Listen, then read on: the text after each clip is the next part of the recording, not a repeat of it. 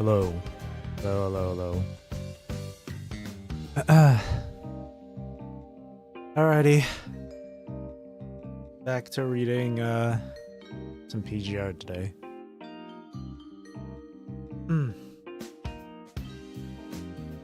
Finish up with the Lilith chapter.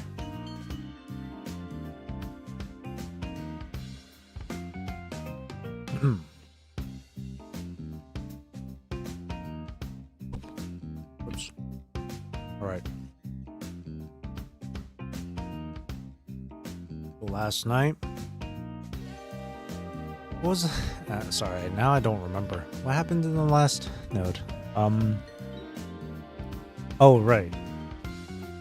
It was like was how Discord and Lilith first met each other. I don't know what this next note's going to be about. Market Garden, eh? Second. I'm gonna take a sip of water here first. Alright. I don't know how long this will be, from nodes 11 to 21. But this might take all night. I'm still feeling a bit tired today. But hopefully I'm not gonna end up dozing off.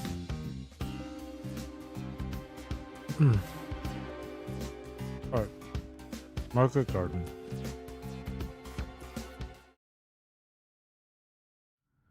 Bridge deck. Oh. The Vanguard unit now works outside the military direct command, carrying out reconnaissance in Old Las Prados.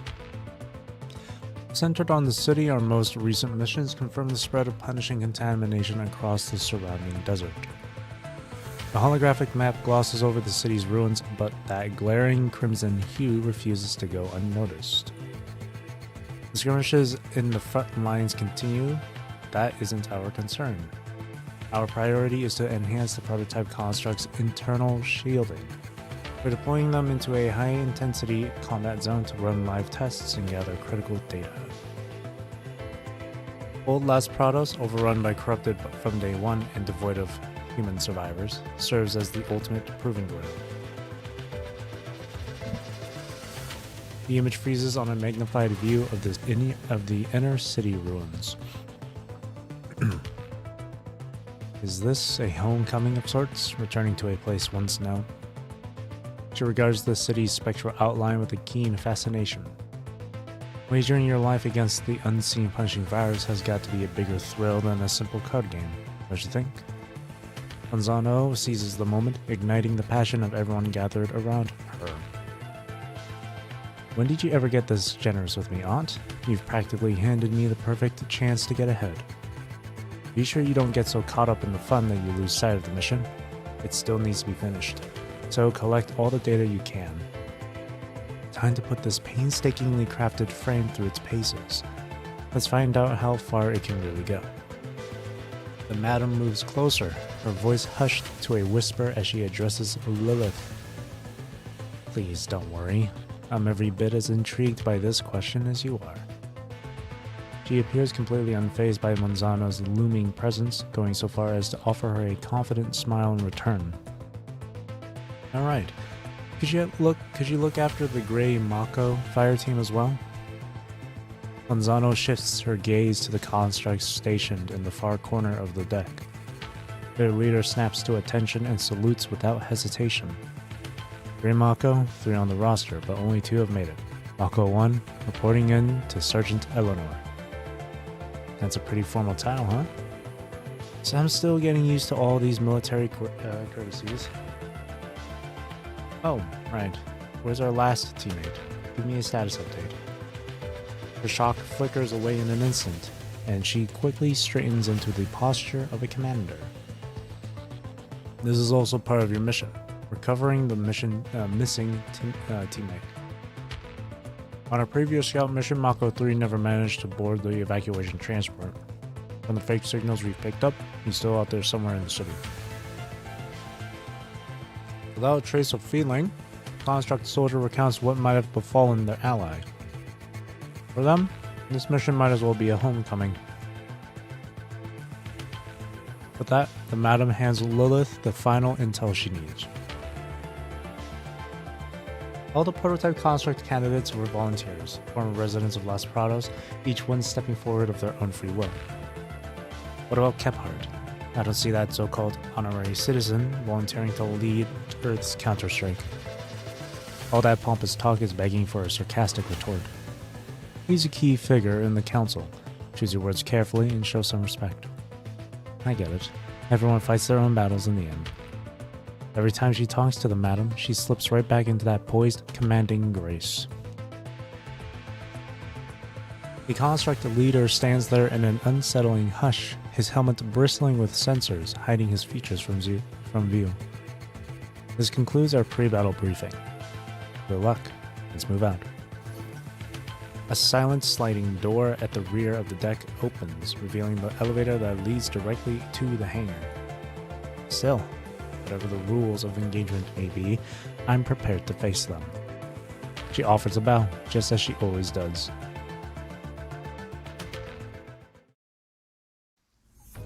Get behind you. Or get down, behind you.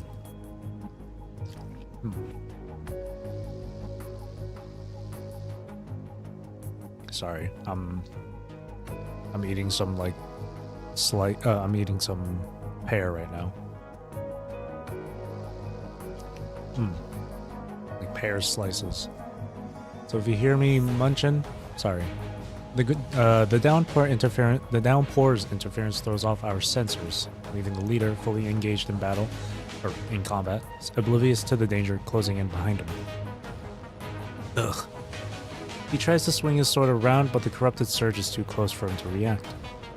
An umbrella? A swirling mass of purple and black flares up in the tight space between them. Is that really all you've got? In a sudden flare, the moon umbrella snaps open, intercepting a deadly strike aimed straight at the leader. Get down! The leader hurls himself flat against the ground in a split second. Petals and ribs clamp shut in unison, forcing a surge of compressed air to blast out through tiny vents at the umbrella's tip. The corrupted staggers but quickly finds its balance, launching yet another fierce assault on Lilith. The unsettling crimson light only flickers for a moment before going dark. The umbrella's tip strikes the sensor with surgical precision, carving out tiny shards of glass. What's it like to be taken down by your own carelessness? She lowers her moon umbrella, gazing at the corrupted's lifeless husk on the ground, a smug smile tugging at her lips. Thank you. The leader, just barely clinging to life a moment ago, struggles for breath. But if it happens again, don't expect me to be so merciful. Understand? Left side, last target. At last, the team leader's instincts kick in, razor sharp. Automatic fire erupts in staccato, bursts dark copper casings spin. Dark copper casings spin through the rain, carving a brilliant arc in the gloom. Fatal error.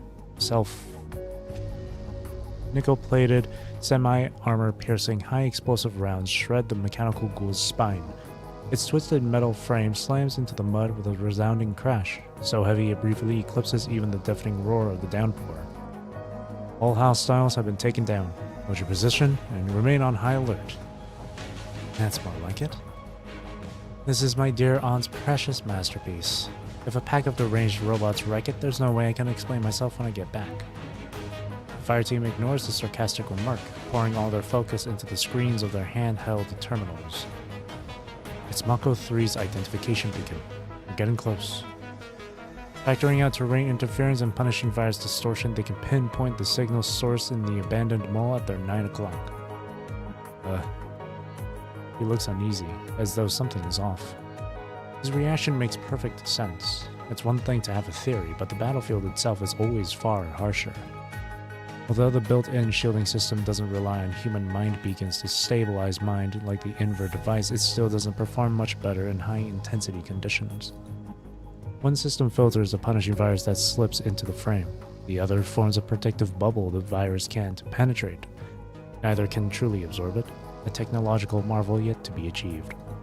Still, putting themselves at risk is precisely what missions like this are about. Keep your combat data recorder running at all times. Any data gathered under these circumstances is priceless. Keep moving on. She delivers her command with an icy finality. As they reach the area near the beacon, they find the rain has ceased. Lilith enters the cavernous mall atrium, tilts her gaze skyward, and draws in a deep, measured breath. Yeah. She absently runs her tongue over her lips. She relies on her hypersensitive taste sensors far more than her sense of smell. The post-rain air is anything but clean, as the tang of iron and the stench of rot sweep in all at once. But it's not those trinkets that get her heart racing. She can practically taste the thickening aura of the punishing virus. I'm not here to babysit you, just to be smart. She seems to have forgotten her role as a mere stand-in sergeant, stepping briskly into the mall's depths without hesitation. With no alternative, the constructs press onward. Mako 2, proceed to the escalator. Beneath the dome that has long since crumbled, the only sound is the echo of construct boots splashing through puddles.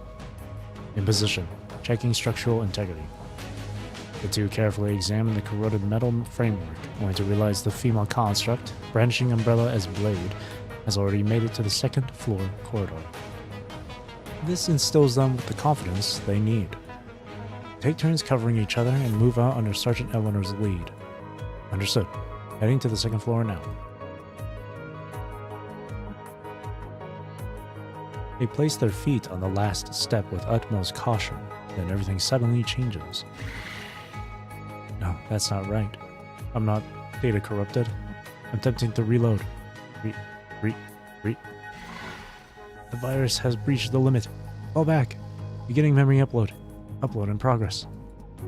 A corrupted construct staggers in, clinging to a hazy shred of memory as an eerie, synthesized groan resonates from its throat.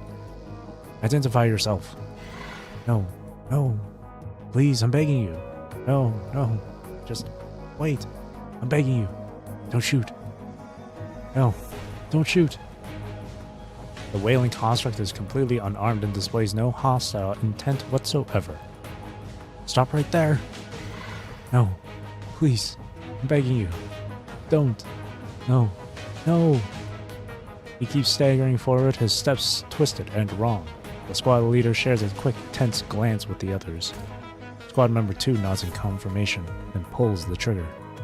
A single semi-armor piercing high explosive round pierces straight through the corrupted construct's forehead, putting an end to its agony.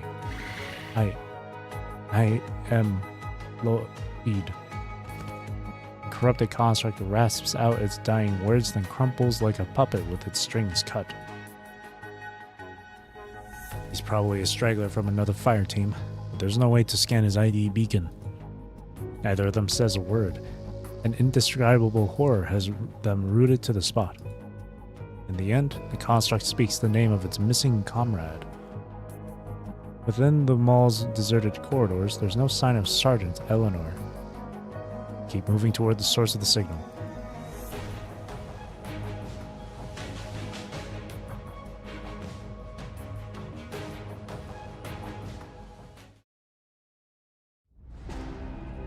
Rounding the corner of a nearby shop, they come upon a far more horrifying sight. All trace of standard issue gear on the third member is gone, eaten away until nothing remains but bone. A tall, silver-haired woman stands there, her razor-sharp heel spearing the exposed skeleton to a jagged piece of rebar jutting from the floor. Sergeant Eleanor? What are you doing? At the sound, Lilith spins around, her eerie smile sending shivers deep through their deep minds. Don't you see?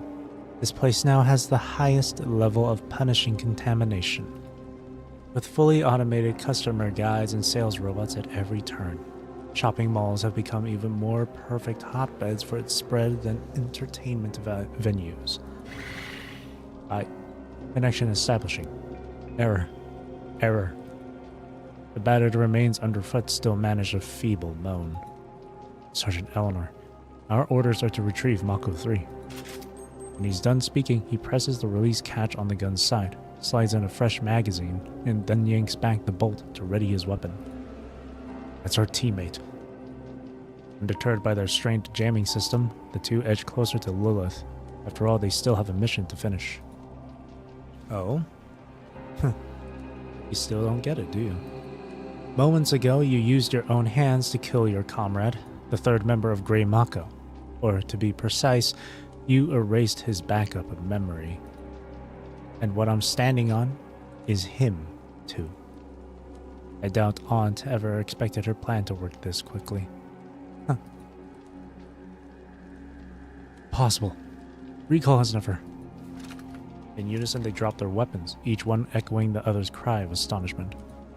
Naturally, they recall the vow Madame Monzano gave on the day their bodies were first altered. A memory can be moved at will, and bodies, if you want to make more, there's no limit to how many you can churn out.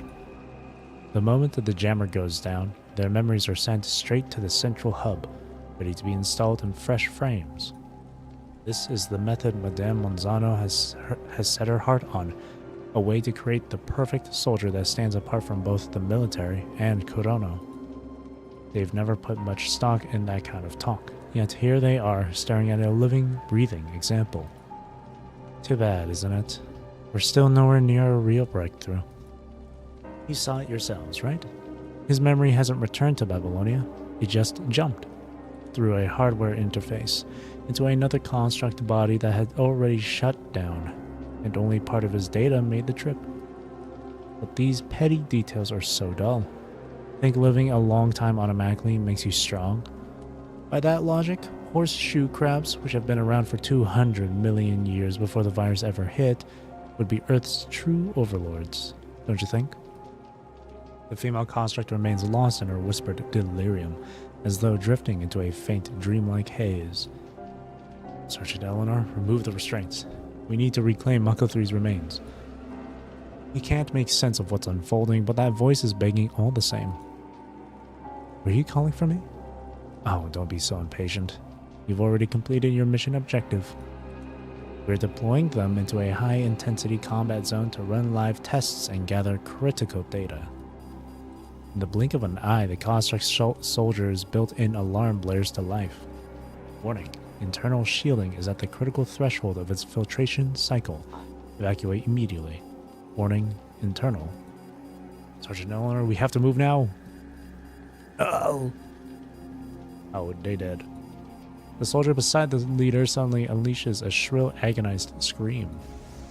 The unprocessed, punishing virus surges from the dialysis apparatus, flooding the last fragments of sanity the two can cling to. A torrent of data, impossible for their minds to grasp, quickly engulfs their mind. Back up. Bye. The leader's memory shell doesn't even finish processing that final thought before he collapses with a thud. His teammate fights on, desperate and trembling. No. Stay out of my head. Ah. Oh, it hurts. It hurts so much. The poise efficiency from moments ago vanishes, leaving the construct huddled on the filthy floor. I don't understand. He turns as though he's speaking to someone who isn't there, but his disjointed whispers soon fade away. Suddenly, his sensor flares red. The corrupted construct snaps upright, stiff as a puppet on display. You worthless junk. We only just got you plugged in and you pathetic shit who never learned to value their chance. Nice. She furrows her brow on instinct, her tone laced with regret and scorn.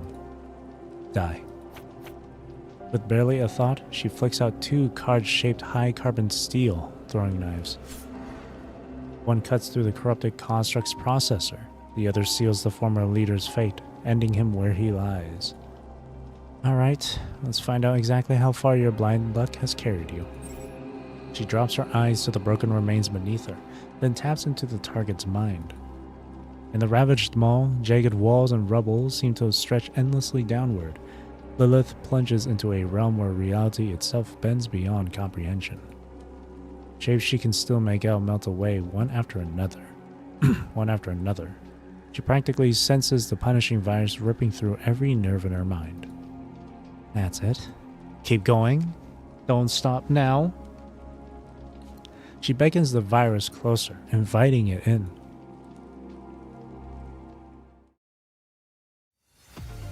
Just as she anticipates, a dark red mesh surges forward, carving the machine's agony into hundreds of uniform squares.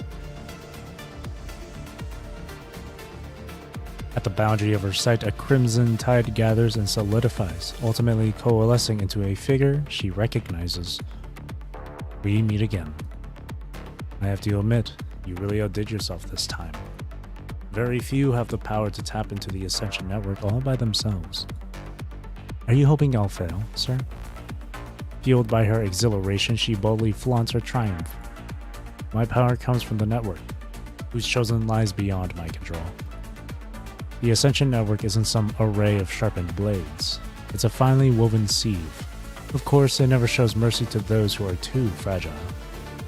He states the rules with measured calm. So, those few just now, they all give up halfway? That's correct. For someone like you, capable of lasting in such a high-intensity environment, the Ascension Network offers an invitation, but whether you can claim its blessings depends on your conviction and strength. Turns out this is the accidental breakthrough Aunt achieved using fragmented data from Project Winter. In her eyes, evolution is all about harnessing an internal shield and transferring one's memory, fully warding off the punishing virus. A flawed start and a misguided path can still, somehow, knock upon the right door. She gives off a soft laugh at the sheer absurdity of it all. Take another moment to reflect. You've arrived too soon, and you haven't truly stepped beyond that threshold. His expression never wavers as he pronounces his judgment. Not satisfied with our last match in the Ascension Network? Don't worry, I'm fully prepared to entertain your new rules. A subtle hint of annoyance settles on her brow. Take it easy.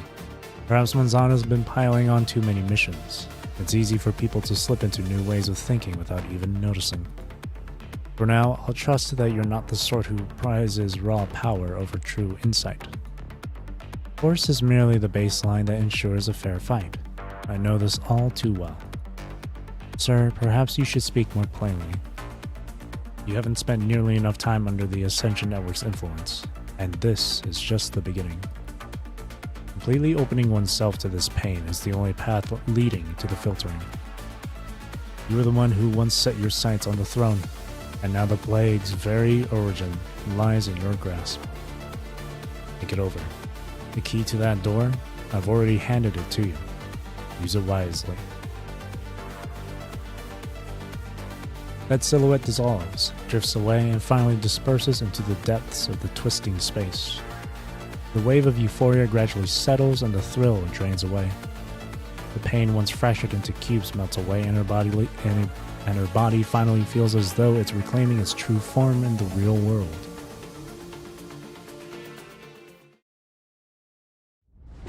The cold shopping mall corridor comes back into focus in her visual feed. Open myself completely. She lingers on that thought for a moment, then rises onto her toes. Echo 419 to Gray Mako, requesting your pickup coordinates. Over. Transmission crackles through the comms. Gray Mako here. Sergeant Eleanor reporting. Mission clock reads 3:56. Coordinates: north 36 degrees 9, west 115 degrees. I don't know how to really read coordinates. All other Gray Mako personnel are KIA. We've recovered the operation data. Over. Copy that. Moving to the rendezvous point for pickup. Echo 419, out.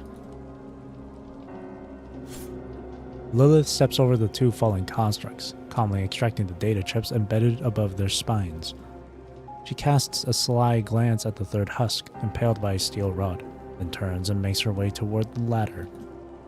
Petri dishes, test samples, microbial cultures, each one is absolutely vital. And she already has everything she needs to set the filter in motion.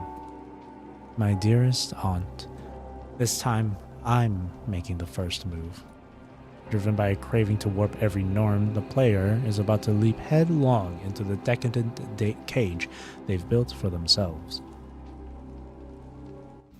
Interesting.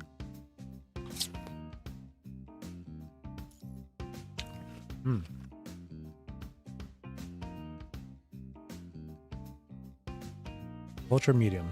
Right. This one is a secret achievement. It shows two of them right here. Here's the normal one, where you just complete the mission normally, I would assume. But the secret one, it says interact with every object in the last room with enemies after you've defeated them. In the last room with enemies. Okay.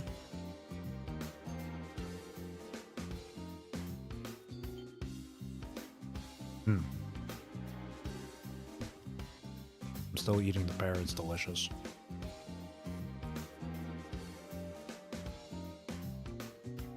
Alright, culture medium. They've been holding out for more than 3 hours since entering that high pollution zone. Yes, so far, it's the top performer of this entire batch. Manzano reviews the combat logs recovered from the fallen construct's data chips and lets out a satisfied murmur. At the current pace, the next wave of frames will soon be ready to operate across an even larger combat zone. Data gathered in battle can further refine our built-in shielding system. They speak of the previous mission as if it's no big deal, as though the loss in combat strength barely matters. Don't be fooled by a fleeting victory. Madame Manzano raises her head from the terminal and, in her usual manner, delivers a cautionary reminder. Because recall is the most vital step on the path to success. She understands exactly where her aunt is headed and cuts her off with a succinct reply. You have no right to be impatient, Eleanor. Don't forget, this is all for your benefit. Everything evolves, and the punishing virus is no exception. Even if we manage to create frames that can withstand those intense conditions for a while, a single more potent outbreak could still wipe out all our progress. Even our very memory itself. How could I ever stand by and let my beloved niece, my prized test subject 1, throw her life away for nothing? She takes pride in the aura of authority she commands. If humanity truly has a shot at immortality, then you're our Prometheus, Aunt. As for me, I'll settle for being your stepping stone on this path to godhood. Speak your mind. Hiding your thoughts from me is your greatest offense. Lilith keeps her head bowed, trying to appease that towering pride, yet her disguise is swiftly stripped away. This latest mission shows me that the recall technology is truly within reach. She lifts the third chip in her hand and reveals it to Manzano, her movements unhurried and deliberate. By establishing a direct hardware link, Mako 3 manages to implant a fragment of memory into another construct's wreckage, rousing it, if only for a moment. A direct hardware link. We can replicate that approach in our lab without much trouble. Madame Manzano shoots Lilith a disapproving glare. So the real issue lies in the medium of transmission. With our current wireless methods, we simply can't transfer all the data from the mind back to the central hub intact. I keep thinking, why not use a different medium for the transfer? Her words carry little certainty. Lilith simply frames her remarks as suggestions, subtly steering the conversation at precisely the right moments. What medium? Punishing virus. Aunt's construct can handle the viral breach, though how long it holds out depends on the quality of its internal shielding. The punishing virus carries information, and in highly contaminated areas, it's absolutely pervasive. Lilith drops a subtle hint. She knows all too well that as long as there are enough backup test subjects, her aunt will accept any risk. Manzano must prove herself right this time. She refuses to be outdone by Kurono. So, you're suggesting we run a short-range memory transfer test between a construct and his backup frame in a high-density environment? Precisely. Exposing additional samples to high concentrations of the punishing virus is the ideal way to lure the Ascension network into play. Lilith doesn't mind orchestrating a few so-called successful accidents for her aunt. Do you remember how you once ruled the card table? With an almost imperceptible smile, Manzano smoothly steers the conversation in a new direction. Those days are long gone. Even if the world has turned upside down, standing by your side is what gives me purpose now, Aunt. Following the chip's logic, that's how she secures her wins. What I'm trying to say is, that bold imagination of yours, the one that shatters every convention, is exactly why you can read every card player's mind. I'm glad to see that you haven't let your skills go to waste. Your life's work is guiding humanity's evolution, Aunt. It's a true privilege to lend you any insight I can. Lilith remains lost in memories of the city of entertainment, flashing an almost childlike smile in gratitude for the praise. She gently presents the chip with both hands, excitement dancing in her eyes. Let's file away this leftover combat data from Mako 3 for the time being. Madame Manzano takes the chip from Lilith and slots it into the central hub with a resolute click.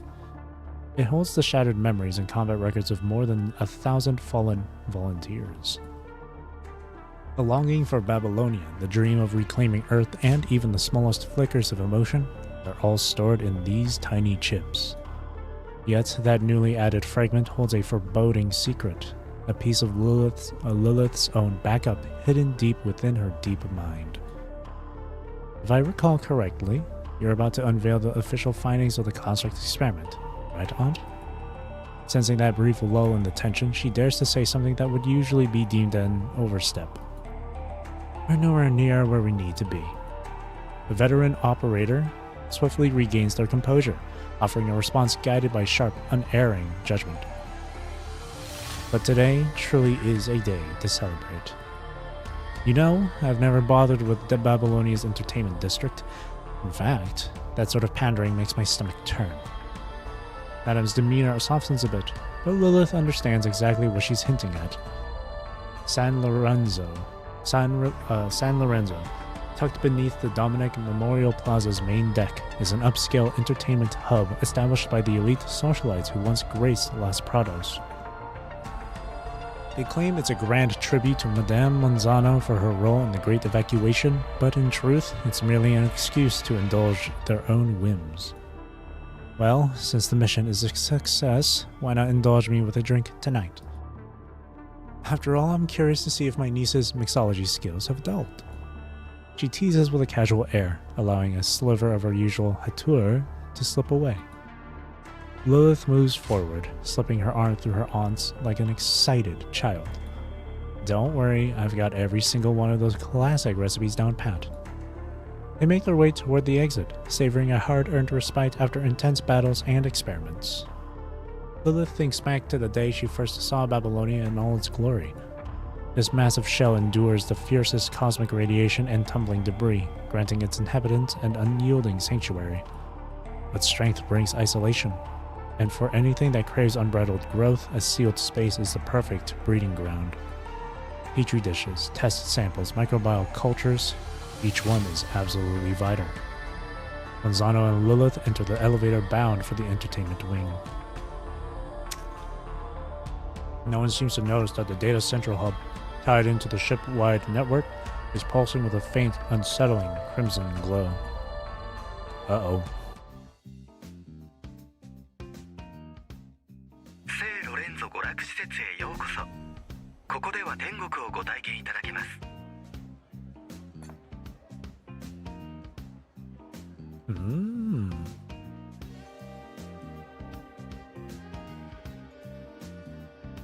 やはりテキーラはきついわね。エレノアにはまだ早いわ。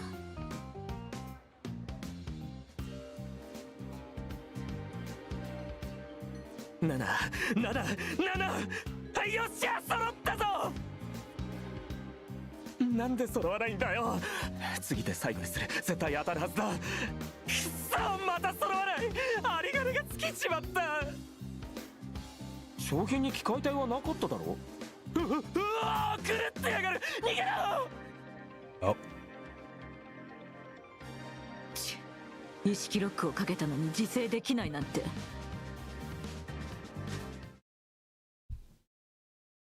Oh, wait, what?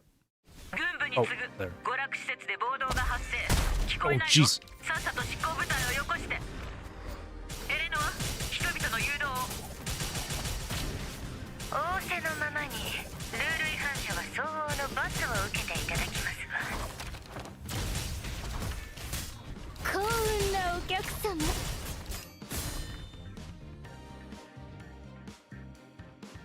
All right.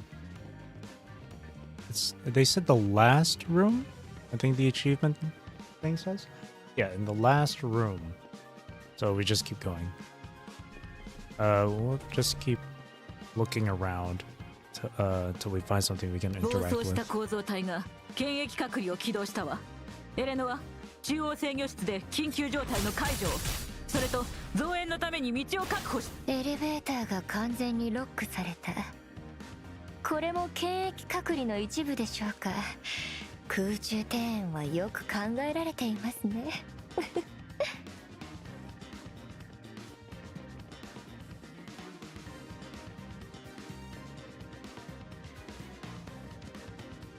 中央制御室の扉が開いた。誰かが私をゲームに誘っているのでしょうか。 Mr. Calming voice. Hello, Tariq.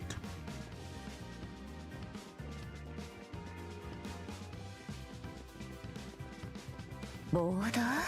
これはパーティーでは？偽りのルールを破った子たちにはご褒美をあげないと。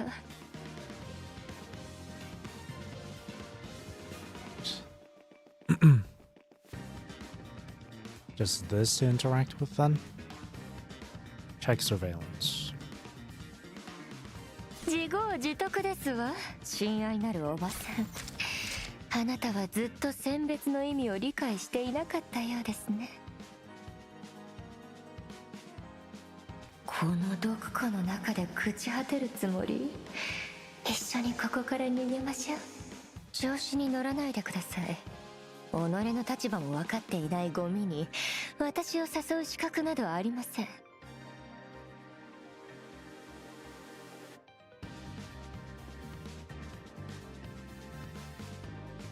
この恩知らず、全てを与えたのよ。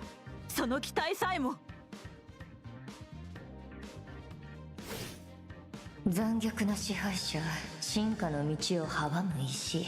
どうでもいいでしょ。彼女を殺して邪魔なものを根絶しましょう。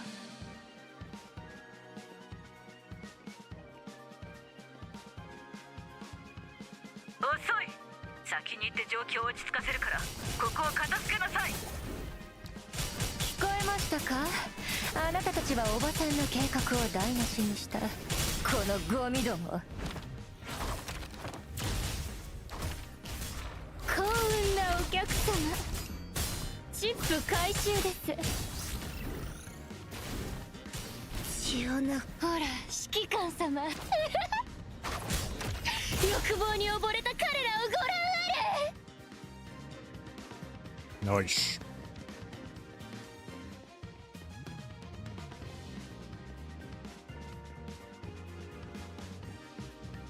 Nothing to interact with here, so.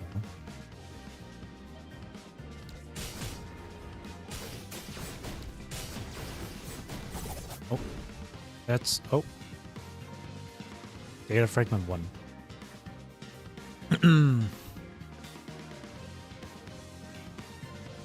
I've read this before. I read this yesterday.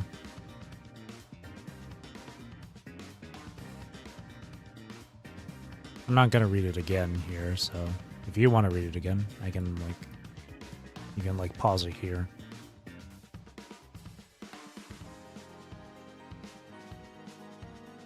Oops. One data fragment. 皆は無害な嘘の中で生き延びればいい。そうすれば死さえも終わらぬ極楽になる。 Scanning result. During the early years of the Golden Age, self-made Fred Sinclair acquired the exclusive management right of Hotel Kimball next to the New Nelis Air Force Base and transformed it into a Lucky 38 casino. From there, the grand era of Los Prados started. In the following decades, Fred Sinclair, Phyllis Sinclair, and other family members worked together and turned Los Prados into a world-famous city of entertainment.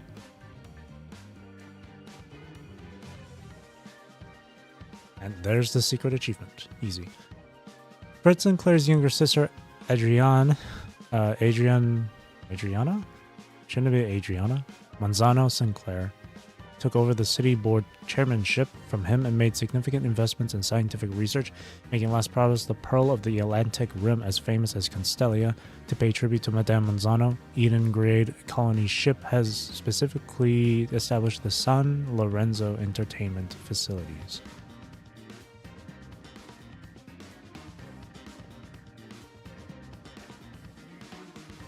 Alright, now we can just finish the mission as normal.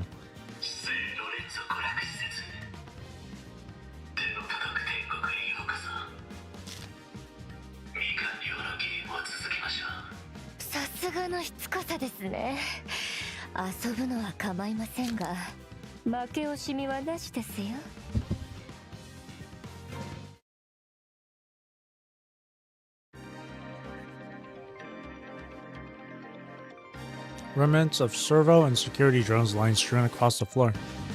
A stark contrast against the lavish patterns. Once the intense clash subsides for a moment, the female construct stands there, breath hitching in her throat. It's unbelievable how fast it's spreading, like a shot of pure adrenaline even fiercer than the strongest liquor. Relax, we've got all the time in the world. No need to rush things. She strolls past a writhing corrupted and smoothly drives her umbrella's tip into it, like she's merely leaning on a walking cane. The last threat is gone. It's always been this straightforward, hasn't it? I can't believe I'm only seeing it clearly now. The filtering, as they put it, demands the courage to throw oneself into the crucible. Has the quarantine been lifted? A sharp inquiry crackles over the comms channel. Her aunt is on the line. All done. The system's internal scan traced the corruption to a data chip left behind by Grey Mako, enough to carry punishing straight into the central hub. You mean to tell me you skipped the decontamination step after retrieval? If you just want to die, at least come right out and say it. A revolver shot rings out amid the crowd's screams, but it fails to stifle the furious voice. The data chip that was tampered with earlier has produced almost immediate results. Lilith remains unconcerned. She knows that as long as her aunt and she can quell any threats by force, this crisis can be chalked up to a minor mishap. I didn't expect such a painful lesson. No more chatter, deal with the matter at once. We've lifted the quarantine temporarily to ensure smoother travel. The emergency lockdown is in the experimental sector still holds. Once this is over, we'll root out the source of the outbreak. I've got urgent business to handle. Secure the lower levels, now. As you wish, madam. The transmission cuts off without warning. The source? If only things were truly that straightforward. Lilith lets out a quiet scoff, curling her tongue before exhaling a soft breath. That hypersensitive sensor array can detect even the faintest disturbance. In an atmosphere thick with nitrogen and oxygen, tiny shards of punishing data have already spread everywhere. They slip beneath detection, slowly attaching to more hosts over the years, until those who fear its presence realize, all too late, what's been unleashed. It's nectar. It's a life-giving shower. One's own hand-given prize. She doesn't even bother to fear that Manzano could grow suspicious. History is filled with poisoners by the dozen, and yet no one would suspect someone who volunteers to drink the poison. It's that unshakable common sense, the bedrock belief held by Manzano who holds order, that serves as Lilith's trump card. This place is her own paradise, and time is on her side. Though we each view the punishing virus in our own way. Yet ultimately, we all depend on it to fulfill our ambitions, dear aunt. Surely you've known this all along, haven't you? She basks in the euphoria swirling within her mind as she steps into the elevator bound for the lower lab. Oh, this had 3 achievements. Hmm.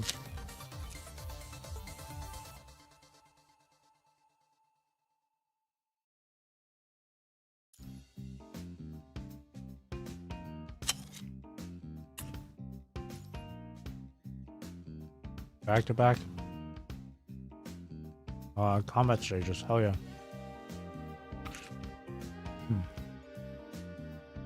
Alright, this one.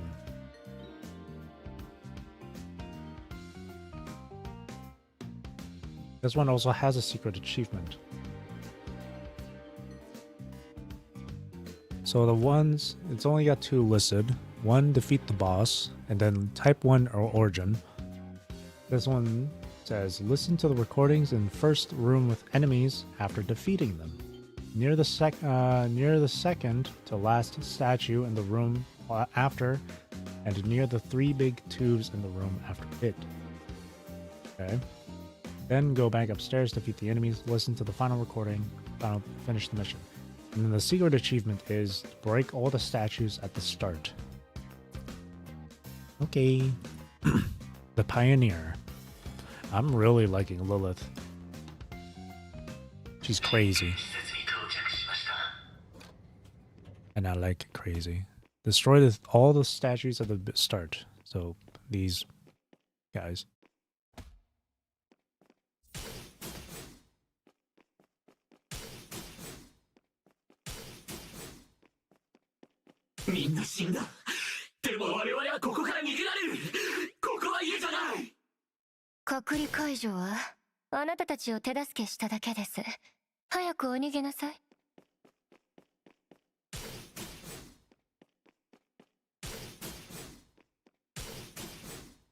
There you go. Beat all the enemies in the scene. Scorched Earth tactic. Alright. Listen to the recordings in the first room with enemies after defeating them. So first room with enemies.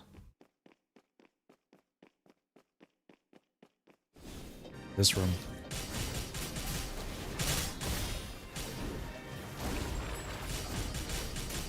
All in? それともアウト？幸運なお客様。チップ回収です。Is this the recording? 意識伝送実験ナンバー001実験体のパニシング侵食後自動バックアップ機能が人格を中枢にアップロードを行った。メインシステムによる新たな機体の割り当てを待機中。Okay. And then near the second to last statue in the room after. 進むべき道はただ一つ。上。Timid Lloyd. せかさないで。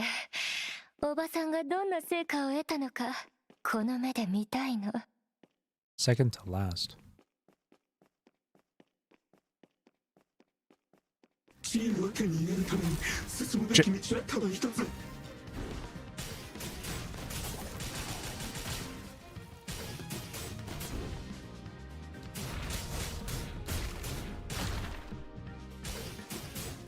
ほら、指揮官様。欲望に溺れた彼らをご覧あれ。オールイン？それともアウト？血を流す覚悟がなければ誰も自由を手に入れるために進むべき道はただ一つ。ほら指揮官様欲望に溺れた彼らをご覧あれ。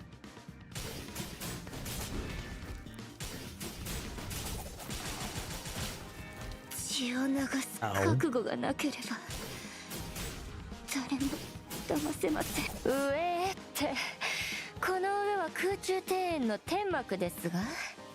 And data fragment here. 意識伝送実験ナンバー117すでに死亡が確認されたゼロ号実験体の人格であることを自認した。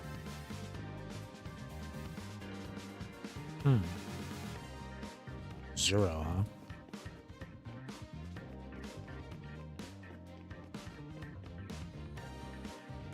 And then near the three big tubes in the room, in this next room.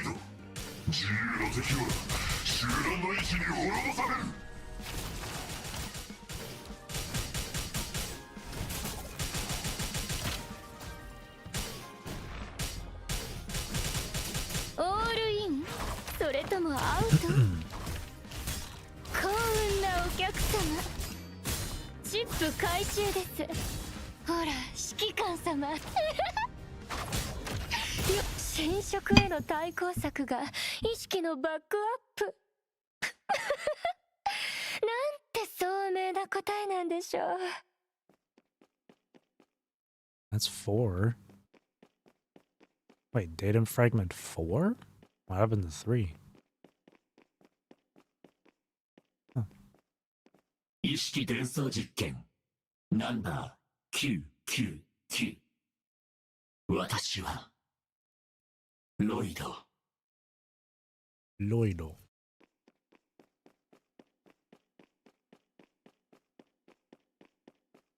Back up the stairs, defeat enemies, listen to the final recording.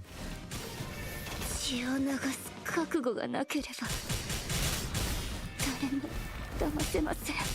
オールイン？それともアウト？ほら、指揮官様。欲望に溺れた彼らをご覧あれ。 Oh, data fragment 3. 意識伝送実験ナンバー129。割り当てに異常が発生。ゼロ号実験体の人格に侵食ステータスが現れている。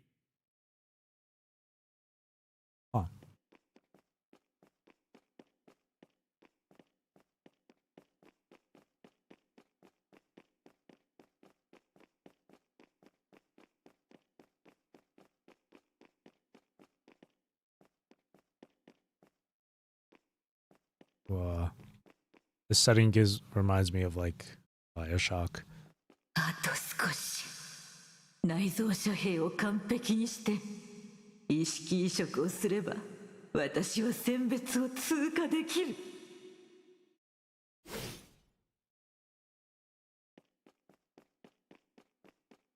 デタラメを。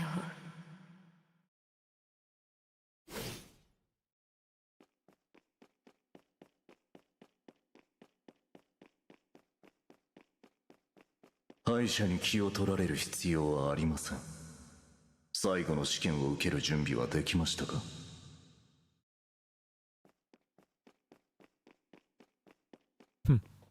？Feels like I'm in Rapture right now. It's in the chapter name.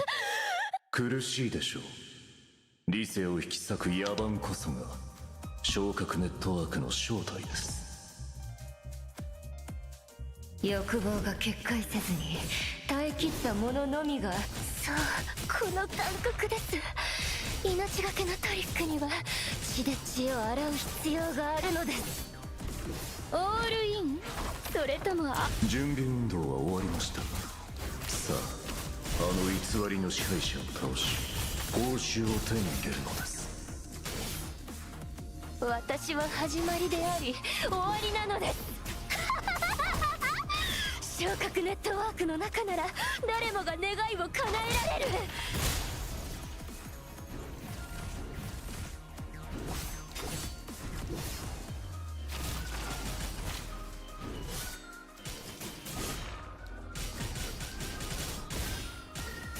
オールイン？それともアウト？ほら、指揮官様。欲望に溺れた彼らをご覧あれ。血を流す覚悟がなければ誰も騙せません。オールイン？それともアウト？幸運なお客様。親愛なるおばさん、お礼としてあなたの目の前で選別の本当の意味を見せて差し上げます。私たちはきっと火の下で再会できる。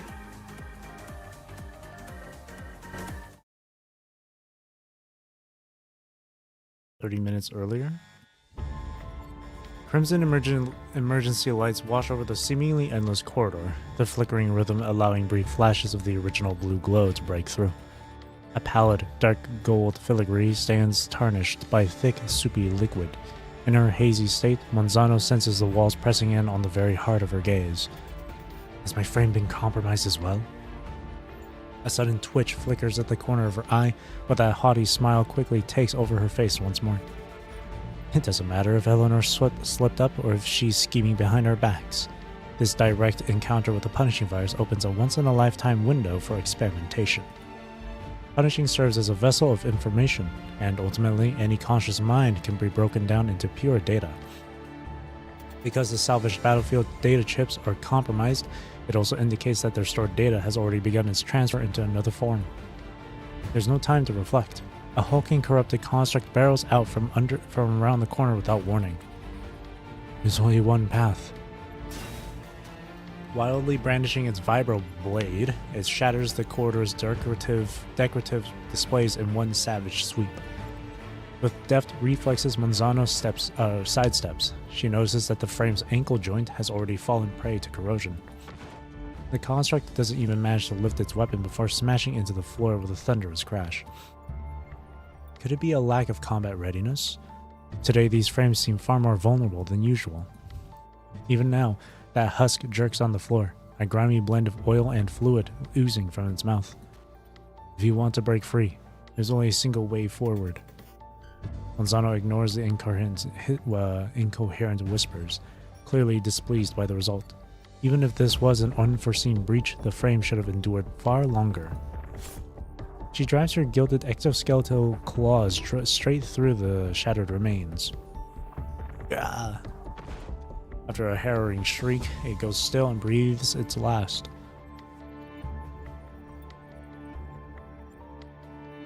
Monzano hauls the construct's wreckage behind her, rushes down the corridor to its far end, and returns to the lab housing the central hub data. Just as she feared, the once vibrant green glow has been all but consumed by a sinister red, and the quarantine system wails in a shrill alarm. We still have time. Lock everything down first, then, in this high-density environment, run the return transmission experiment. She draws in a sharp breath and holsters her revolver against her leather pants. Eleanor's timing is always so impeccable. Activate.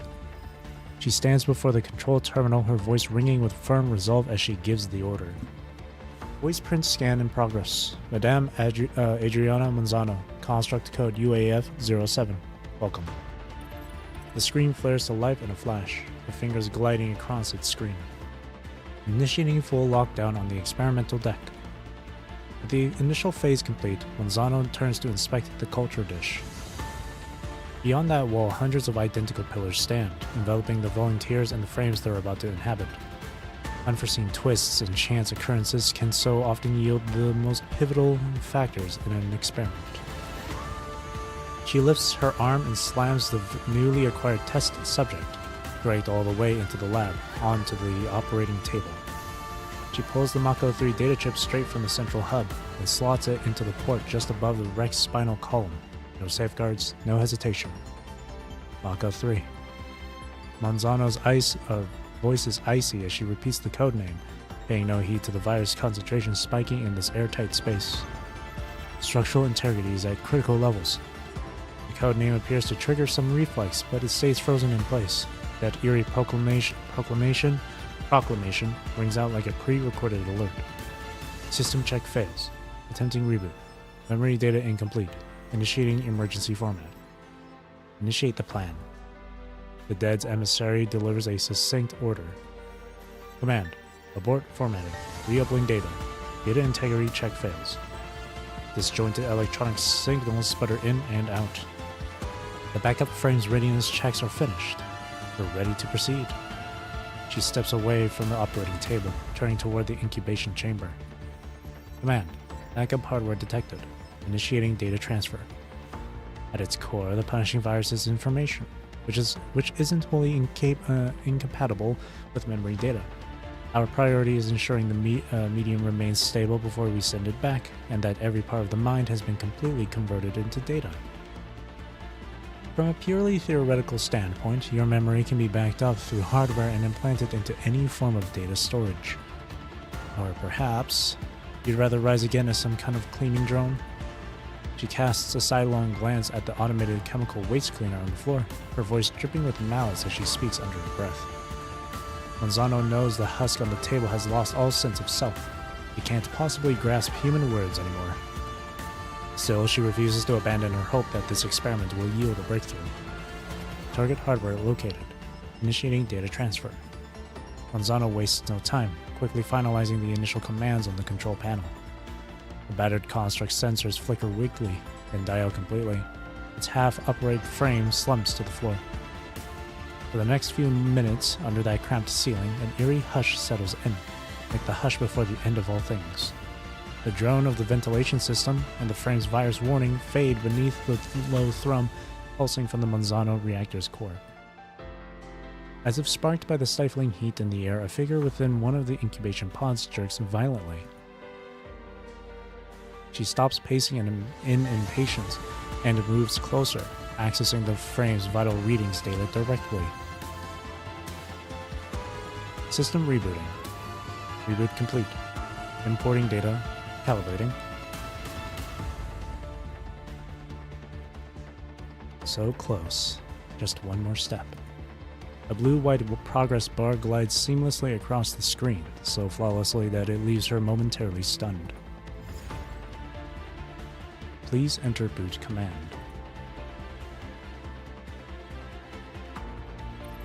She doesn't hesitate. With the code ingrained in her mind, she keys it into the terminal. Brand speeches are just historians' embellishments for those who follow, while the acts that truly alter civilization often go unnoticed. One command, one letter, or just the tap of a holographic screen. That's all it takes. Harnessing cutting-edge tech to outwit death, such a bold ambition can enchant even the most zealous follower. Those who can stand unyielding in the face of the punishing are destined to rule the new world. Those highborn elites who cut and run the moment trouble brews dare to proclaim themselves humanity's final hope. Certain of her triumph, the mistress makes no showy display of celebration. Quite the opposite. She grits her teeth and spits out a scornful remark, finding an unexpected release in the act. It's a shame that those who hold creationism sacred view Darwin as a heretic, while those who treat evolution like unbreakable law can never truly understand what adaptability means in this new age.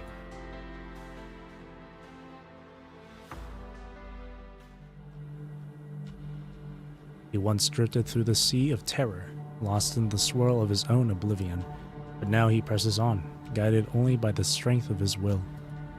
Fragments of thought are carried away by punishing, then settle like flowing sand into the depths of the mind.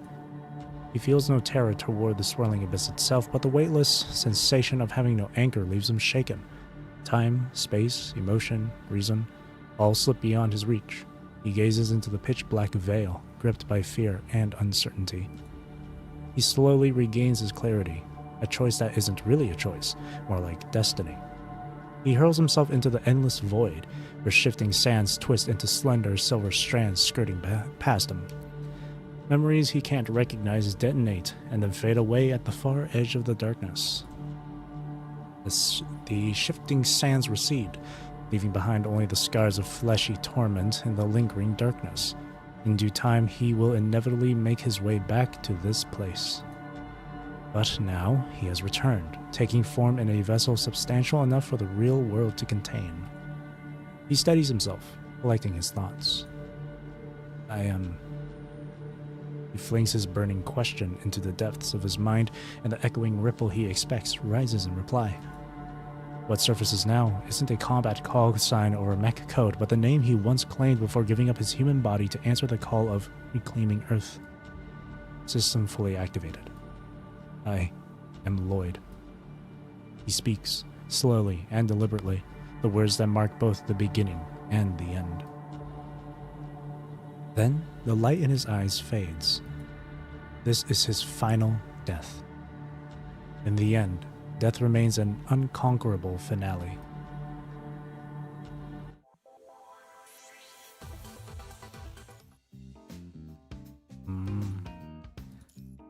Lesson for all.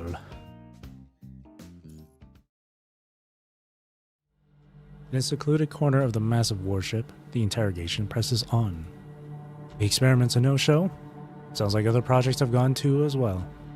Or have gone too well, so the old man's no longer banking on those rookies. Indeed, the mind fusion trial is going even better than we'd anticipated.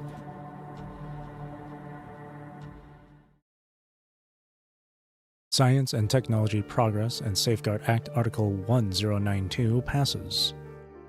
Death in Row mates are Project Catilla's test subjects. It's that frigid winter afternoon where shears cut straight between the ribs. Rosewater's final thought flickers in his mind, a Kurono intranet message back when he hadn't opened his tailor's shop. He sits in the chilly, desolate office of Pollard Orphanage. Staring at the short announcement on his terminal, he feels a surreal, almost transcendent kind of absurdity. If we fail to address the human body's inherent levels, even 0-point energy won't help us conquer the stars. Project Bokonon? Testing an artificial ecosystem to improve the colony's ship's habitability? Sure, I can bankroll it. I'd be thrilled if this simpler route pans out. But you know what they say, never put all your eggs in one basket. Keeping your mind intact while altering your body might be the most worthwhile path. These kids no matter more than a whole mercenary division, more than any cold fusion reactor, and even more than a Deep Autumn-class starship. When all is said and done, they may be our only real hope for change. He still remembers the old man's instructions, but promises mean nothing in the face of changing circumstances. Transplanting a child's brain into a mechanical shell is an irredeemable sin, yet frantic efforts to transfer and fuse memory have quickly usurped Rosewater. Expendables may acquiesce, but in the end, humanity cannot silence its conscience. We made a promise to the other side. That's why we were willing to dive into this tainted blood in the first place. What now? Are we supposed to just let ourselves drown in this sea of blood? Our test subjects remain invaluable resources. Their service to Kurono won't be so easily erased. Building on this pool of candidates, the old man has formed the Pollard Agency, a branch of Kurono intelligence operating directly under his authority, and I've been named its director. An executive mandate from the group's top brass seems to have emboldened her, and she slips out from under the title of Rosewater's deputy without hesitation. Intelligence agency?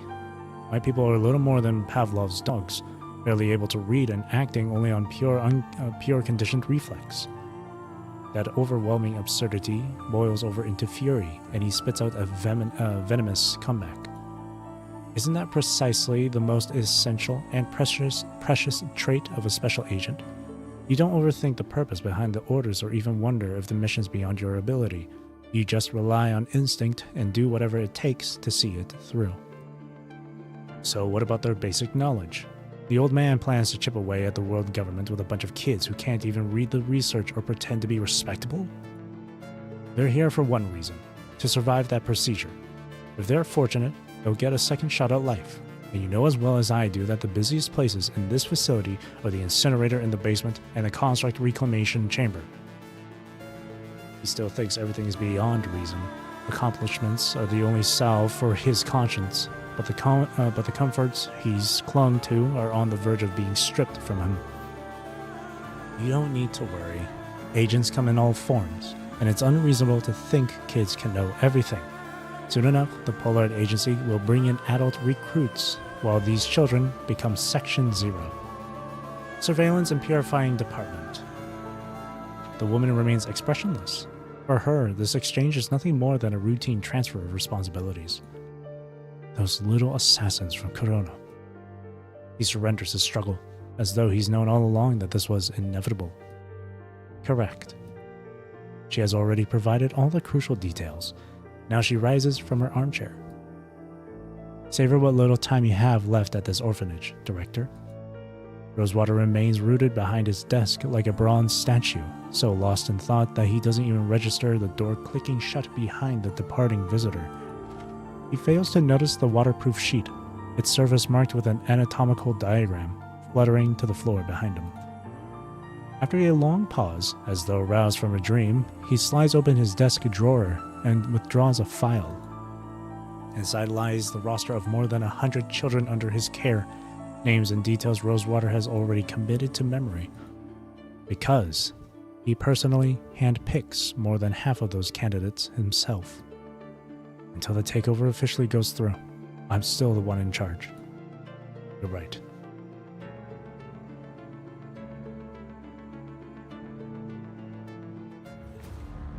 I understand. When the child hears the middle-aged man's orders, she gives a quiet nod and responds. The director, with his gold-rimmed glasses, almost never sets foot in the dorm. It's common knowledge. Most of the children only catch a glimpse of this mysterious figure on their very first day. Yet he settles by the loneliest child's bedside, murmuring secrets beyond everyone else's earshot. Behave yourself. Don't waste this opportunity. Pack your things. He pats the child's shoulder and rises from the folding chair. The little girl lowers her head in silence, vanishing behind the wardrobe door. A minute later, every last one of her belongings is tucked neatly into a single duffel bag. All right, let's go. Once the man departs with the child in tow, a wave of hushed whispers slowly spreads through the room. She's been chosen for the operation. Their self-appointed leader delivers the news without a hint of hesitation, stirring unease among the group. No way, she's such a nobody. Why would anyone single her out? Even though the little sidekick speaks up, he still doesn't dare reveal what's really on his mind. I already know what you're thinking. Eleanor is the star pupil, so why isn't she the one being sent to die instead? She acts like it doesn't bother her at all, even though the girl they're tearing apart with their words is sitting right there in the corner of the same dorm. So it turns out there's an upside to being defiant, huh? Maybe the grown-ups worry that if they strap her onto the operating table, she'll smash every last vial and jar in sight. That cocky tease sparked a round of laughter, and the ringleader shot a careful glance toward the far corner of the dorm. But to Eleanor, snide remarks like those stopped mattering ages ago. Across the dorm, two girls speak in hushed tones, oblivious to everything else going on. Could it really be the way they claim? The blue-haired girl asks in a steady, composed voice. No, that's not it. The child's already been taken in by someone. Who took her in? I was under the impression this facility was strictly off-limits. That day, on my way to file my injury report, I happened to pass by the director's office. He's on the phone, speaking so quietly that it makes one strain to catch every word. But Eleanor can't afford to be a sneaky little eavesdropper. So I'm sitting here on the bench in the hallway, holding up my report and setting it beside my skirt. I'm just a bit lost. Once the director is done with his call, I'll ask him how to find the doctor's office. That floor remains silent. She withholds any opinion and simply presents the facts she has. Exactly, and that's how the conversation just slipped out, letting Eleanor overhear it by accident. Unfortunately, the director's call is nearly over. It sounds like he's given some sort of assurance, and he wraps up with a confident final remark. I'll be counting on you from here on out, Mr. Trout. So he ended up being adopted by the person on the other end of that call? I don't know what this is. That day I asked the director about it. He sized me up in surprise before finally telling me the attending doctor was on vacation. Busiest person at Polar taking a vacation? I specifically went to check that office and found the door tightly locked. In her eyes, Discord is the best listener. She believes sharing this information isn't risky since the shifting circumstances will inevitably make their way through the children sooner or later. Yet this moment truly marks the first time she feels fear. She no longer holds a tight grip on how events will play out. It looks like we might not be able to continue the surgery. At last, she chooses to share her conclusion. The blue-haired girl doesn't know how to respond. She can't even grasp what any of this truly means. No takebacks. You're the one who nudged that marble just now. Didn't you hear the boss? Drop that marble. The bed near the entrance is once again overtaken by playful commotion as the rowdy kids seize this rare free moment, shouting and laughing while they start a game of checkers. It's just that, even if Eleanor and Discord show a bit of interest, they rarely ever join in on games like these. After all, Eleanor anticipates her opponent's every move and never hesitates to corner them into a checkmate. Later on, whenever Eleanor wasn't around, the bratty kids who lost at chess will unleash their frustration on Discord. Let them do as they please. Our remaining days are running out. I still don't get it. If I'm adopted, does that mean I'll be living with a whole new mom and dad? I suppose so, Discord. I believe that's how it is. Not a single child knows what surgery really means. When the instructor is nowhere to be seen, the caretaker wheels a little cart into the dorm. Sometimes it's Christmas, sometimes Children's Day. She always gives every child a small slice of cherry-topped cake. Ooh! Cut off from the world, these kids don't know what the holidays mean, but the overly sweet white frosting beats any cookie or mashed potatoes. But there are times when the instructor walks straight to a child's bedside and places a small bag of sugar tablets in their hands. The chosen child tips a handful of bright candy-like beads into their mouth, then follows the instructor out of the dorm room. Children like that are never seen again.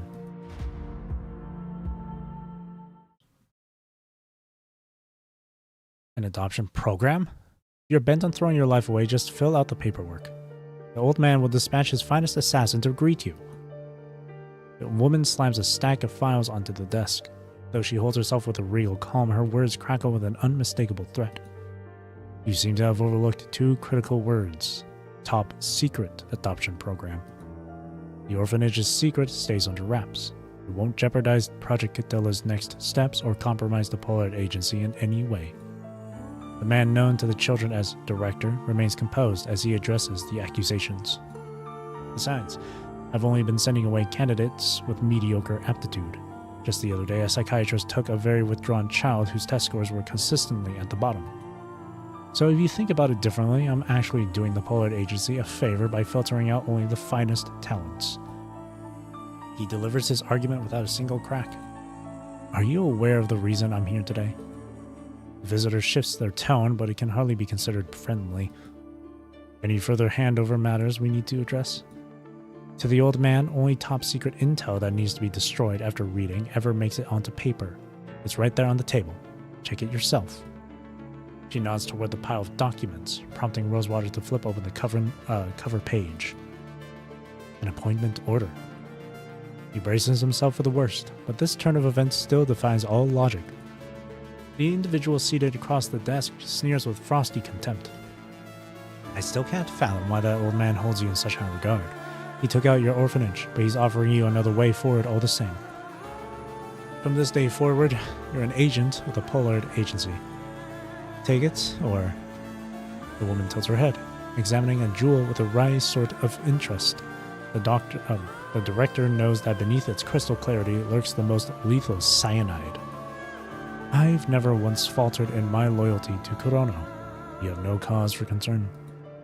I accept the assignment. His cool professional demeanor returns, shutting out every hint of emotion. Very well, your first mission is already in motion. Looks like this is my chance to atone. He seizes every inch of the discussion, leaving no room for anyone else. Call it whatever you want. Either way, the old man gave the green light for Project Bokonon's operational phase. Project Catilla is our first move to secure the future, but we must stay alert to the world government's every maneuver.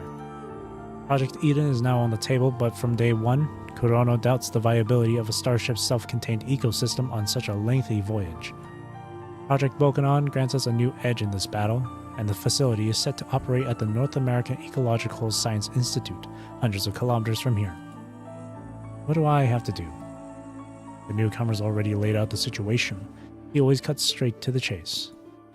Adriana Manzano, the Institute's director, needs a massive budget to kick off construction. The old man's pinning his hopes on Project Catilla, so he's unwilling to cover her entire request. But out here in the desert, there's a city said to have streets of gold, isn't there? And the real power behind Las Prados just happens to be Monzano's brother Sinclair and his wife. She turns her eyes to the window, as though her gaze could cut through the barren lands around the orphanage and reach that fabled paradise. You want me to help Monzano secure funding for Las Prados? You're well aware I'm no expert when it comes to handling finances. He isn't happy about this at all. It's as if the old man handed him this assignment just to watch him stumble. Oh, don't get ahead of yourself. The file you're holding includes the latest report on the Sinclair couple. Why don't you read it first? Rosewater flips through the stack of printouts again, skimming the details inside. While traveling, Fred Sinclair crosses paths with the singer Phyllis Sinclair, who is 31 years younger than him. He receives a confirmed diagnosis of infertility and is looking to adopt a child, no gender preference. Fred's sole surviving immediate family member is his younger sister.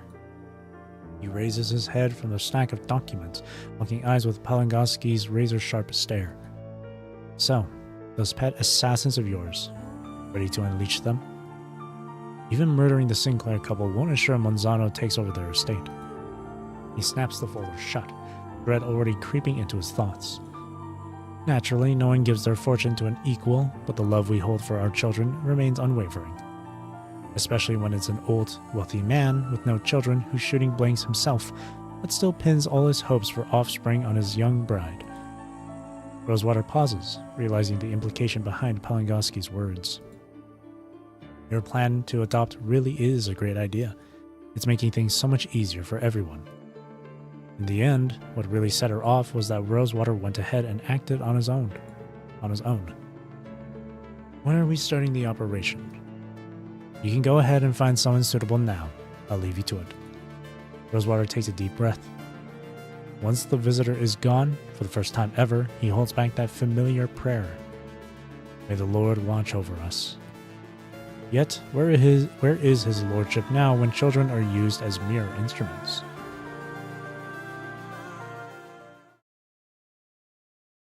It's the same office as before, but now the figure seated opposite the desk is much smaller than the new director of this institution. Have we received the results of the previous injury report yet? He's only half present while making small talk, quietly planning how to steer what comes next. I thought director said the attending doctor was on vacation. Look at me, getting forgetful after coming of age. Please don't say that. Director is already worrying himself sick about everyone. The girl's composed smile reminds Rosewater exactly why he chose her without hesitation. He doesn't care where this remarkable child picks up her reading and writing skills, nor does he dwell on the reason behind her perfect pitch, and he certainly doesn't bother investigating the dorm rumors that she's a checkers master. After all, each of these gifts is an invaluable edge for their mission. You're a bright kid. You've probably noticed that Polar's situation is far from ideal. We've been hanging on by the skin of our teeth thanks to the hospital deal, but he weighs his words, wondering just how carefully he should speak to the girl before him. Is it because every procedure has run into complications? That's one way to put it. Seeing how composed the girl is, he understands that trying to sugarcoat things would be a waste of time. Anyway, this place is about to shut its doors for good. Countless people out there long for a child but never get the chance, hoping to make their family whole. That's where you're headed. A new home with them. The director offers a cold promise of an impossible future. Director, you called for me. Was there something you wanted to discuss? You've always made us your top priority, Director. I promise I'll follow your guidance. She slips on a smile so flawless it's almost unsettling, and Rosewater can't begin to guess what's hidden beneath its surface. An older gentleman and his wife saw our adoption notice. They've taken quite a liking to you and plan to choose a suitable day to meet. We've got everything scheduled. They're arriving the day after tomorrow. He can't quite explain why, but the way they phrase it makes his skin crawl, like they're discussing some stray off the streets. Yay! Does this mean they'll be my new mom and dad? But before he can even mention the toughest part of his request, the girl is already bouncing with excitement and letting out a thrilled cheer. Director, there's no need to worry. I'll make sure to do my very best. However, I do have one small favor to ask. The sparkle in her eyes briefly fades, but her courteous smile never wavers. It's your friend, right? Don't worry, I've taken care of everything. Her new place is just around the corner from you. Beneath his glasses, there's a sober intensity. This is the only time he truly speaks from the heart. No lying, alright? I promise. He can't wrap his head around how she glides so smoothly from elegant reserve to playful glee. Maybe she's the perfect person for the job. But for the first time, Rosewater feels a strange, creeping dread. So, me, Discord, and Director will still get a chance to meet again someday, right? Rosewater doesn't answer. The corners of the girl's eyes curve into a joyful arc that reminds him of a scythe's sharp edge. In the large dormitory, most of the beds now lie empty. The luggage and packs left behind look all the more conspicuous against the emptiness. Rosewater watches the blue-haired girl huddled in the corner, releasing a quiet sigh. This is all I can do for you. He reflects on this thought as he moves forward. Discord. The girl says nothing. Discord, it's time for us to leave. The girl rises slowly. She never defies a command. And Eleanor? You realize we don't get to decide anything here. The adoptive family does. So, am I being left behind again? She doesn't lash out or make a scene. Instead, she dims like the final flicker of a dying flame. Eleanor is getting a new home. How great is that? The moment he speaks, he realizes just how empty his words of comfort sound. The girl remains silent. Our destination is practically right next door to Eleanor's new home. It's my newly opened tailor shop, located in Las Prados, the same town you once called home. As soon as the man utters that word, the girl freezes in place. A tailor shop? She enunciates each syllable carefully, as if a long-lost memory is stirring to life. Who would have thought Director had a trick like that up his sleeve? Don't worry, your new life is about to start any moment now. Taking advantage of the moment, he gently clasps her hand, offering quiet reassurance. The girl nods softly and quietly starts gathering her belongings, offering no further words.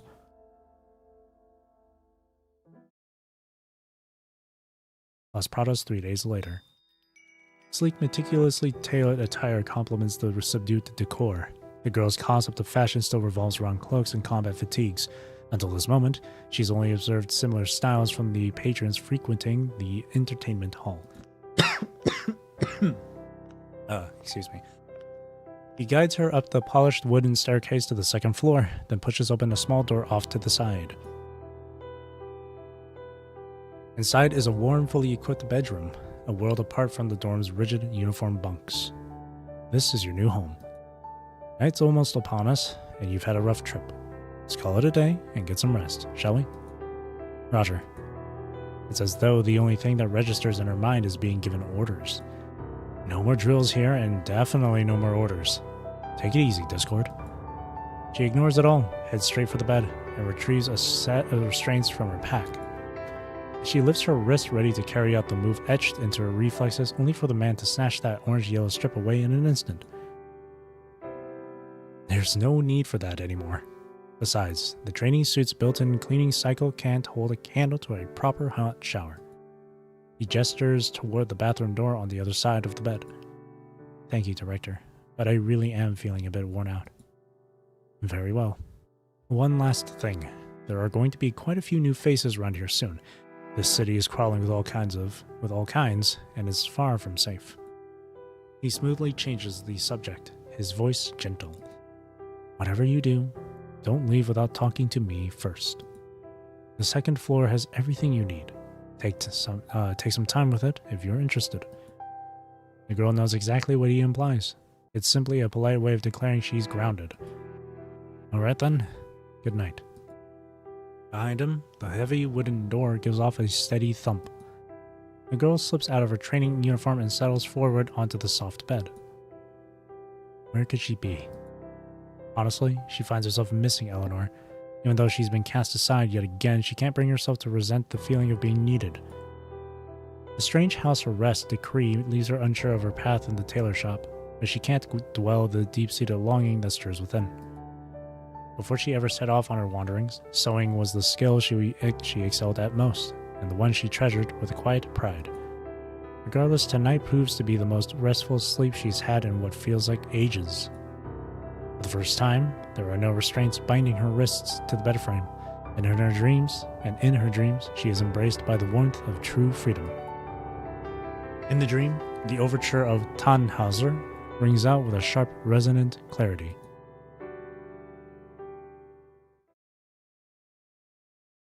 Palangoski wraps up the lengthy story and, after a soft cough, falls quiet. So Rosewater took Discord under his wing, then claimed he was founding a Las Prados intel station to dig his roots into the city. No wonder the old man tried to have him taken out by someone else. Was he really treating the agency's candidates like personal property? He cuts Palangoski short, spitting his complaints in a venomous growl.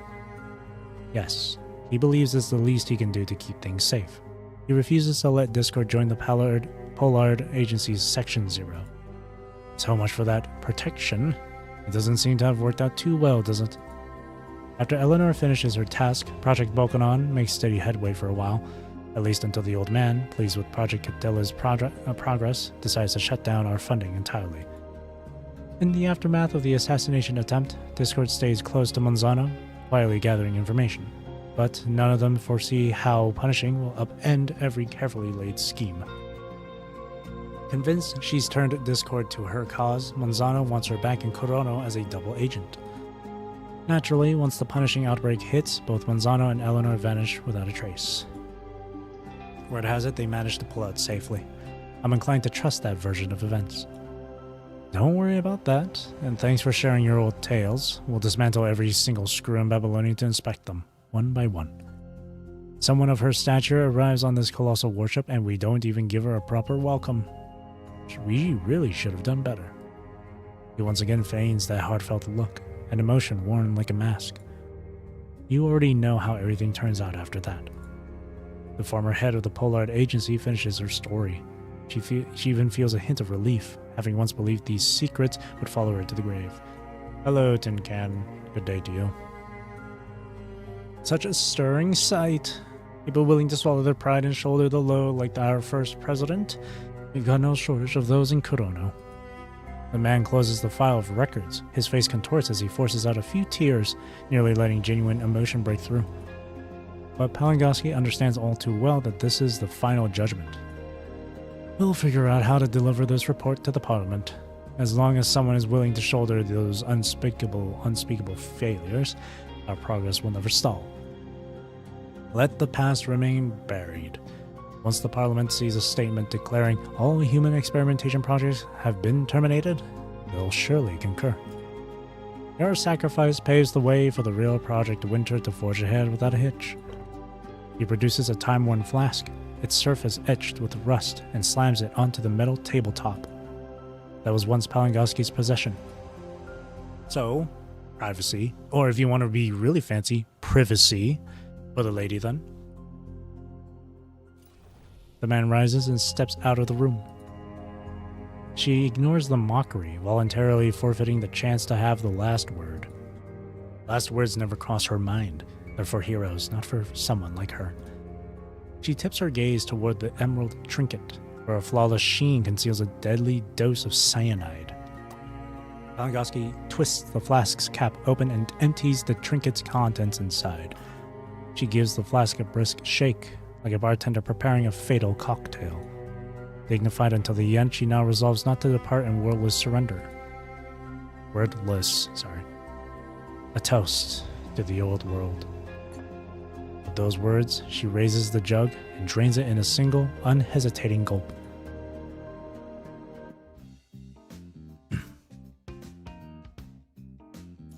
She drank that poison. She downed it.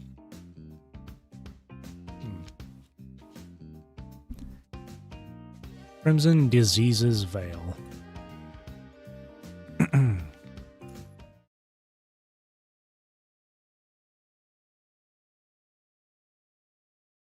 Okay. Remains of Pollard Orphanage, outskirts of Las Prados. Warning. Corrupted presence detected. Punishing levels are nearing the containment limit. Whoa, Wraith? I haven't heard this. Well, I mean, I've been listening to PGR OCs for a few days now, but I haven't heard Wraith in a while in-game. The shrill alarm blares over and over, but to Lilith, it rings out like a triumphant war cry. Big sister's home. Shouldn't you all look a bit more thrilled? From the depths below, the undead surge upward, straining against their rusted bodies as they creep toward our defenses with a nightmarish crawl.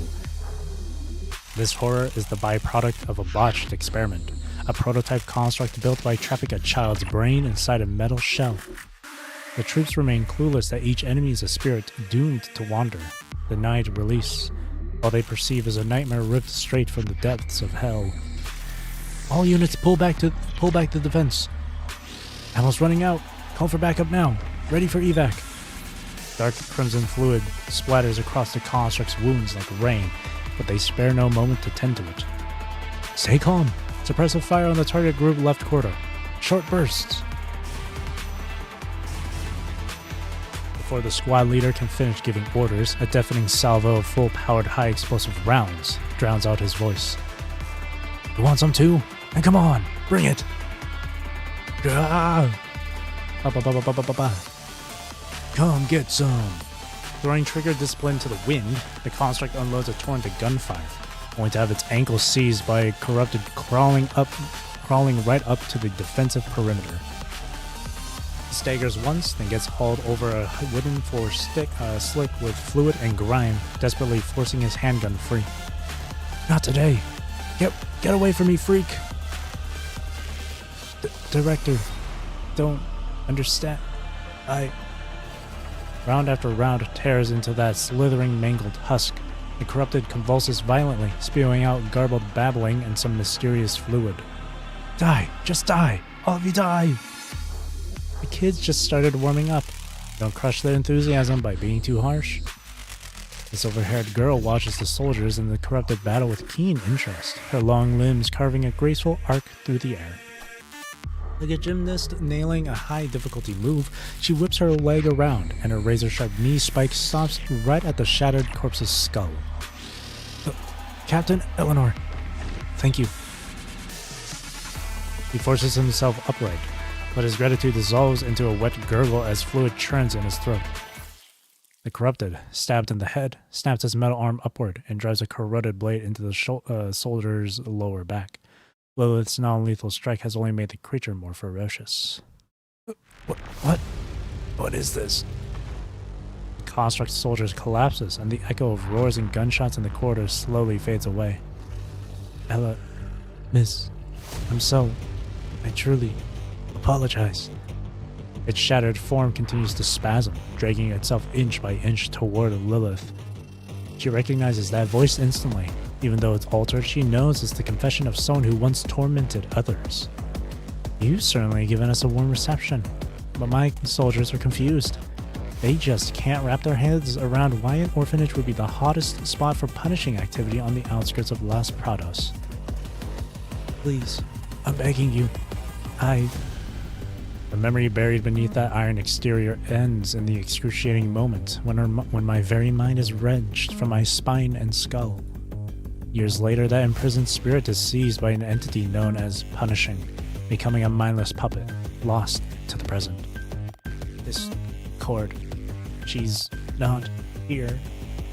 The corrupted's hydraulics groan as though on the verge of collapse, and yet it manages to choke out its final words. Oh? You think I'm back here just for her?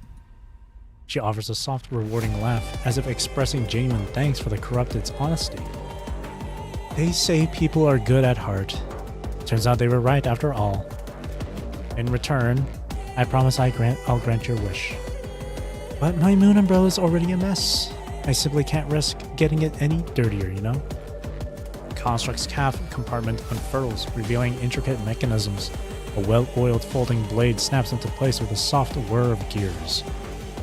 She moves as though stepping over the falling construct soldier. Lifting her foot with practiced elegance before letting her heel come down on the corrupted's shattered remains. Good night. Sleep in peace, free from any need for restraints. No corrupted stir now, and the thunder of gunfire has faded. In the corridor leading to the orphanage basement, no one fights and not a single voice is heard. Those once proud fire teams, Solemn, Scimitar, Ivy, Snow, Ferret, find their glorious legacies cut short in this final stand, lost amid the wet, muddy carnage. Beyond them all stands a lone construct beneath the moon umbrella. Her frame is streaked with grime, and her boots are thick with dust and fluid. But she is still alive, needing no backup of her memory, no unbreakable circulation system to keep her going. She opens herself entirely to the network spun from the punishing data.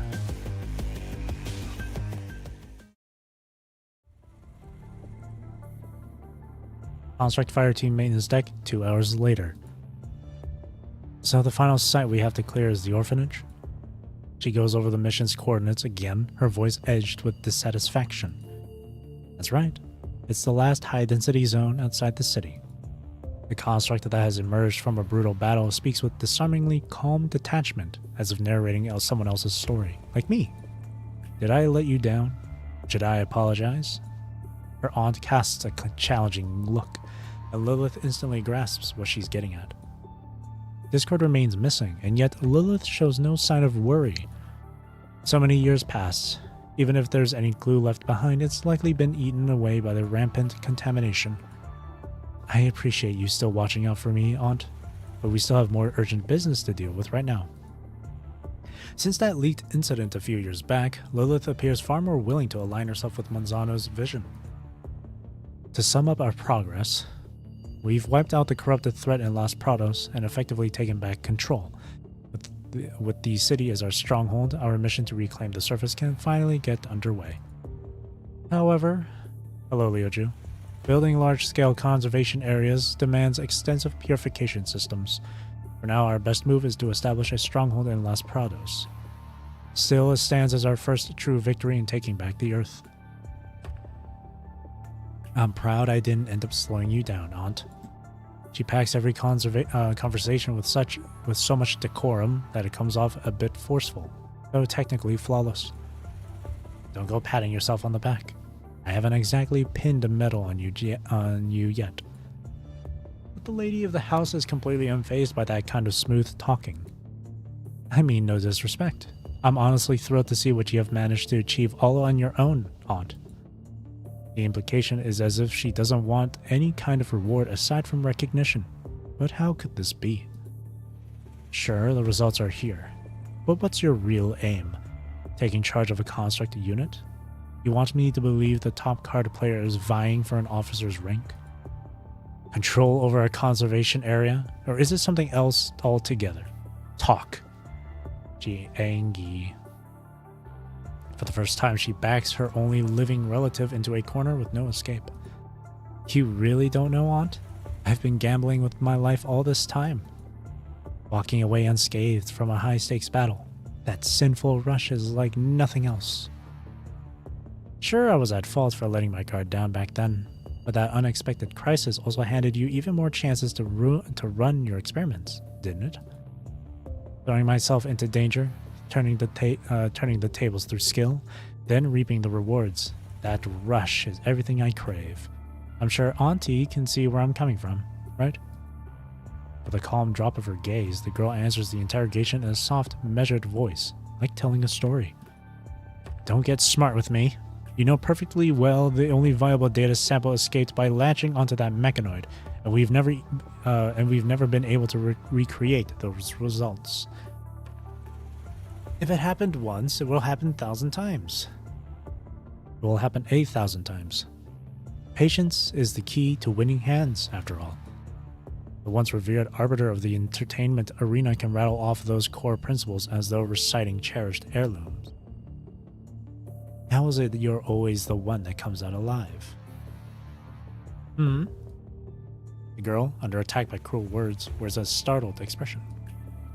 I couldn't care less how many construct squads I lose, but every single time it's the same one who comes back alive. This doesn't make sense. Your triumphant claim barely hangs in the air before the mistress suddenly switches to an accusing tone. So, Aunt, using built-in shielding and transferring one's memory could be how we overcome Punishing's challenge and step into the next phase of our evolution. Am I right? If you do nothing but flee from the virus, it's only a matter of time before it consumes you. It feels like she's gently walking a child through each step, her voice so soft it could be woven from cotton. Great genius, what's on your mind? An ultimate weapon that can drain the Punishing virus? Madame Manzano fires back with biting sarcasm. I suppose my complete lack of fear in these high-risk environments is the reason I've been so lucky to survive every time. Fear destroys clear thinking. Only a steady mind can make split-second accurate decisions, and that's what boosts your odds of staying alive. Despite the tension, the girl stays composed, presenting her straightforward hypothesis without hesitation. It seems Madame Manzano has decided to drop her line of questioning. It's of no real consequence. Odds, luck, call it what you will, but I hold my own trump card.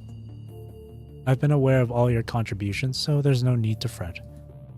With that measured cadence, she restores her sovereign poise. As long as I remain in Babylonia, I'm bound to overthrow Koronoi, yes, Koronoi, and even topple Hassan himself. That random Y in Corona, that's funny.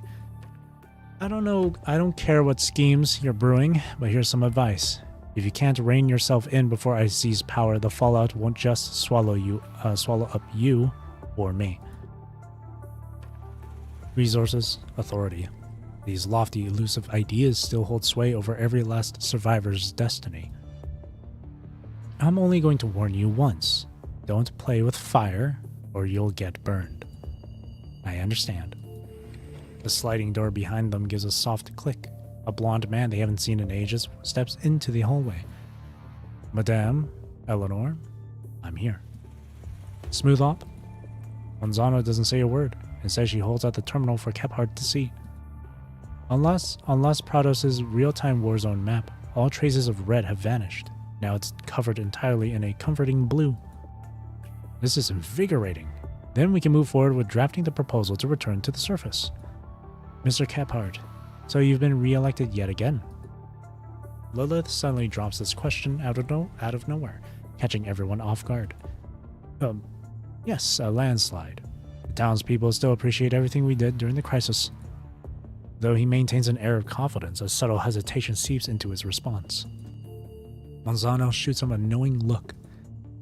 It's fine. Speak your mind. A tense silence settles in the air.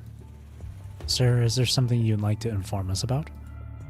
I'm only here under official appointment, so I'll explain. No need for votes, because there's no one left to vote. What's going on here? Did something happen recently? She willingly steps into the role of a frontline commander, completely oblivious to what's unfolding behind the lines.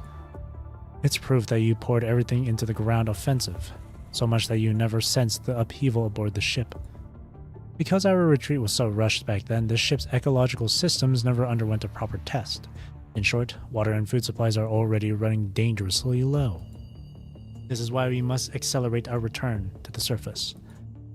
Madame lays out every detail of the intel that could upend the entire situation, speaking with the clipped efficiency of a briefing.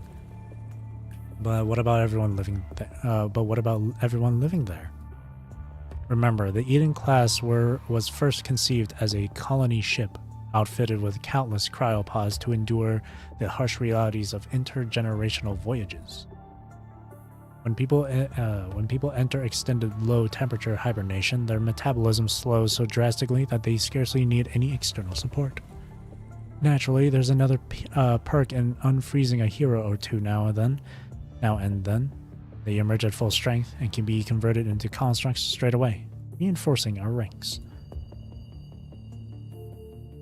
That's the trump card her aunt is counting on, a colossal never-ending supply of manpower. Rest assured, Eleanor, day-to-day life in the core residential sector won't be disrupted in the slightest. Drink up and dance away. Honestly, maybe it's because our ground operations are going so smoothly that everyone's more pumped up than ever.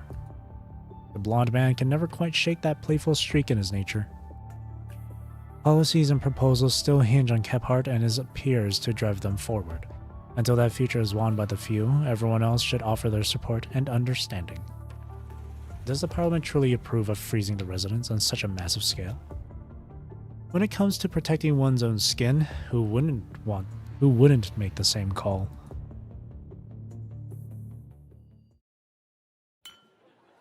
Is this just another callous choice by the powerful? Thus, mediocrity's quiet dread enters, shattering common knowledge, breaking sense of reason, uprooting every belief since humanity fled to orbit. Lilith can barely hold back her excitement. It's as if the entire world has gone mad and no one even realizes why. Ever since that tiny spark of a singularity, every so-called plan and strategy has been undone by something far more ominous. Like a mad scientist peering through a microscope at colonies too small to see with the naked eye, and reveling in it, she craves to witness how it all ends. It seems you and my aunt have things to discuss. If you'll pardon me, I'll take my leave. I'm heading over to San Lorenzo for a drink. Lilith infuses her words with a carefully measured hint of exhaustion. Ah, please, miss, by all means. Merely picturing those grueling fights is enough to send chills down my spine. Go on, indulge yourself. You've earned it. Of course she has, but the treat waiting for her is far more than a single buzzworthy cocktail. Moving forward, we still have to trouble Mr. Kephart to handle the red tape on the Stronghold's construction. We sincerely appreciate your diligent efforts. Well, I believe you can keep it together, but don't let your guard down. It appears our esteemed guests are so overjoyed that they've completely lost themselves in the moment, delivering both permission and a warning at once. It's so very Monzano. Lilith drowns her instinctive reply before it ever leaves her lips. Her aunt still believes the plan is rock solid. Has she really not let it go to her head? Thank you for your kindness, aunt. In the end, the words she speaks fizzle out like flat soda water. Poised restraint is Lilith's hallmark style. She departs the room, strides down the deserted hallway, and slips into the elevator bound for the San Lorenzo Entertainment Complex.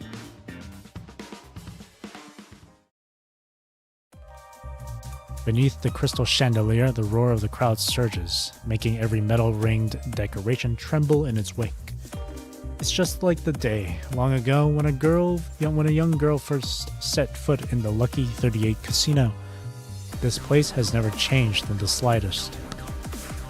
Whether during the Golden Age or in the aftermath of disaster, whether in an Elysian city or beneath the orbital dome, its spirit endures. Another round! Come on, top it off. Creds? Psh, I'm loaded with creds. The eccentric man waves his wine glass with a flourish, shoving a flashy black and gold card right up in the robot bartender's face. Error. Unrecognized input. Reformatting. The mechanoid, unfazed by his shouting, just keeps looping its cryptic alert tone. Told you these metal suits are no match for flesh and blood. Can't even compare when it comes to touch.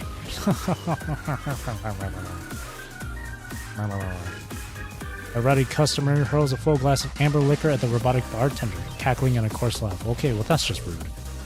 Hey, don't throw good booze away. If you won't drink it, hand it over. The one who just asked for a refill seems utterly crestfallen, abandoning their glass on the velvet bar top as if in mourning. It won't listen to you, so what's wrong with me stepping in to straighten it out? A sharp rebuke lands him a fist that stinks of booze. Ugh. Damn it, you bastard. Bring it on. Men in tailored suits wrestle in a vicious tangle, provoking raucous laughter from the card players at the next table. In the dim light, the decaying patches on their skin remain indistinct. No one really bothers with such unpleasant, mood-killing details. Enjoy yourselves. A rank, suffocating air eats away at everyone's nerves. Not a single person notices the young woman with her moon umbrella, quietly threading her way through the bar and the labyrinth of poker tables. Her eyes settle on the self-serve buffet along one side of the hall.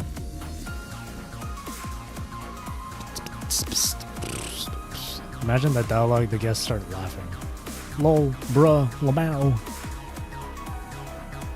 Yeah. I mean, they say things like, the word, there's been a few times where they say things like clout. Like, really, it's Collins that says clout, but it's about, like, I think when I was doing when I was reading through the earlier chapters for my videos, I think Nanami says bruh, too.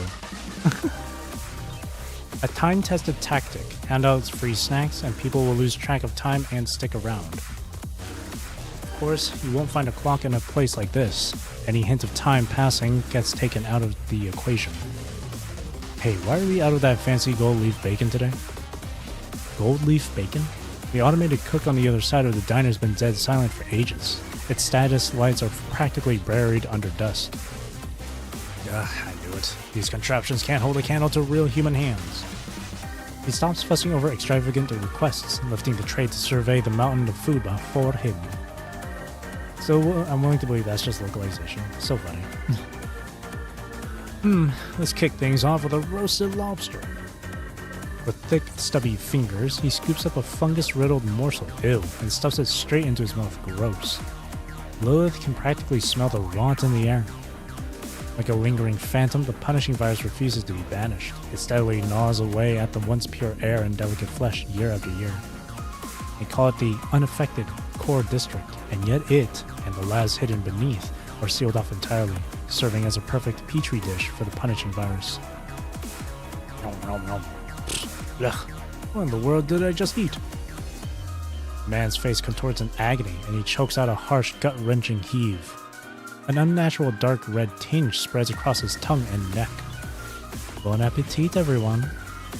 She instinctively runs her tongue across her lips. The raucous crowd is none the wiser, but the atmosphere brims with a sensation she craves. The girl wastes no time heading to the escalator that leads straight to the first floor lobby. Seductive jazz and defiant rock pierce everyone's hearts. The jarring blend still earns raucous applause at the heart of the dance floor. From their council seats, the self-righteous elites immerse themselves in this grimy tide of sound, raising their glasses to toast its eerie harmonies. For those confined within these walls, there is nothing beyond fleeting pleasure, only the void. When champagne flows in streams and gold is piled higher than the eye can see, what's the point of locking horns with hardship any longer? She studies her handiwork with cold satisfaction. Yes, poisoned wine and cheese. My special treat for you all. Go on, indulge yourselves. The source of this gift remains deliberately hidden. After all, those about to be swept away by their own cravings needn't know who's pulling the strings. Lilith is certain her aunt won't object to this outcome. She needs an environment brimming with intensity for her experiments, and Lilith's approach provides the perfect breeding ground.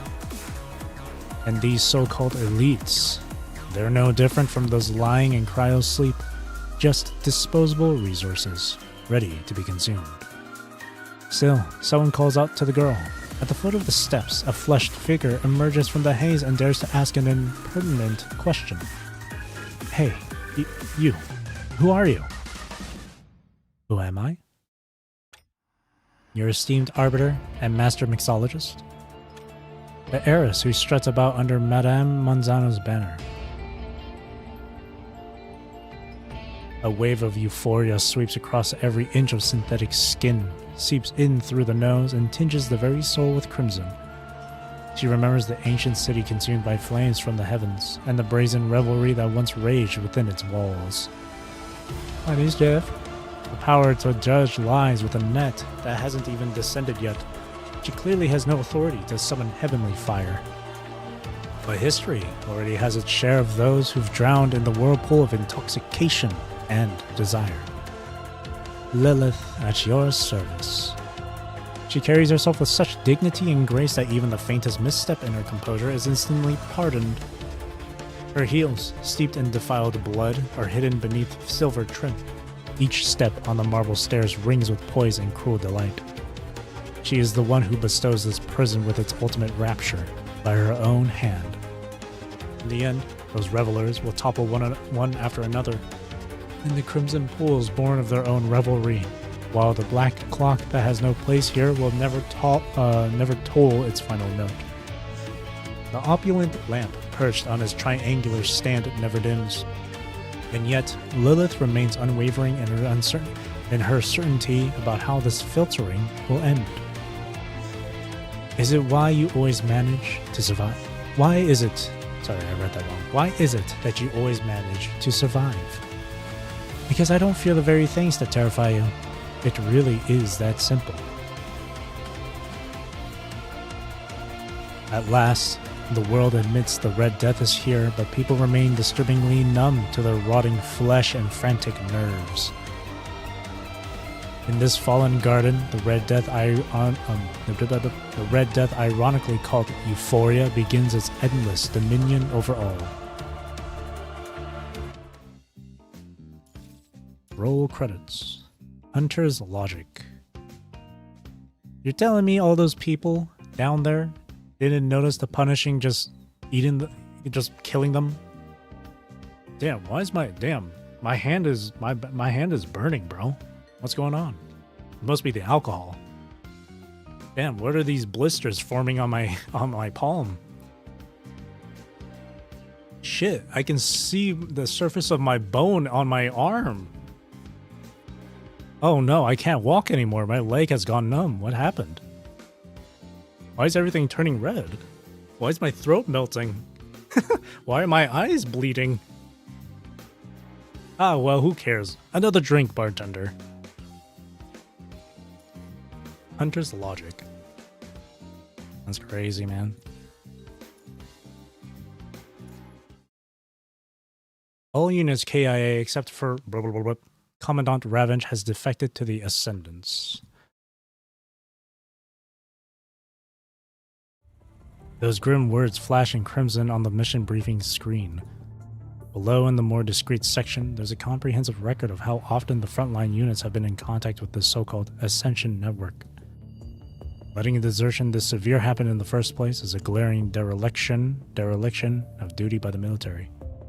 Ravenge mentioned. The officer in his sharp suit is the first to break the silence. Don't blame yourself too much. If a soldier on the front line can't resist temptation, then both the duty and the fallout lie on his shoulders alone. And the intel we gather from the war-torn Fallen is instrumental in refining our construct research and development. Identify the new threat and stay prepared. Their sacrifice must not be in vain. A true leader is someone who never loses sight of what lies ahead. Still, no matter how composed the words, they won't simply erase a military commander's concerns. Only by standing alongside the Ascendant who holds sway over the punishing virus can humanity hope for a future. This statement was recovered from the audio logs found on our squad member, Hiro. Up to now, we've mainly encountered corrupted with minimal cognitive capacity. If this intel is accurate, it means the enemies who seek to wield the punishing virus's power, now operating in organized cells, are growing more active. We're all aware that, compared to a single commandant's defection or the loss of one construct, this is a far graver turn of events. That's why I advocate tackling the issue at its source. Use the combat logs to study the Ascendant's moves. Then we lure in our biggest catch. Besides, there's a chance practically falling into my lap at this very moment. What do you think? Ever heard of a place called Los Prados? Fear and loathing in Los Prados. Desert outskirts of Los Prados a few days ago. Contact. The target is on the move. All units, stand by. Sensing an anomaly on their instruments, the construct squad leader quietly issues orders to the teammates on either side. Copy that. Target location confirmed. Copy. His unruly streak doesn't fade, even in the midst of an operation. Taking orders from a so-called rookie is about as far as he's willing to go.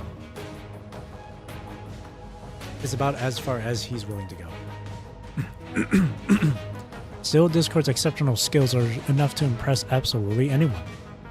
Isarius, stay alert for any corrupted movements. Damon, the moment I open fire, move in and lock them down. Wind speed is holding at 13.9 meters per second. The sandstorm will hit the mission zone in 30 minutes.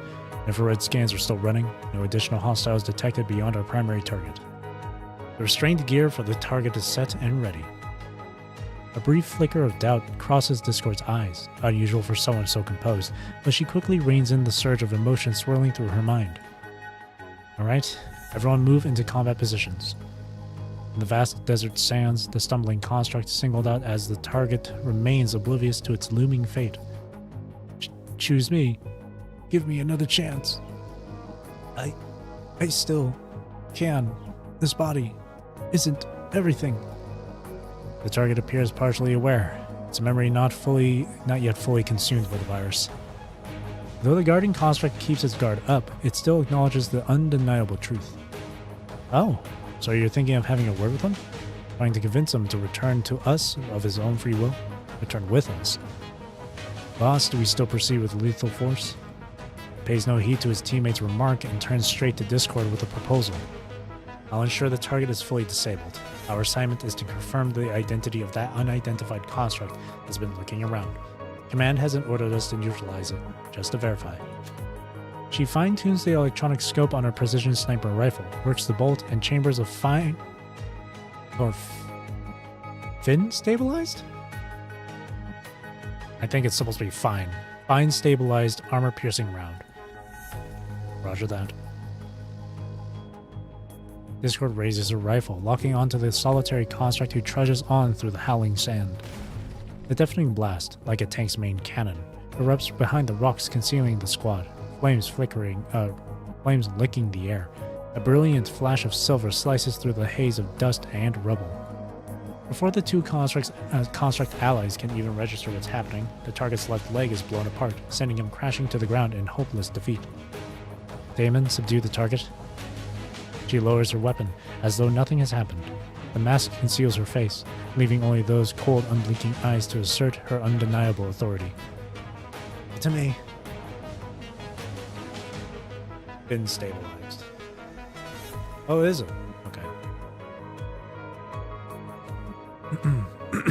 Acting on the order, the construct scales the rocks and races toward the fallen remains of its comrade.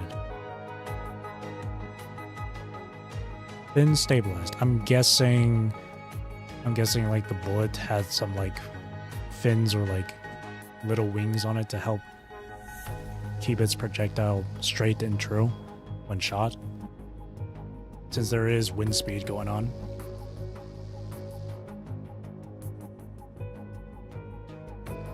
He squeezes the trigger twice on his launcher, then locks the target down with a crackling electric restraint.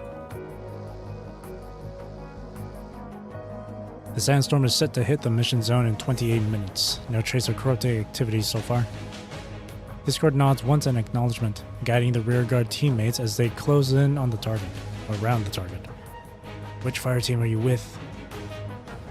Purifying Force. You can't see our insignia? If you want to stay alive, start talking. If our leader's feeling generous, you might just walk away with your life. Sure, Discord's secrecy can be off-putting, but it's Damon's non-stop chatter that truly grates on everyone's nerves. It's to help it keep its trajectory straight and in motion. Okay, I was right then.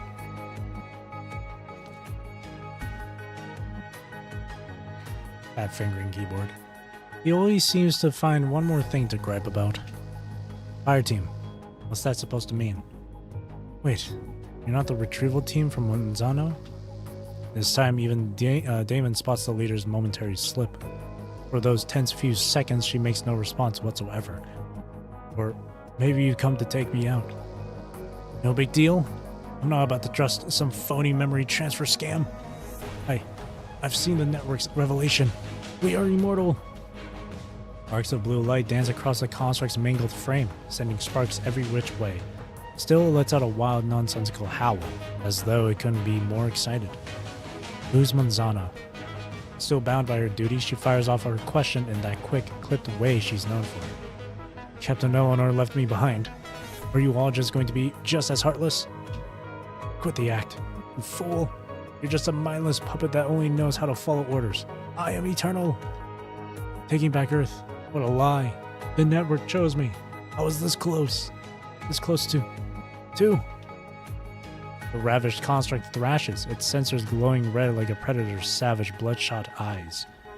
Stay alert. The punishing virus inside the target is spiking at an alarming rate. I am John Raven.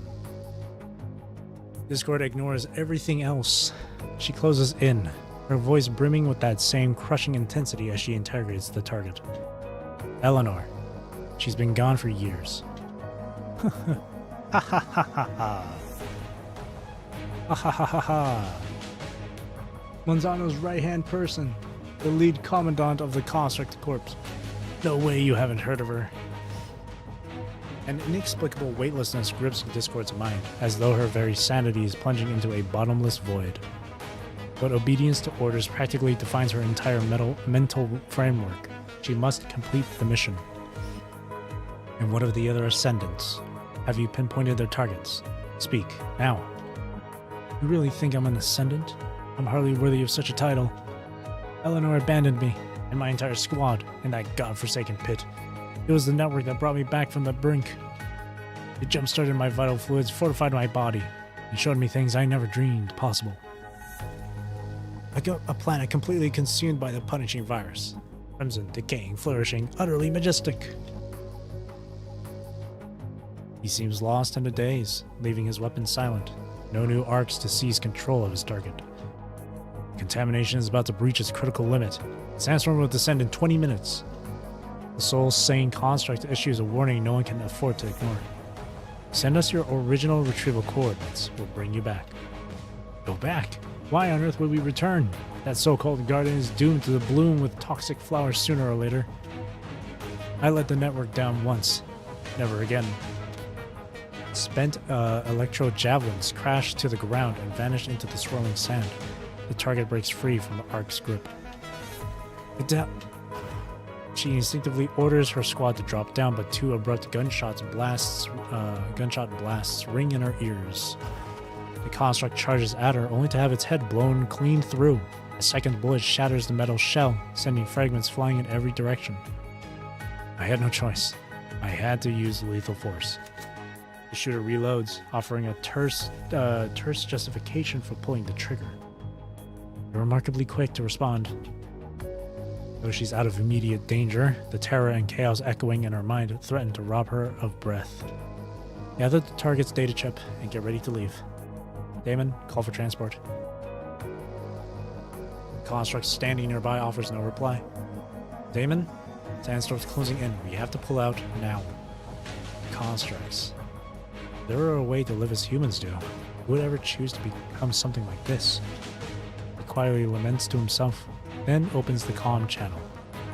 Cut the chatter and stay on your guard. Unmoved by her teammates' bickering, Discord deftly turns over the shattered construct and retrieves its data chip. Universal Enhancement Frame. Snow Ferret Fire Team. Ferret 2. The inscription on the chip looks unfamiliar, but what truly shatters her composure is the manufacturing label at the bottom. Eden 3 Colony Ship Construct R&D Department. It's a lost legend of the Golden Age, something that should have faded into the depths of time long ago.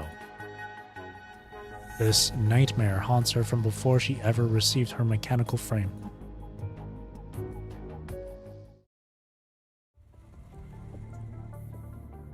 Mission briefing room, 2 hours later.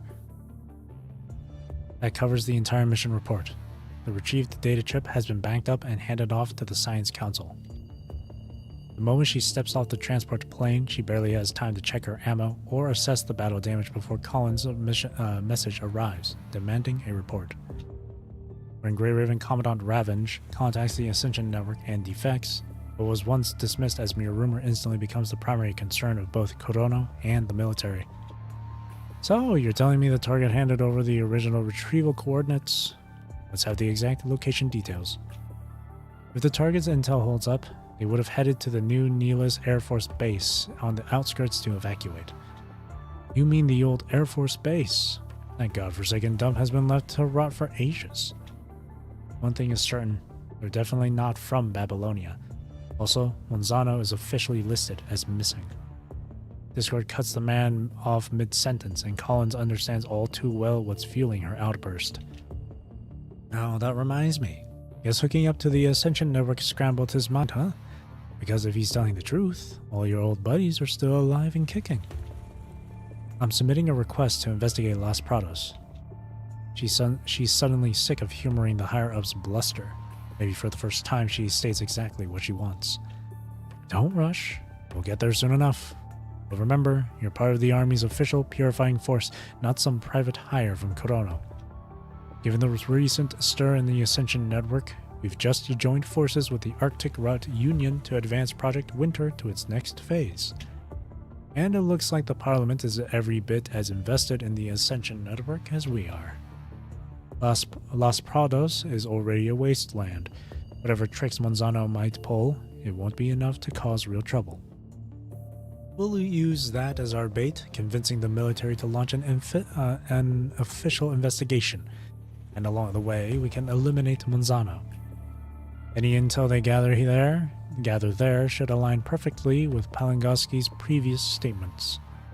This confirms once again that the previous experiments have ended and Monzano's actions no longer have anything to do with Corono. Project Winter can continue without a hitch. Regarding that ER10 you mentioned, I'll pass the details along to my bro Litz. This kind of thing is right up his alley. He senses that Corono is poised on the very brink of the Ascension network. The idea of taking that leap has him so exhilarated he's on the verge of tears. If he can wield that sort of power, then every sacrifice so far will have been worth it.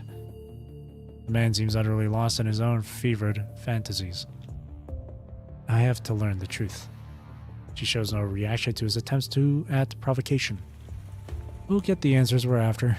Every last one. And for that, I should thank you, little one. We all assumed your old contact had been dead for ages. Who would have thought that, after all this time, she'd be the one to open a door for Corono? Whatever Monzano's up to now, her creation has already caught the eye of the Ascension network. Twists and turns, so many twists and turns. After all this time, our hard work finally bears fruit in the most unexpected way. He clears his throat, pulls out a pouch of chewing tobacco, and pops it into his mouth. You'll get some rest, hero. You've earned it. Understood. She throws the man a frosty glare, then pivots on her heel and strides back into the hallway.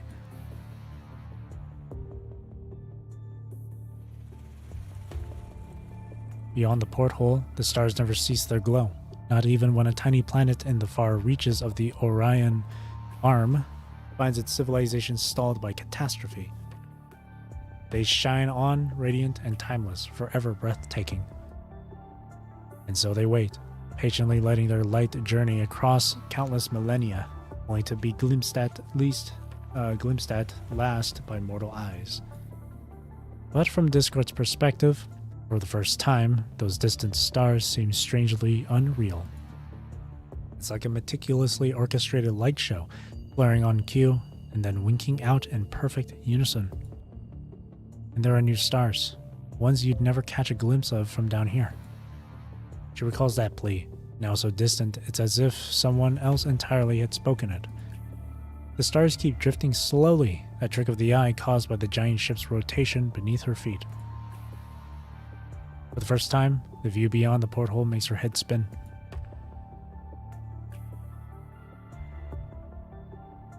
Babylonia conference room, now. Las Prados. Las Prados, once the shining city of entertainment of the Golden Age, is where Corono previously conducted studies on starship ecosystem reliability. Corono invited us to investigate? From what you've told me, they've got more than a few secrets hidden out there. Las Prados is seeing a sharp rise in punishing activity these days. Just a few days ago, the Purifying Force subdued a suspicious construct and returned with its data chip. Collins is probably fully aware of his actions. For all we know, Corono might be intentionally letting the secret slip right under our noses. He takes a moment to reflect. Then the leader delivers his verdict. Are we talking about the retrieval operation led by Discord? How far has the Science Council gone with their analysis? That's the biggest question in this whole affair. Even if we exclude the possibility that the target construct ever linked to the Ascension network, its mind model still doesn't match those of Babylonia's constructs.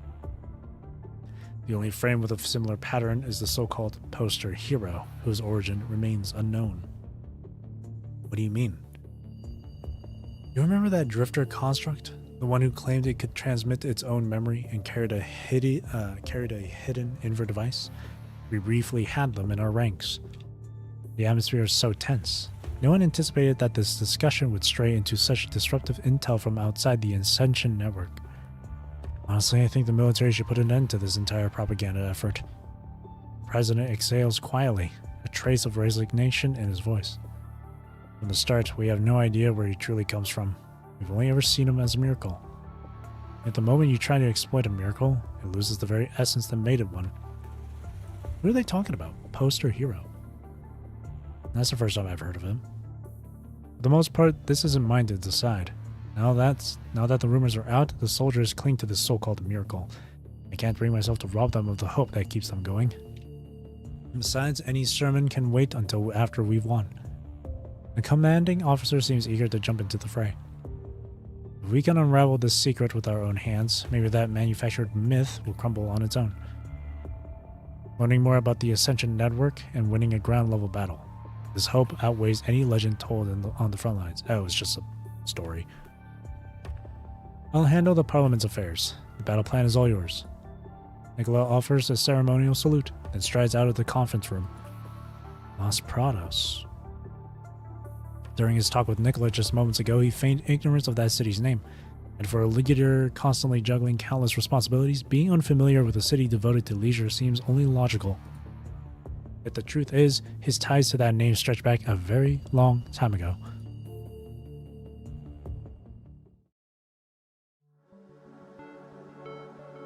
Babylonia, the Acadia evacuation. A narrow seam opens along the sleek fuselage, and the compact landing gear settles onto the platform without so much as a whisper. It's nothing like the heavy, clunky military transport planes still in service. This is the final sortie of the day. Each battlefront has stabilized enough to endure until the staged withdrawal continues. He doesn't expect to be greeted by someone of such high standing, but he still delivers his report with meticulous care. You must be exhausted. Take a good break, okay? He lost his eye since then, huh? Passengers file out of the transport plane one by one, marveling at the sprawling hangar of Babylonia, though it might be more a burst of relief at having made it through in one piece. Hassan steps onto the platform, taking a slow, measured walk around the fuselage. Fuselage. Oh, Mr. Hassan. I mean, not Mr. The maintenance worker, in the middle of servicing the aircraft, spots a face they've only ever glimpsed on the news and suddenly doesn't know where to put their hands or feet. No worries, take it easy. This model really is rare.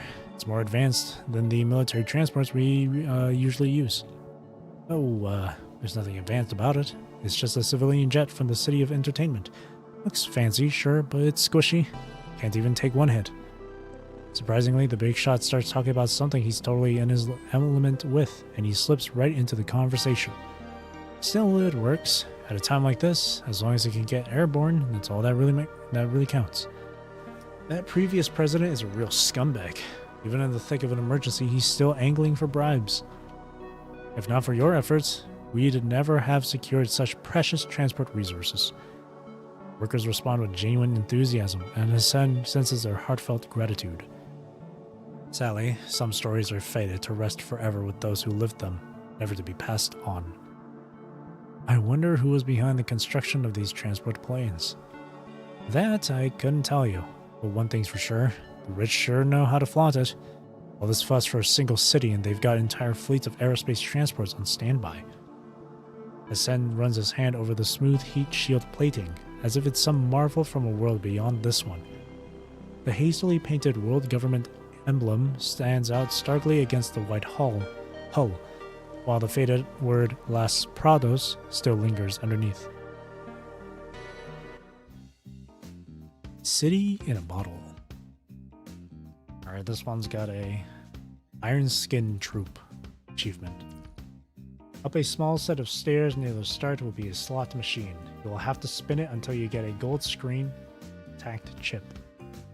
The tokens are the blue interaction points. easily noticeable, and 3 in total. Around the center zone of the map will be a robot. Place its chip. Finish mission.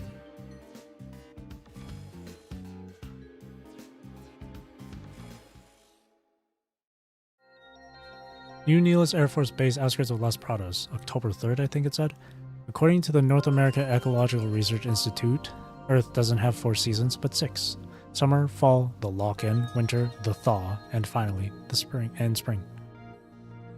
We desert dwellers know it the best. Surrounded by scorching red rock peaks, geez, what's wrong with me today? We still see them blanketed in white during the winter.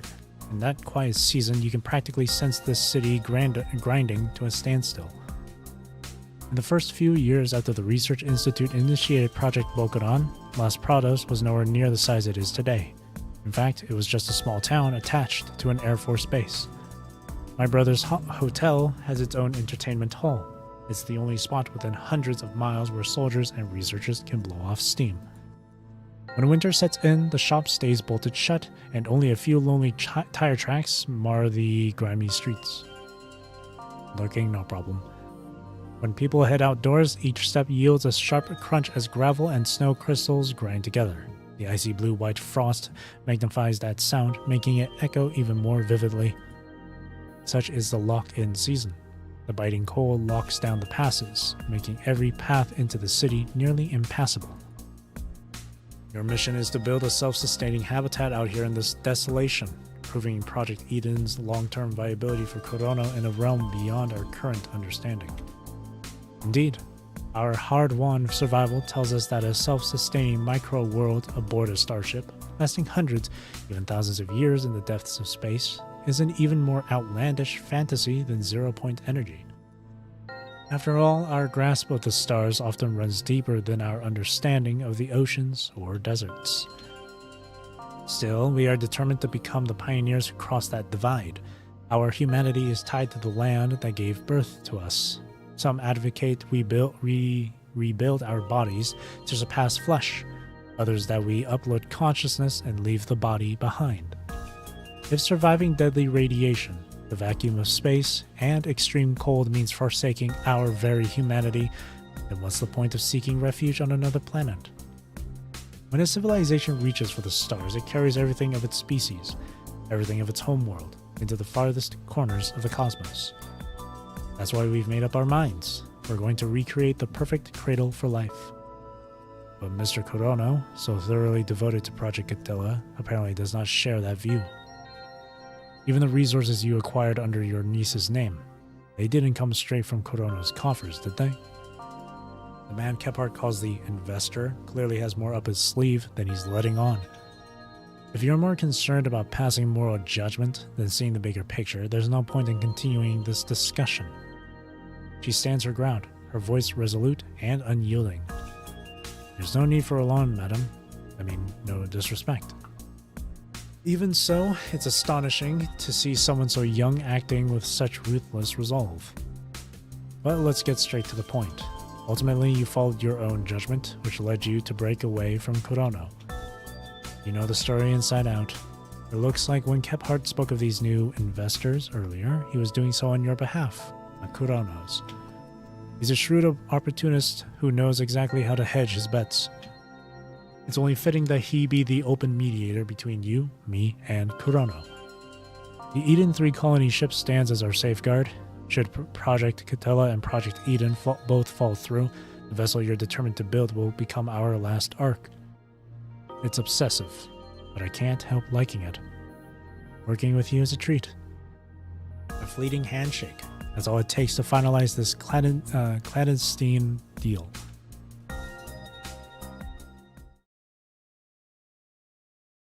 Henceforth, the author feeds Los Prados' mistress endless riches.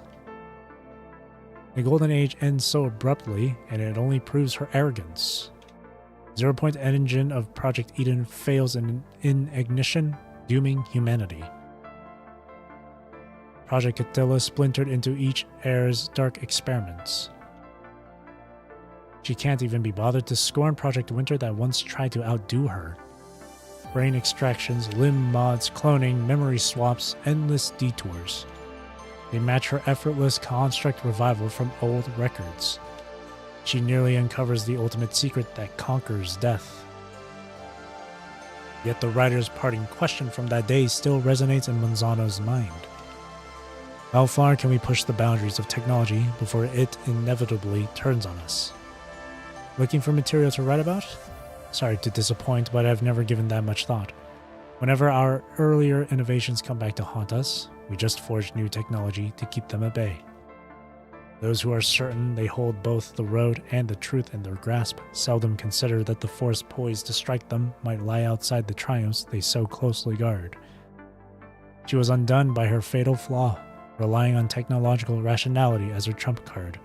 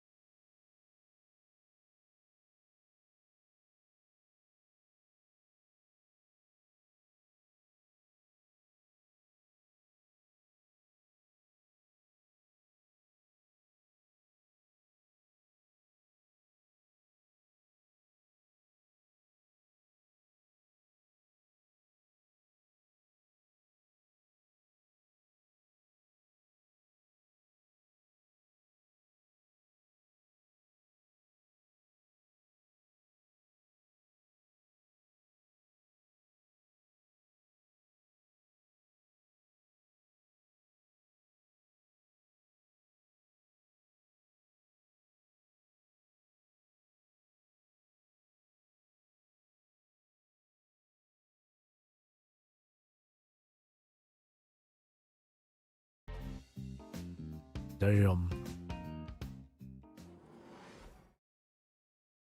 I forgot this was supposed to be a combat stage. That was really good. Floor Zero San Lorenzo Entertainment Park. Alright.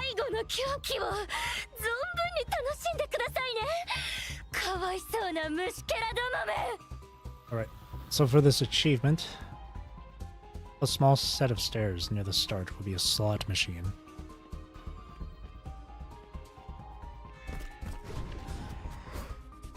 Ooh.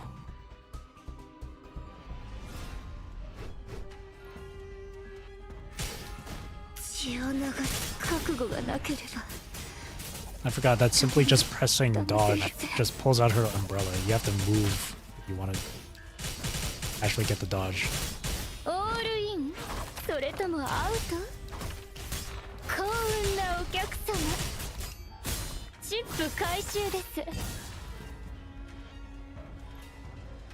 Up a small set of stairs, eh? Or near? No, up a small set. It's a slot machine. This? Fortune comes rolling in. Will you be the next jackpot winner? Okay, we need tokens. Are these the cut tokens? Okay. This is for the stage achievement. I got 2 tokens.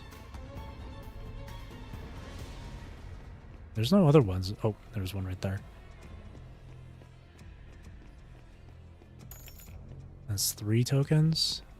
If I progress down that way, it just starts the next segment. So I'll just stick with the 3.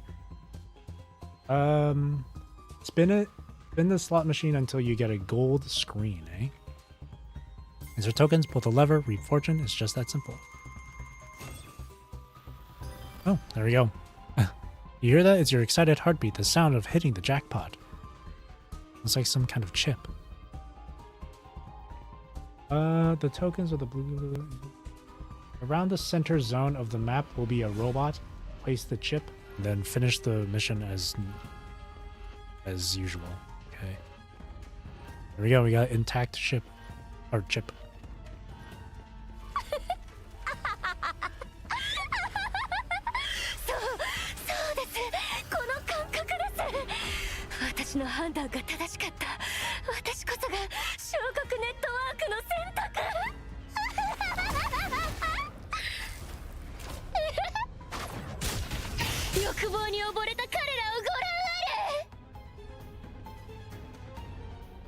Oh, is that the robot over there? That is. Check.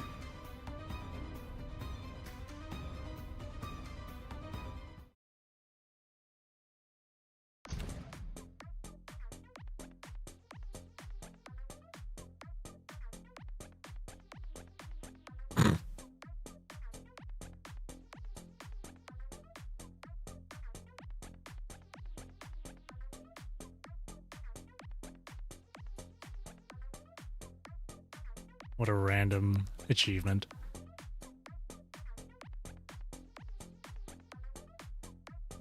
There it is. Alright, now we just proceed as normal.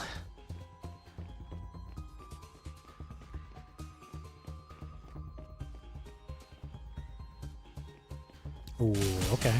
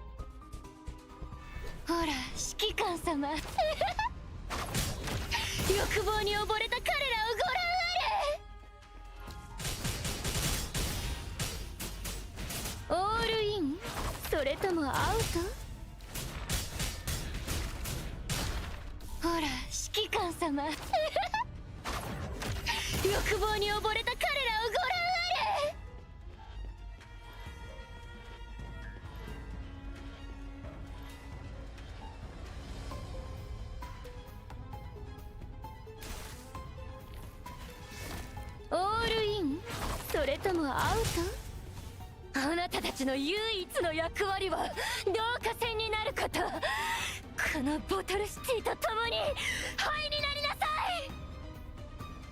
い。 the robot dancing in the back. It's funny.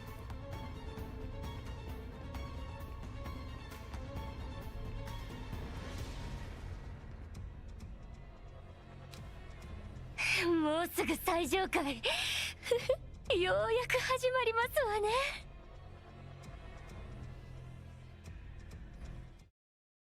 Nice. Exterior hull, ER10 colony ship. Meanwhile, signal is steady, posture looks good. The transport aircraft slices through the emptiness, and the recon team braces for their final drop assault. The world outside is shrouded in heavy gray gloom, as if the craft is lying blind. Switch to DCS range finding. Range at 240. Silhouette is nominal, detecting unusual ionization on the target's shell. The autocannon is loaded with AP Sabo rounds, ready to breach the hull on your command. The pilot nudges the control stick gently, and the aircraft tips at a subtle angle before shifting course. Approach Vector 709. Circle the target and scan for any openings we can exploit. Target in sight. Beneath the craft's towering mountain-like dome, a slender breach stretching dozens of meters across stands out in stark relief. It's obvious the metal framework and its composite coating have been ripped apart by raw force. The jagged edges bear the unmistakable marks of a violent blast. After a quick burst of thruster fire to adjust their posture, the constructs strapped in their seats feel the sudden end of all acceleration. Power down the main engine, switch to VTOL thrusters. Brace to connect with the hull. Asarius and Damon each command their construct squads to buckle up and prepare for impact. No one expects the descent to proceed this smoothly. We move inside the target, encountering no resistance. Lights on, initiating active radar scan. They've had some intel from the briefing, but when the searchlight finally cuts through the darkness under that dome, everyone goes silent. Beneath her mask, she draws a deep breath. Green light. All squads, initiate rope drop. Hammer 216, keep that belly turret hot. We need this LZ secure. Sorry, I'm Canadian. Understood. Facing the tail hatch as it slowly opens, the team leader fastens the grappling hook to the ring at his waist. I never imagined a place like this could actually be real. Just how many more secrets are those bigwigs keeping from us? We stare into the vast expanse beyond the hatch, each letting out a stunned gasp of wonder. All units, cut the chatter. She understands that the looming threat allows for no distractions whatsoever. Once she issues the command, Discord hurls herself out of the cabin. Whoosh! With the scrape of alloy cables, the squad members descend from the transport craft one by one. 7 o'clock, the readings. Corrupted activity detected. Autocannon barrage in progress. Pew pew pew pew.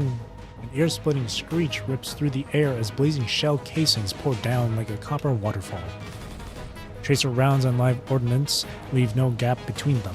Their fluorescent green paths cut straight toward the corrupted on the ground. Brace for impact. The hull shudders, sending the steel cables swaying like wind chimes. Construct soldiers quickly unfasten the locks on their waist harnesses, bracing for the next impact. Ugh. A hollow thump echoes as the first operative hits the ground head-on. Landing complete. He smoothly detaches the magnetically locked rifle from his back and flicks the selector from safe to full auto. But a corrupted straggler strikes first. Unidentified intruders. Initiate the purge. Watch out! Right behind them, a blue-haired construct lands, blocking the corrupted's lethal strike with the swift twist of a combat blade. The entire squad completes their rappel. We've made it inside the ship. Not a single step off. They form a fan-shaped search pattern, keeping a wary eye on their surroundings. Petal-shaped lampposts, a cafe alive with greenery by the roadside, and a sleek seashell-like support frame. Sometimes there are even birds flying through under the sky up high. It's almost the same with Babylonia, but it's as silent as a grave. Compared to Babylonia, the biggest difference here is the total absence of any human presence. The orderlies, the kids, the teachers, even the workers returning from the ground level conservation areas. Every last one of them is gone. This entire residential district feels like it's been deserted for ages. They have no way of knowing that the rightful inhabitants of this place have already been sealed away in cryogenic vaults. Meanwhile, just a short distance away, an exclusive night-long celebration for the elite continues unabated. So this is the so-called Eden 3 colony ship. The team keeps a sharp eye on the motion scanner, looking for any sign of the punishing corruption's origin within Las Prados. The signal leads them to a towering domed facility at the far end of the plaza. The neon sign bearing the name San Lorenzo is battered and broken, but it still sparks vivid memories of its dazzling golden heyday. In the corner of each individual's HUD, a foreboding message glows to life.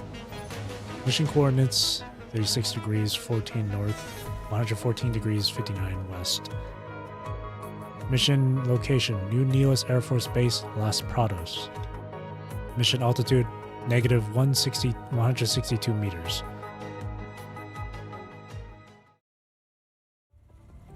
Babylonia Bridge, 6 hours earlier.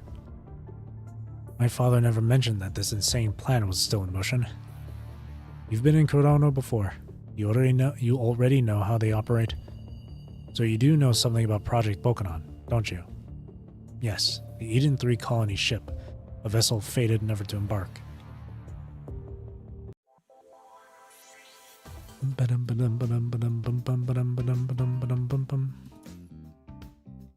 King's Gambit. Take a sip of water. Then after node 18 is node 19, which is a combat stage, which I'm assuming is a boss fight, which means the last two, or maybe not. Actually, yeah, it is.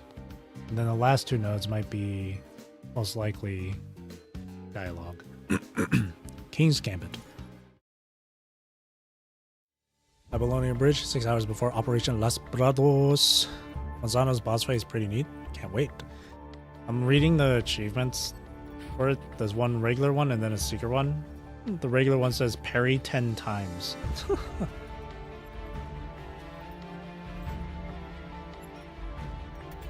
Oh boy. We're all aware of why this closed-door session is taking place today. No need for speeches. I've already directed General Wells to file a proposal with the Parliament under the umbrella of a classified military operation. In a crisis like this, the Commander-in-Chief wields complete authority. No one else gets a say. Once everyone is seated in the conference room, the President gives a concise overview of the situation. Act first, explain later. I trust you won't let this mission fall apart. Hey now, you two are bickering already. Someone who rarely makes a public appearance at gatherings like this speaks with a cutting remark. Parrying her isn't as bad as it sounds. I think she has 1 or 2 attacks that can't be parried. Oh, I see. It's just, I just suck at parry time. Okay, if it's anything, okay, listen. The one boss I have the most trouble with parrying is actually Hetero Hive Mother. Specifically that, like, really quick sequence of attacks where it, like, swings at you 4 times. If you don't parry one of those, or if you get hit by one of those, it does this, like, freaking huge-ass AoE attack. I always mess up with Hetero Hive Mother parries. Specifically that one. Okay, everyone, let's stay focused and deal with the issue at hand. Same, yeah. It's just really fast. I can't keep up. Asimov steps forward on behalf of the Science Council, offering a concise summary of the situation. After the human defection incident, the frontline construct forces are now seeing similar occurrences. Due to the escalating Ascension Network activity around Las Prados, our purifying force has managed to retrieve an unknown construct sample from that region, the Boy. These models come equipped with a sealed invert device that never contacts the outside air. As for the underlying science, I'm still leading the team's analysis and reverse engineering efforts. Anyway, they can handle exposure in a high-density environment for quite a stretch. That might explain why the Ascension Network is so eager to reach out to these frames. Sounds promising. Have you thought about fitting the military's constructs with this device too? He cuts the president off, a hint of menace threading through his words. And the cost for such an act is that his frame will be expended like a single-use resource. These devices can't truly soak up or shield against the punishing virus. Once its concentration and exposure time exceed the critical threshold, the host is completely consumed. As for its host's mind, it won't stand a chance either. As for the host's mind. In any case, recovering the technology isn't our primary objective. Our priority is to find out where these constructs come from. The Sen casts a glance at the military commander beside him, prompting them to pick up the thread of the discussion. As I understand it, ever since the Golden Age, Kurono has been pushing forward an array of cutting-edge experiments on its own. It's not far-fetched to think these mysterious constructs might be their handiwork, is it? I've never seen this sprite of Nicola before in my life. I've never seen him with his eyes closed. I've always ever seen him with just like a straight face, angry, or like having like a smile, and that's it. Never seen those. Nicola levels his spear at the man on the opposite side of the conference table. I'm sorry to say I don't know any more about these damned things than you do. You know how we operate. If we really had top-grade supplies like that, we'd have thrown them into action right away, not kept them under wraps, only for them to surface all these years after the cataclysm, mentioned a news sprite. It seems that lowering himself in this manner is the very way he proves he has nothing to hide. That's why, Mr. President and Commander-in-Chief, Kurono's urgency regarding this investigation is every bit as intense as yours. He waves his arms with a bold swagger, like a man surrendering with both hands in the air. That's really how you want to frame it, that I'm more than willing to prove I'm serious about working together. We discovered something curious on that recovered constructed data chip. The words Eden 3 colony ship. Ring any bells? Nicola knows the other party is already aware of this intelligence, but giving them a dignified exit is crucial to securing their cooperation. Eden 3? Wasn't Project Eden once the world government's crown jewel? Even after Babylonia, they went ahead and developed a follow-up model behind everyone's backs. What's the idea here? Turn it into some escape pod and bail on this whole disaster? He puts on a show of astonishment. My father never mentioned that this insane plan was still in motion. Nicola's words bring a deeply conflicted look to his face. He hesitates, then speaks. You've been in Kurono before. You already know how they operate. Back when I was still in Kurono, they were conducting research on the reliability of a starship's ecosystem at Las Prados. The legendary Project Bokanon appears in the corporation's ledgers as a theoretical research venture for the Eden 3 colony ship.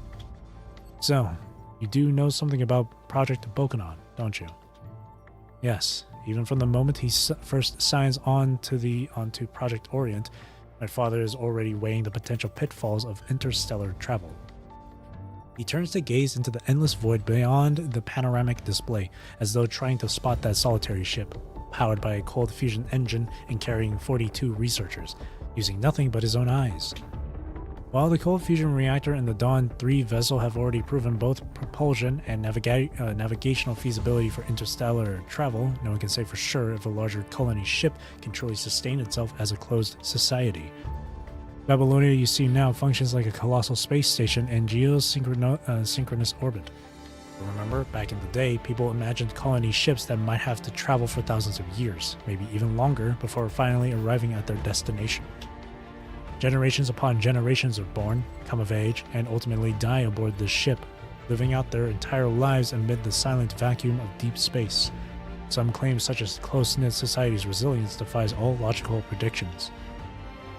And so, while Project Orient and Project Eden surge ahead, Parliament establishes the North American Ecological Science Institute, dedicating resources to starship ecosystem sustainability. We understand this chapter of history, but back then, wasn't the mainstream viewpoint far less conservative? Despite everything, people still cling to the hope that once the zero-point engine solves the colony ship's power constraints, their distant new home will finally be within reach.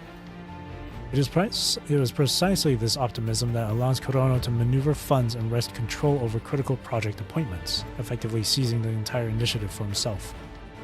As for Manzano, who has been missing for years, She was, in fact, both the director of the Institute and the head of the plan at the time. He doesn't seem bothered about revealing more, but only the parts he's actually permitted to say. The ultimate aim of Project Bokanon, the so-called Eden-3 colony ship, is a vessel doomed never to launch. The silence stretches on for several seconds. Inside the sealed bridge, the only sound is the soft manufactured breeze from the air circulation system.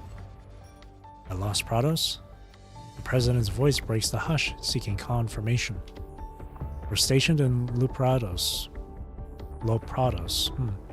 More specifically, we're operating out of New Neela's Air Force Base.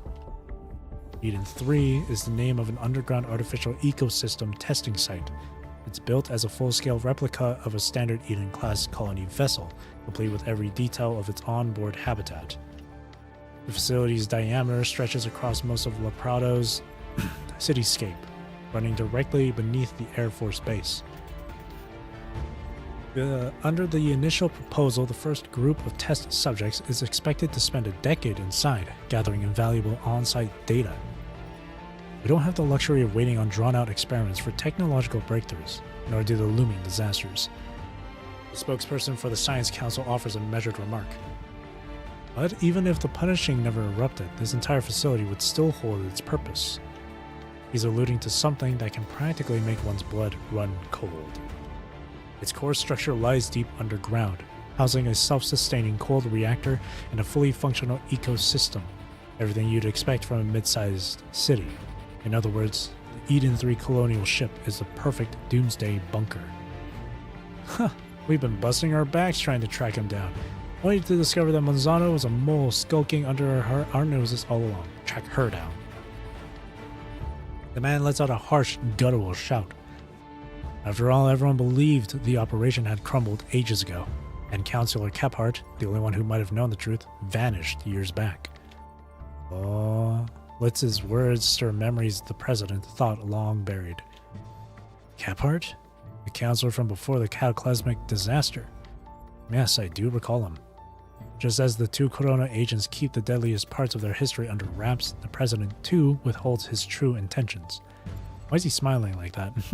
The official who once worked alongside the Corona-san, turning over that mysterious fleet of transport planes to the military, turns out to be Kephart. What was once shrouded in haze is steadily coming into focus. So we can deduce that a number of high-profile missing persons have, in fact, followed Monzano into that doomsday bunker. For those who never planned to take flight from the very beginning, however many airborne vehicles there are, they remain meaningless. That's how this highly coveted transport capacity ended up back in Corona's possession, where it now serves as a key bargaining chip. Clearly, they are not waiting for Babylonia to initiate contact or offer evacuation rights. Maintaining rule requires both military force and authority. Whether heading to the skies or venturing underground, reclaiming Earth and restoring normal life is the only way to establish legitimacy, something that aligns with ordinary human emotions and logic. That may explain why she initiates her own construct research, and why she ultimately achieves such staggering results. Collins immediately senses the commander's stare bearing down on him again. Monzano was part of Corona once at least, so of course she'd know a thing or two about constructs. Don't underestimate us, got it, my old subordinate. But whatever mess she's caused has nothing to do with us. He fires back without holding back, perfectly playing the bad cop part. Whether these frequent construct sightings triggered the Ascension Network's activity in Los Prados or not, ending past mistakes feels like the most natural course of action. Meanwhile, the good cop in the conversation plays along perfectly, nudging the discussion forward. If you have any thoughts, speak up. I believe real cooperation begins with open, constructive dialogue. The Sen urges the councilors to go on. Technically, they're both elected representatives in the parliament, colleagues by definition. Being mindful in the thought doesn't mean shrinking from action. Even though my father foresaw countless risks tied to space colonization, he never shied away from the price he believed he had to pay. At launch, the Dawn 3 relies on chemical-propelled rockets to lift its command module into orbit. Only then, through in-orbit assembly, is the rest of the vessel put together. Hard to believe such a rudimentary craft is supposed to carry out centuries of deep space research. And yet, shutting ourselves away in so-called research facilities just because our ecosystem isn't fully functional, that's nothing but blatant self-deception, completely absurd. Do our ancestors, lacking enough hides to clothe themselves, choose to cower in caves forever, never daring to explore the endless plains beyond? Let's not forget those early space pioneers from the dawn of the Golden Age. Their capsules are more cramped than a single bunk in Babylonia, but they press on. Diapers strapped on and do-or-die determination in hand to propel humanity beyond the pull of gravity itself. Claiming the time isn't right has always been a coward's excuse. These aren't rousing words. It's more like he's compelled by lingering memories and desires, unveiling a glimpse of the truth hidden deep in his mind. Meanwhile, the truly timid believe that lurking in the shadows will let them bide their time until they seize control of the new world. Even from Kurono's perspective, we can't endorse those who won't pay their fair share. List wraps up the conclusion under the so-called collective stance, underscoring Kurono's determination to launch a joint investigation. Bro, you always know what to say, don't you? How old are you for you to be saying bro like that, bro? Strictly speaking, those last Prado's relics are Kurono property, but considering what's been said, we're prepared to work with the military on this investigation. Collins feigns a hint of reluctance before offering his support. Alright then, Nicola, why don't you give us a quick rundown of the battle plan? The commander nods, summoning the holographic tactical display. Given the Ascension Network's unchecked operations, we suspect those ascendants are already roaming Las Prados itself. As of now, we've stationed a squadron of Claymore-class aerospace fighters and 2 squadrons of Cheyenne-class gunships on standby to handle any possible threats from the air or the ground. Regarding the task force constructs, they've already been mobilized under standard ground combat protocols. Considering how complicated this mission is, the Purifying Force will be our first wave into the combat zone. Regarding the team members, an awkward throat-clearing cuts Nicola off mid-sentence. No need to worry, I've already handpicked the perfect person for the job. He strides over to the blast-proof door on the bridge, snapping his fingers toward the comm channel. Come on in. The door slides open on cue, revealing a poised figure entering the command deck's view. Purifying Force member Discord, reporting in. With those words, she offers a brief salute. Commander Nicola, I hear you needed to see me. Noticing the uncomfortable tension, she swiftly looks away from the Commander-in-Chief and fixes her gaze on Collins instead. Come on, don't make this harder than it needs to be. Did you rally the military's direct forces under my authority? But right now he has no intention of going after the Kuronos who used to be his colleagues. Ensuring this mission is foolproof is my responsibility. Now tell me, why did you choose Discord? Because, well, when it comes to her, he begins to speak with a confident swagger, poised to provide an explanation shaped by his own agenda.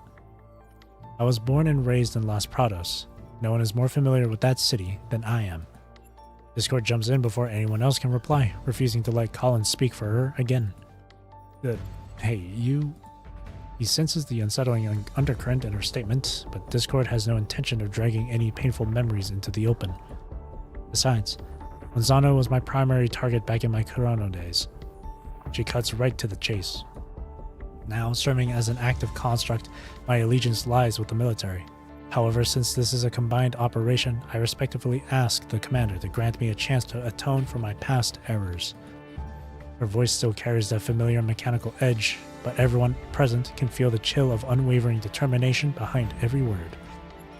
Besides, she's already proven her strength time and time again in combat. Approved. You have the final say on who joins the Advanced Combat Unit. Assemble in the hangar's maintenance zone in 3 hours. Roger. She snaps off another salute to close the conversation, then pivots and heads for the bridge exit. This is a mission she cannot afford to abandon, yet in that split second, uncertainty washes over her. It's been so long since she last saw Eleanor. Now that they're face to face again, what is she supposed to do? Alright, let's cut to the chase. Tell me what you're after.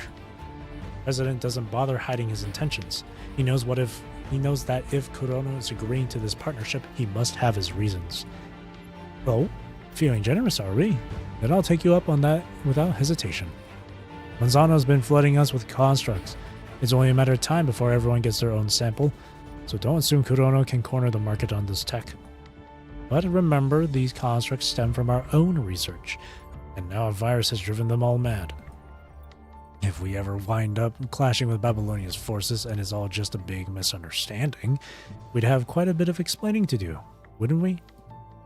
So, when all is said and done, Kurono will label every construct that emerged from Las Prados' underground as defectors, no different from those who took off after encountering the Ascension Network recently. I doubt the military will have any objections to this explanation. After all, Manzano was once a defector from Kurono, so calling her that isn't exactly wrong. Revealing every detail of the Las Prados situation would indeed undermine troop morale. We're prepared to accept that. But what those thick-skulled bureaucrats in the parliament think is completely out of my hands. He turns to the president, who already has a response on the tip of his tongue. When the moment is right, we have to speak the truth. Wartime actions aren't a free pass, but I'm not so idealistic that I can't face what's really happening. That's the kind of decisive attitude I like to see. Keep it the way. Alright, everyone. Meeting's adjourned. We've got a busy few days ahead. Let's get to it. Mr. President, you're every bit as courteous as always. That's enough. Don't need to see me out. Collins and Litz walk out together, leaving the commander to wander up behind the president. Are you sure you won't regret going through with this? His words carry a near mocking edge. In his eyes, the president has once again opted for a feeble compromise. Breaking ties with Kurono is still a distant prospect. Right now, collaborating not only helps to steady things, but also sets the stage for the future. I'm sure you've been curious to know just how far this so-called Project Winter has come along, haven't you? What do you mean? Asen's comment clearly catches him off guard. An old project that parted ways with Kurono ages ago is suddenly connected to the Ascension Network, and that alone has them so interested. It's hard not to suspect it ties into their other ongoing plans. It's crucial to strike first. There are moments when observing and biding your time is just as vital. That's quite a bold statement, but I get where you're coming from. And there was an old question on my mind, nothing too critical, that finally got answered. What's wrong? It's just a relic of the past, nothing to do with the fight. I'm counting on you for what comes next. Nicola gives a faint, unreadable smile. If this classified operation fails, I'm the one the Parliament will hold responsible, not you. Once greetings are exchanged, the commander departs the bridge. The president stands alone at the wide observation window, staring at the once blue home world that has long since faded. We're one step closer to the answer. Pinpointing the source of those transport craft might be a small victory, but it can't undo the tragedy entombed in the past. Yet, no matter what calamities were unleashed by those with hidden agendas, or how their sins may still persist, nothing will sway his resolve. To shatter the lies is his undeniable duty, the role he plays as a bullet carrying its purpose across the ages. Ooh! Aeon Reforged! Ooh! Nice little callback. Okay. Kuro writers, PGR writers. Okay, I see you. That was clean. Alright. Boss fight. Silver Rain. Alright. So parry your attacks 10 times, and then this secret achievement. It says, parry Madame Manzano's golden bullet attack. She will perform the attack when she is under 15 health bars. Okay. Just gotta keep an eye on that. Alright. Silver Rain. It's time for the climax. This is a mission she cannot afford to abandon. Yet in that split second, uncertainty washes over her. It's been so long since she last saw Eleanor. Now that they're face to face again, What is she supposed to do?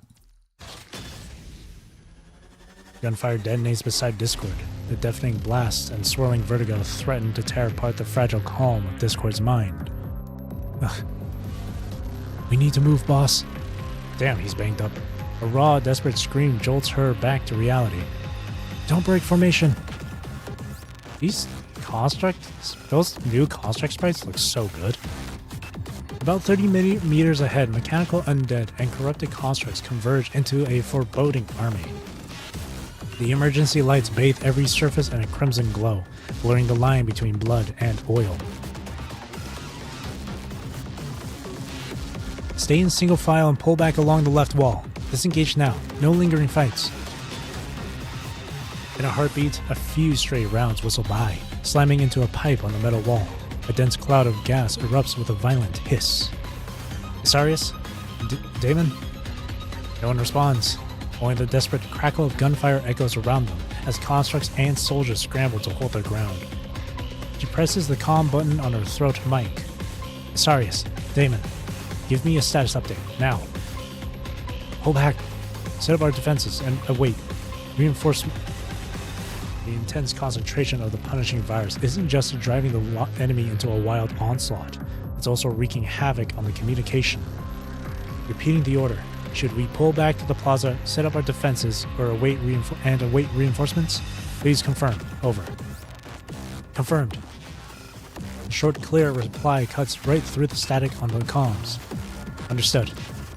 Wait, that thing. What kind of construct is that?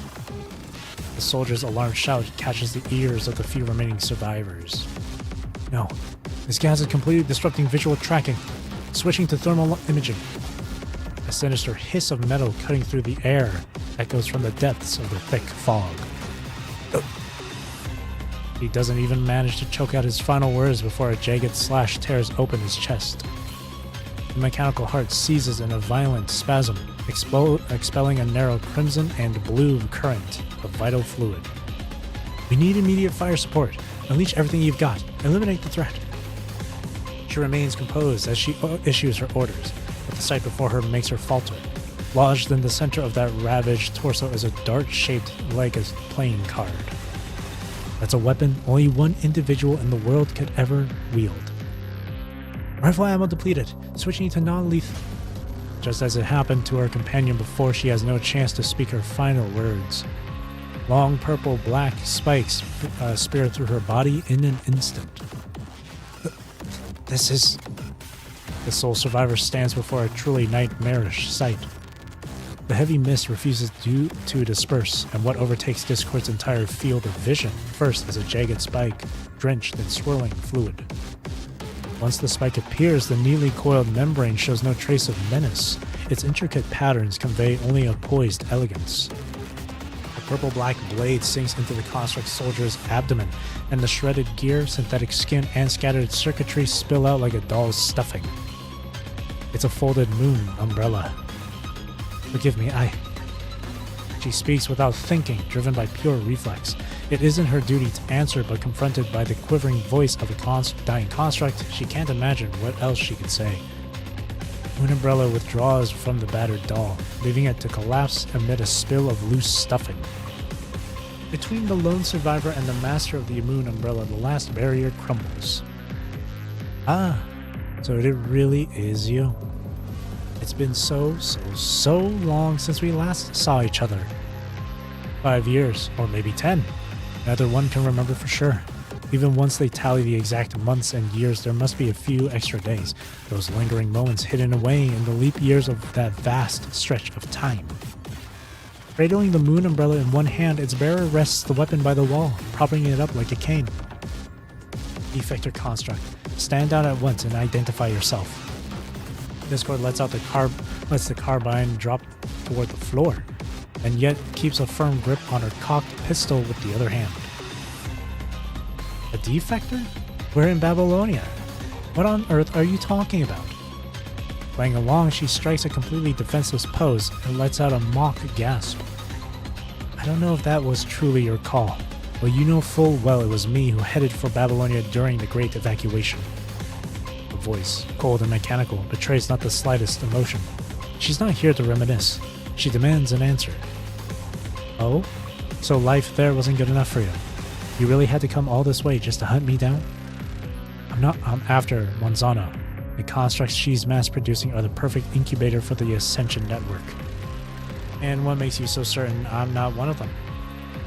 Or maybe it was me who set everything in motion from the start. That's got nothing to do with my mission, defect or construct. Eleanor Sinclair is officially listed as missing, or presumed dead. You're threatening me? Or maybe you'd rather go one-on-one with Monzano? Walking into this with barely any cards to play. That's suicide. I was just about to pay her back for what she's done. You and your little friends couldn't have picked a worse moment to show up. She studies her slender fingertips, lost in her own thoughts. Gone is the glossy polish. Now they're nothing but exposed, lethal weapons. Ever since the Great Evacuation, you've been under Monzano's thumb by choice. Care to explain why? Control? You seriously call that pathetic little trick control? She finds the person's remarks nothing short of insulting. Did you really think I wouldn't notice that this so-called heavy spacecraft is just a descending elevator pod wrapped in a holographic display? I still remember the smug look on my aunt's face. Still, my reflection in the window feels more genuine than those pathetic mock-ups. A lie like this might fool the pampered elites, but it won't fool me. As for those so-called cargo planes that show up during the ground crew runs, they're every bit as ridiculous. But their contempt is our once-in-a-lifetime chance, don't you see? She trusts only her own brand of order, only her own vision of reality. I bide my time within that arrogance and corrode it from the inside. That's my greatest ace. Ooh. Lilith appears to be calmly walking a rookie through the basics, but that venomous malice lurks behind her faint, deceptive smile. My aunt can't muster the nerve to head for the true Babylonia and begin anew. Instead, she holds up in her subterranean stronghold, biding her time. But a person like her, she just can't leave old grudges behind. That's why she sent you back to Kurono, counting on you to play both sides. Too bad the disaster spiraled out of her control. And she cut off all contact with you soon after, didn't she? Speaking of which, that truth you were hunting down in Kurono, did you manage to find it? She smiles, satisfied, and lays her trump card on the table. Don't go there. There's no reason to dredge this up.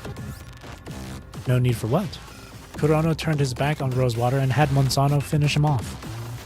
So, as you've pointed out, your real objective all along has been Monzano. You saw the package. You know full well the truth isn't that simple. The letter says the intel station was abandoned.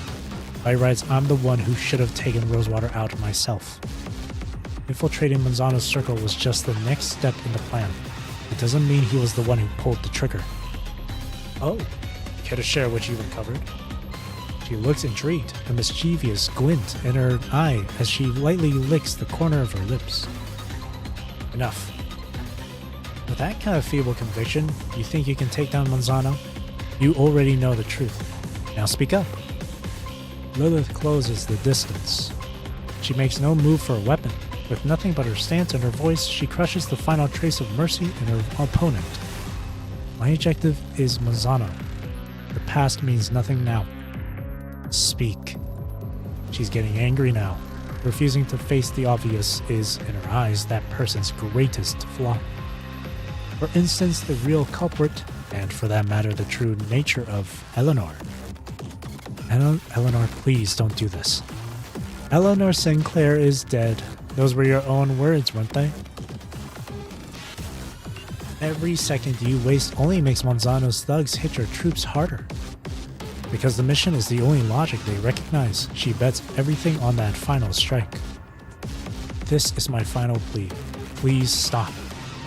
She lifts her mask with deliberate care, removing it slowly. Stop what exactly? You're being too vague. Is that really a request? Lilith's patience is at its limit. She draws a long-handled pair of scissors from behind her back and offers them to Discord. The mysterious stain has left a layer of rust-like oxidation on the blade, but it fails to dim the subtle glow of its silvery white steel. Then I'll speak for you. You knew it from the start, didn't you? That stranger who bumps into a girl in a fancy dress on Christmas Eve and sends a parcels tumbling to the sidewalk? You're talking about that so-called mini spy who just needs a quick check to see the package only has my prints on it?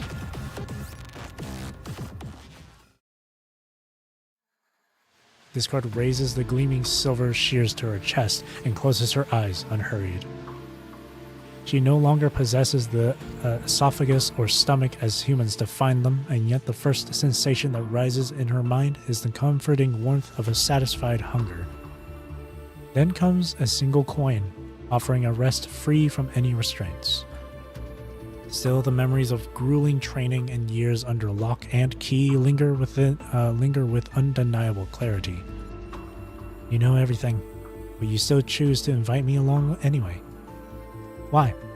Is it because you fear a destiny that can never truly be steered by your own hands?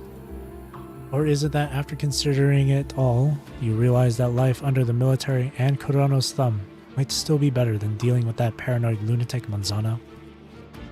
Lilith's smile never wavers.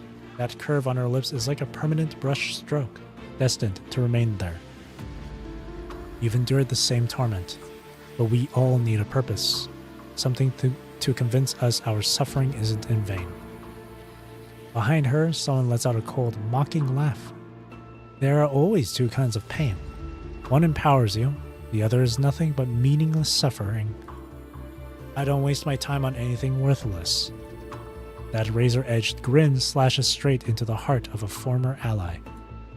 If you've served in Babylonia, you must have heard the story of Undying Lloyd, right? It has nothing to do with my mission, and I've never bothered with any propaganda. But wasn't that exactly what the military used to create your so-called target? Believe it, your unshakable conviction is your greatest strength. Lilith effortlessly adopts the broadcast's precise cadence. Countless souls hold on to hope as their only means of survival. So tell me, what exactly do you hope for? Another mission, and another, and another. Is that it? I don't see any point in thinking too far ahead. After all, nobody foresaw the punishing outbreak. If that Grand Babylonia manages to reclaim our cherished Earth, then what's the next move? Are you really going to track down the old tailor's remains and hold a proper funeral for him? She's clearly hinting at something, but Discord opens her eyes with fierce resolve. This meeting was never meant to hold anyone back. It's more like sealing a grave with its headstone. If you hate me, you're truly hating yourself. Lilith's voice drops into a dark, foreboding register, like a venomous snake flicking its tongue, ready to strike. We were all meant to have our minds carved out. Do you really think the world shows any mercy to disposable tools like us? This world looks down on us just like my dear aunt once did. They wring wealth and power from their scorn, while I wring filth from a discarded rag, the punishing virus, that vile force they despise and dread. And it's the very thing that gives me strength. Yet you choose to pick up that rag, wash it clean, and raise it high for all to see. It's a mission, a goal, a hollow symbol of how life might one day go back to the way it was. What makes this any different? Do you really think your choice is somehow more reasonable? Common sense. It's nothing more than a flimsy cover the weak use to obscure the truth. Nothing else. Those who refuse to evolve face only one fate: annihilation. She slowly breathes out her final words. There is no disappointment in the one before her. Rather, this is her last kindness, an explanation of her true motive. I bear no hatred toward anyone. There is no place for emotion in a mission. And I still have a mission that I must fulfill. Realizing the truth and accepting it aren't the same thing. Of course, the two of them have been on diverging paths for a long time, but now she sees exactly how that painful knot in her memories was first tied. She has nothing left to regret.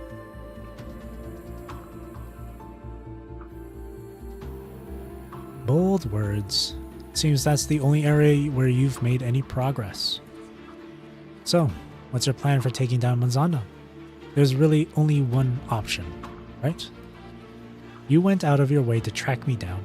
Sure, I'll give you a hand. You keep saying I'm nothing but a defector construct. So tell me, since you're in the purifying force, are you really going to retreat without even pulling the trigger? Monzano's construct is a single-use asset with an internal cloaking module, which you already know. I don't need anything that absurd. Lilith presses in closer. And let me make one thing clear. I'm no disposable pawn. Alright, carry out your orders. She nearly traps Discord against the wall, her grip ready to lock her in place. Exactly as she anticipated, the gunpowder's detonation reverberates through the tight corridor, and a strangely satisfying ache blooms just above her lower abdomen.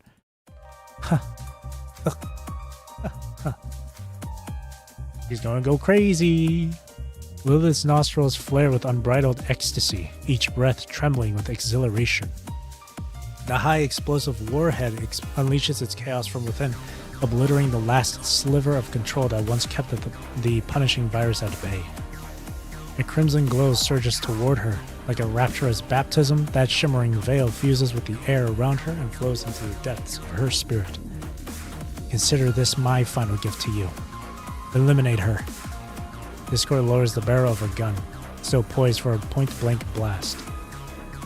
That once cataclysmic descent, tangled in dread and sorrow, now lies like a searing spent shell on the metal floor, worthless, forgotten, and lost to memory.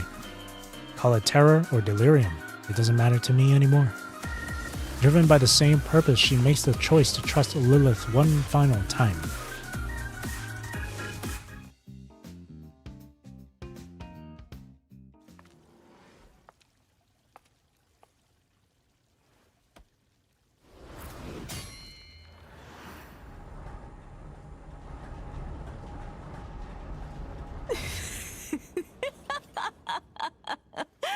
I 私がかけられるチップはまだ残ってるわ。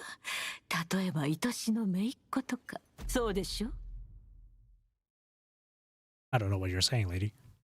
なんて哀れなんでしょう。選別への理解が浅はかすぎてお笑い草です。はあ？ Oh, that was one of the attacks.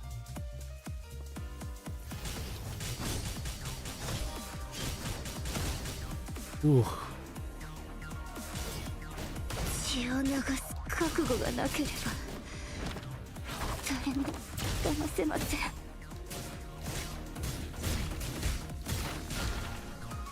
ほら指揮官様欲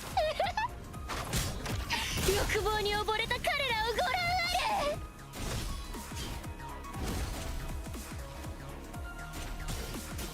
あれ。はあ？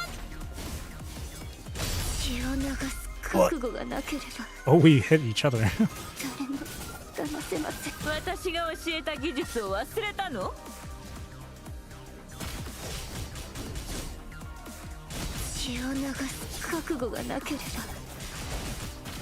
誰も騙せません。 Trying to pay attention for the parries.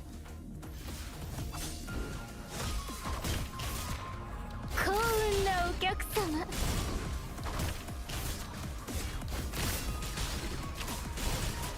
はあ？パニッシング Oh, that に was 脳を one. 幸焼かれたの？運なお客様。ほら指揮官様欲望に溺れた That was 彼らを another ご覧あ one. れ。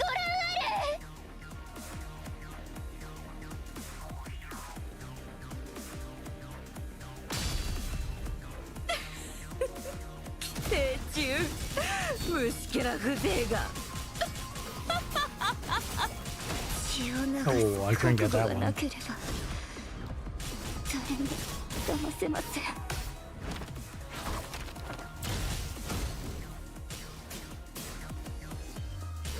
はあ？ No, I couldn't get that one. 血を流す覚悟がなければ誰も。こんなものなの？ほら指揮官様欲望に溺れた彼らをご覧あれ。はあ、血を流す覚悟がなければ誰も騙せません。はあ、パニシングに There we 脳を go. 焼かれた Oh, の。 that's 10. Nice.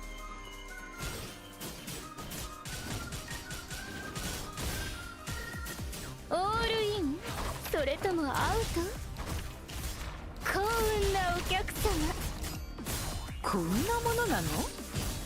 ほら指揮官様 For the secret achievement, she has to be at 15 health bars. はあ、好き放題持ち遊ばれたゴミが Touched right into よ it, くディー no. ラーを名乗れたわね。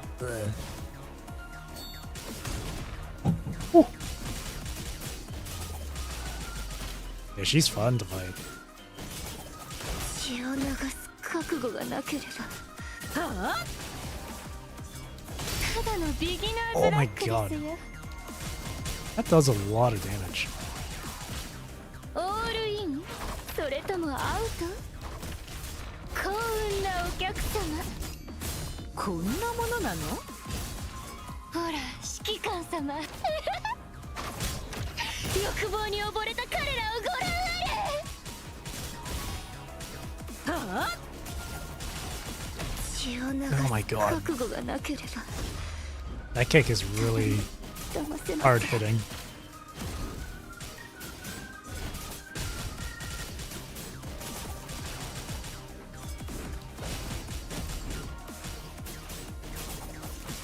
はあ、幸運なお客。空砲か実弾、こんなものなの？ほら指揮官様欲望に溺れた彼らをご覧あれ。 Oh, we still hit each other with that one.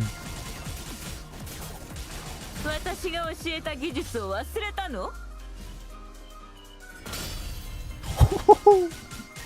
That was cool.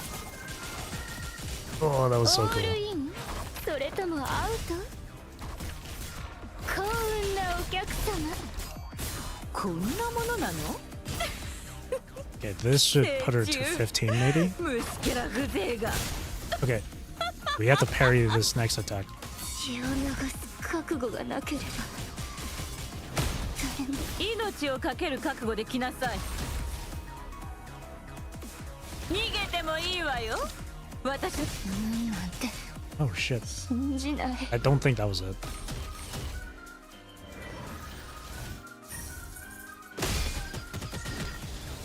Oh shit. 空砲か実弾か、どっちだと思う？オールインそれともアウト。 Was that it? I can't tell. I definitely didn't get the achievement, but I couldn't tell what was the actual attack for it. 誰も騙せません。こんなものなの？はあ、好き放題もてあそばれたゴミが。なんて空砲か実弾か、どっちだと思う？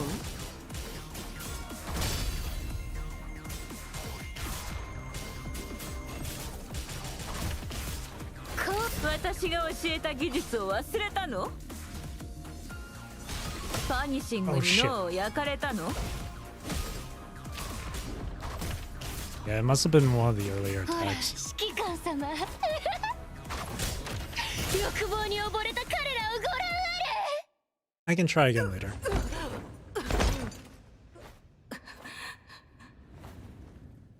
本当に気持ち悪いわね。腐った寄生虫風情が行かせないわ。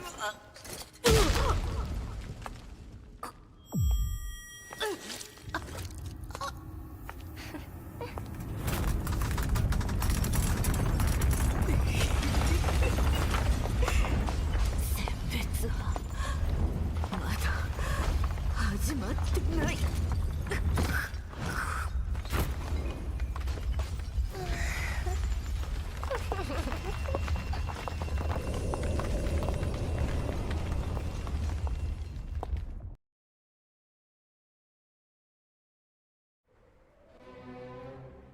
Ooh.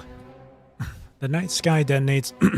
The night sky detonates like a crack of thunder, splintering into countless shards. Beyond that fractured vault, a raging wind howls across the wasteland. The mountain's dark spine shudders in the blazing fire, then slips back into the void. A sinuous tide of corruption rises on the horizon, slithering across a red death, tainted wasteland, and surging into suffocating darkness. The horizon blinks, and here, between dusk and dawn, fear, not stone, sculpts the land. Stars plunge along a tortured arc, fracturing into countless illusions as they pass through glass, only to end in one sharp, crystalline shatter. Fragments slice across her bionic skin, twirling ribbons of crimson into the downpour. From the fresh cracks, a surge of euphoric energy pours into her frame, lending her features a calm resolve. She emerges victorious, and under this grand disguise, that triumph is the sole reality. Humanity is flawed. Not because we lack purpose, but because we live for the thrill of the game. Beyond that, nothing remains to spur us onward. From the time we're kids, we all know games are more thrilling than homework, more compelling than just taking orders. Because when we play, we delight our minds and keep the upper hand firmly in our grasp. A game's true allure isn't the game itself, but the rush of risking it all. If chance decides the game's outcome, then a wager must be placed. When two opponents clash, the odds hinge on their skill and strength. The mere prospect of triumph or disgrace is a wager all on its own. After all, that's how each new player gets measured. It's the only way to define who truly belongs in this game. In the end, humanity lost a monumental bet, didn't it? You still refuse to acknowledge that truth, even now. In the Golden Age, the final gambit was the zero-point reactor. Humanity staked its entire future on that one hope. Never imagining it could consume the so-called progress game, devouring its contenders, and everything else along with them. Cut your losses when you can, then find a fresh way to place your bets. Even common sense tells us to do that, unless it's the kind of stale logic that clings to old habits. Yeah, this OST is interesting. I chose the Ascension to work, and in turn, it chose me. That's how it is, isn't it? When this protracted struggle finally ends, the lone victor strides through the piercing silver rain reborn. The corrupted, hetero creatures, toxic dead zones, the red tide, all that thriving life outside the dome stands as a stark reminder of humanity's deepest fears. For her, this is a glittering playground, a brand new plaything she's never touched. She knows the pilots circling this facility are fixed on the flashing alarms of their consoles, poised to unleash their strike. Even now, Babylonia's forces hunger for dominion over the Crimson Land and skies. They are all about to confront their own destinies. Lilith revels in the sharp kiss of broken glass against her skin, each shard a twisted blessing that sparks visions of the unraveled power she plans to claim. There will always be those who refuse to serve in heaven, choosing instead to descend into hell and claim a crown. And in this shattered little realm, she stands as its absolute master. I'll reattempt the boss fight after I fully finish the chapter, so I can get that secret achievement. The selection. 2 more nodes. A dim beam of light breaks through the clouds, where sky and earth unite, and at that horizon's edge, the star's pinnacle surges into view. It rips through sheer cliffs, skimming across cityscapes and wastelands, unleashing a pulsing crimson malice beneath the ruined dome. Once they confirm that Monzano's vital signs have vanished, the remaining ground forces rush aboard their transports and escape this war-torn ground. Even before leaving the atmosphere, those aircraft ignite their fusion drives, their plasma blue exhaust merging in a tight V-shaped formation, threading a faint receding line against the sky. Nicola's last directive to the airborne squadron is clear. provide cover so the ground team can secure those vital samples and data, and to make sure they get out in one piece. Eventually, Babylonia's champions will uncover Project Winter's grim truths and put them to rest themselves. But that won't happen today. Not in this place.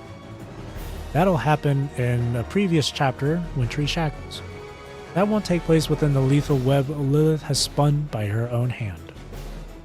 As the first light of morning streaks across the sky, a fierce fight for survival erupts over Las Prados.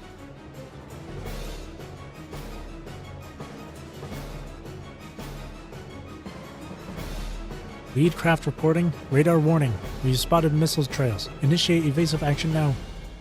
The pilots can't fathom how those corrupted drones can coalesce into a tight swarm in the blink of an eye, cornering both our ground attack ships and air superiority fighters. Protect the gunship formation. No. Across the universal comm channel, one lone pilot, pushed to despair, still struggles to keep the barrage going. Claymore 3, move. Move! Another shell inbound. The squad leader, barely back from the brink, snaps a warning to the others. Deploy the flares. Ugh. A massive explosion rips through the channel, followed by the ragged breathing of a survivor struggling under the crushing acceleration. Panting. JN 5 and 6 are hit. Mad Circus crackles through the comms. Yet she listens in silence, as if savoring a grand symphony and echoing across the world. Yes. Don't stop now. Keep running. Even the most disciplined soldiers fall prey to the punishing virus's lethal snare. Such a shame.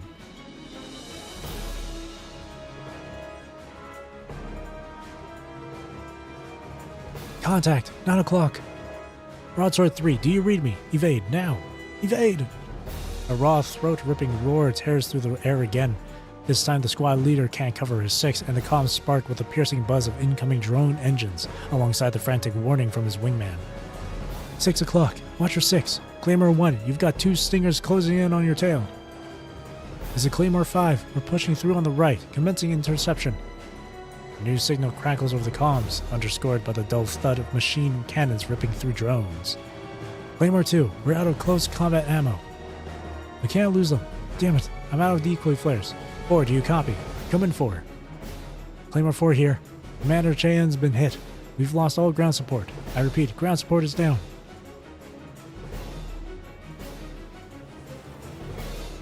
Roaring, booming, shrieking, and then a split-second burst of white noise that tears it all to shreds. The web spread across the dome brings only death, and all the comms can manage is to echo the last farewells. JN1 to all units, initiate emergency landing. Set approach angle to 605 now. A greenish-gray craft streaks through the sky, trailing a plume of black smoke as it dives toward the ground at a razor-sharp angle.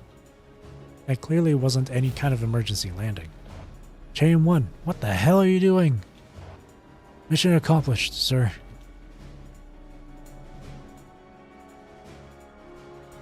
A brief electronic chirp follows, then the corrupted cut off all comms.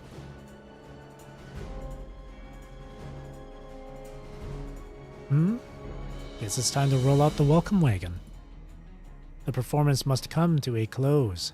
She refuses to let humanity's clamor defile the once pristine scarlet sky any longer. She exerts her will, and the Ascension Network, linked to the swarms of drones across the sky, answers her summons.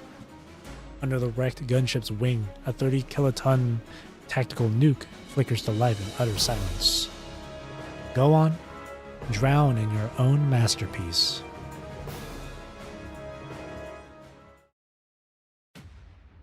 Above the stirring land, an artificial dawn unfurls, brilliant enough to dissolve every last trace of darkness. A roar of sound and shockwave shatters the dome into dust. Meanwhile, a stark white light casts a dark, corroded gold glow across the far-off city skyline. And then, absolute stillness.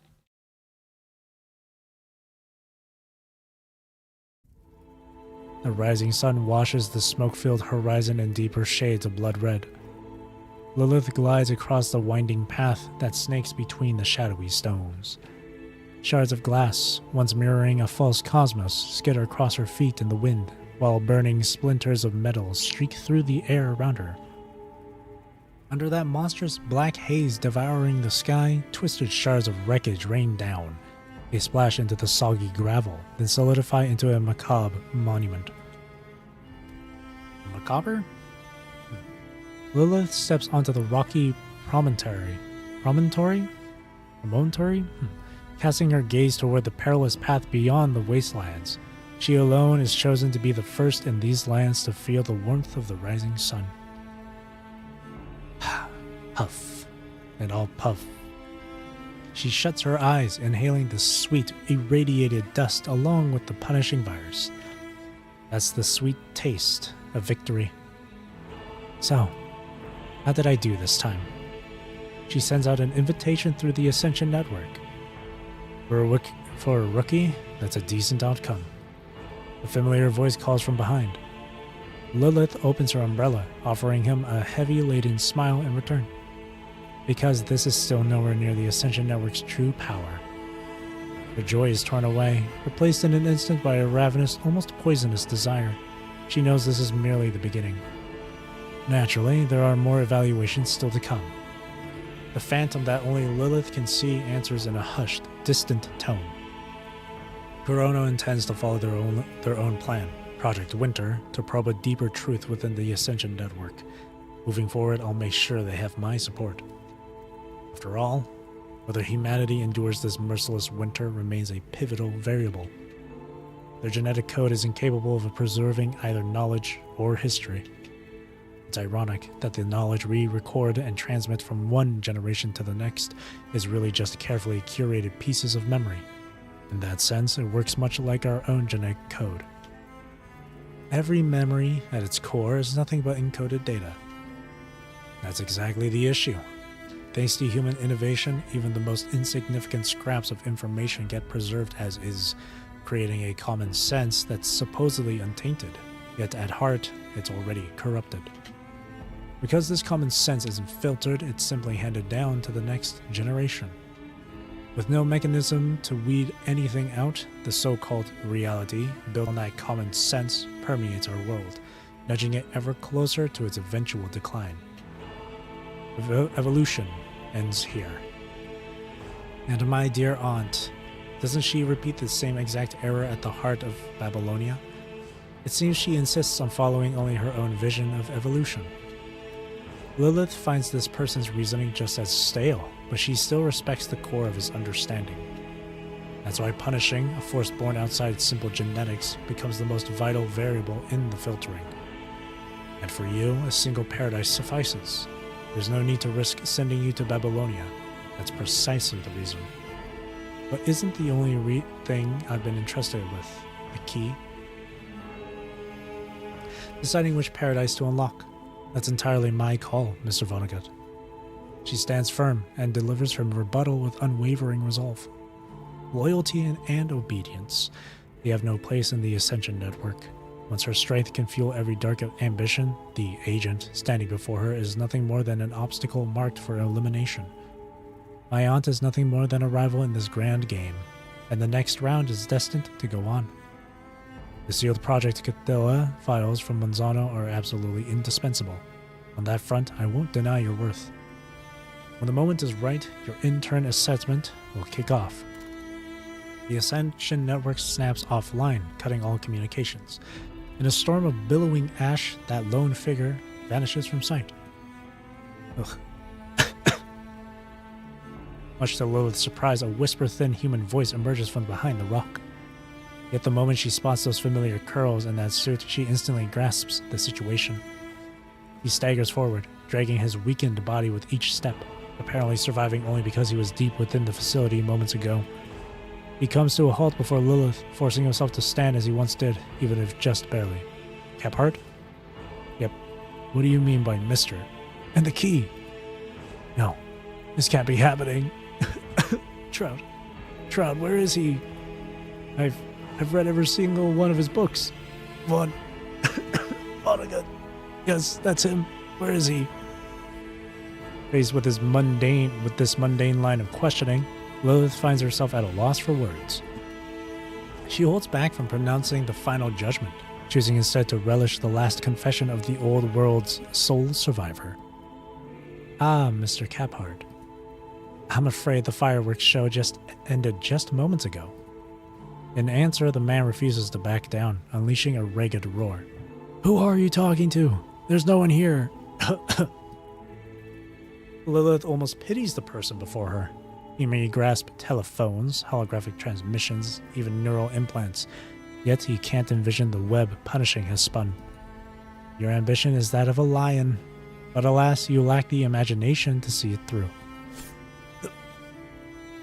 He fights through the agony and drives a thin syringe into his neck. But that place is all emptied out now. Not a single drop of that life-saving serum remains. After everything I did for the old man all those years ago, I never even set foot in Babylonia. Thanks to Trout, Monzano's scheme is back on track. Simply splendid. Because, mark my words, someday Monzano's entire empire will belong to me. That's exactly why I'm teaming up with Trout. And you brought it all to ruin. The kingdom, the power, the glory. Every bit of it was mine by right.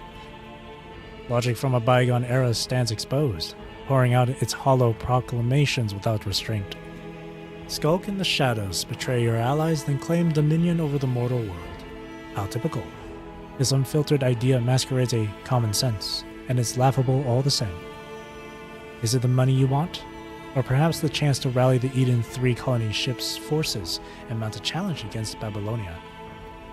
With a hint of innocence, she asks her question. Rome wasn't built in a day. I've got to start somewhere. Lilith exhales softly. As with that sky circus from before, she finds no further amusement in this relic of a one-person act from a bygone era. Mr. Caphart, did you know? You're surprisingly old-fashioned. Huh? You. What exactly are you trying to say?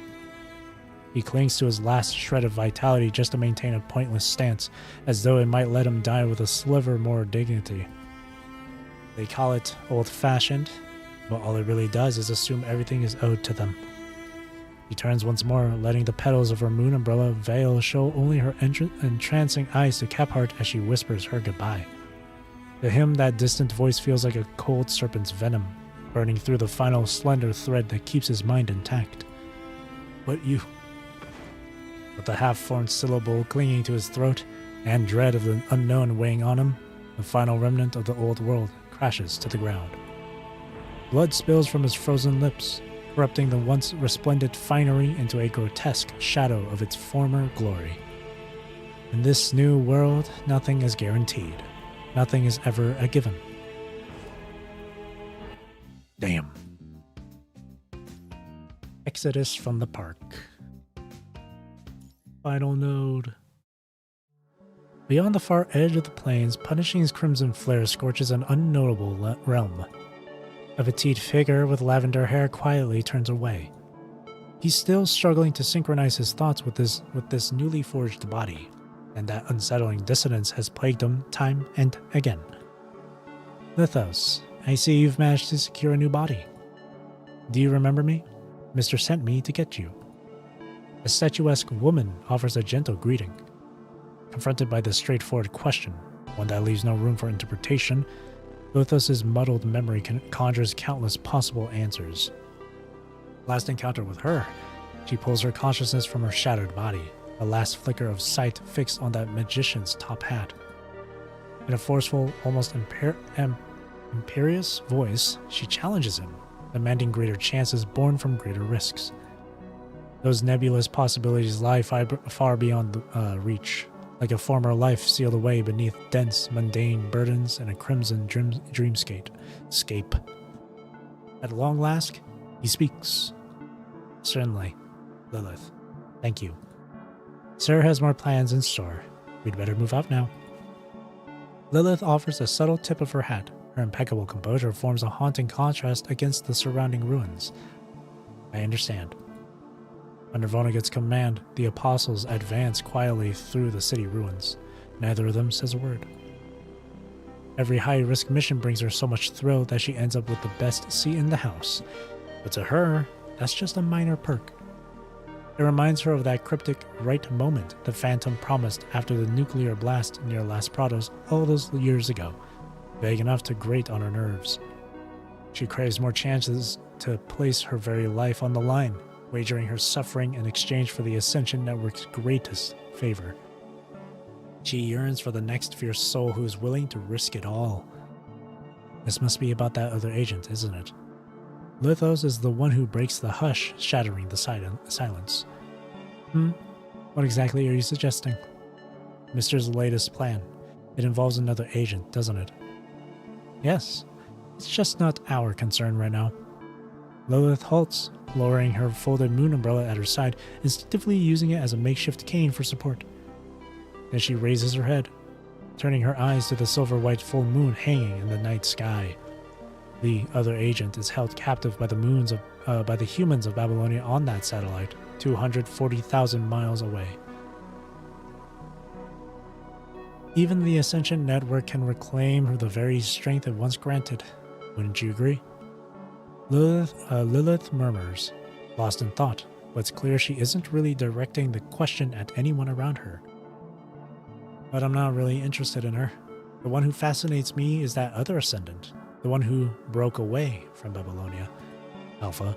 She keeps talking, almost absent-mindedly, as though she's happy to fill the silence with small talk while we walk. You know something, little Lithos? Lilith turns to regard the slight figure at her side. Project Catella, Project Winter, all that past suffering gave us strength, yet we remain the victims of those reckless experiments. Whether it's forging a body mighty enough to withstand anything or blending our meager minds into a single force. Either way, these are humanity's paths to surviving the long winter. What they once called winter begins as interstellar colonization and later takes the shape of the punching virus. At one point, the promise of shielding everyone from this winter is so alluring, it almost deceives all of us. Every last one, the so-called cost of progress. We've been pushed so far that we've nearly lost the ability to recognize our deepest desires. But now we all realize that instead of fighting against it, laying ourselves bare before the storm is how we endure. I appreciate what you did for the person I used to be, Lilith. At least now we stand together again. He doesn't give a straight answer, only murmurs a soft general agreement. There's no need for such formality. At that defector, however, she appears to have chosen an entirely different path. And I'm certain that when the time is right, she returns to that far northern realm. Lilith's voice all but trembles with excitement. Are you thinking of recruiting her for Mister? If that's what you have in mind, I'll gladly play along. But facing off against a force driven by a different kind of resolve, that's a far rarer opportunity than any routine assignment. She retrieves a finely crafted fountain pen from behind her back, and with a quick glance, Lithos realizes that the diamond accent on its barrel is actually a hidden button. I've even prepared a small gift for our reunion. Lilith gently presses the diamond, and a small bouquet of flowers springs out from the gap in the pen cap. That's quite an intricate trick. I believe she'll be fond of it. No one really knows the answer until we meet her, do they? She pivots, letting her gaze drift across the plains toward the dim midday horizon. That's enough rest, wouldn't you say? We need to be on our way. Yes.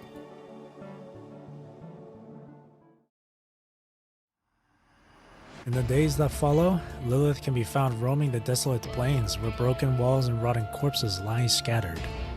As dawn's light spreads across the sky, the moon lingers low in the west, keeping its distant vigil.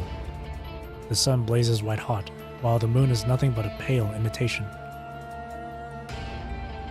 They're like the rotating cylinder of a revolver, with time itself serving as the hammer, each click unleashing fresh destruction on a world already on its last legs. The red tide etches a dark enigma into the wreckage of humanity's creations. In the days ahead, towering structures will fracture, crumble, and drift away in the wind. The sun keeps circling over and over until every last trace of civilization vanishes. The wind buries these ruins in dust. There are no ghosts, no scribes left to recount how humans in their golden age once lived here, and how they met their end. If people live in constant mystery and fear, they never grasp the truth of this destruction.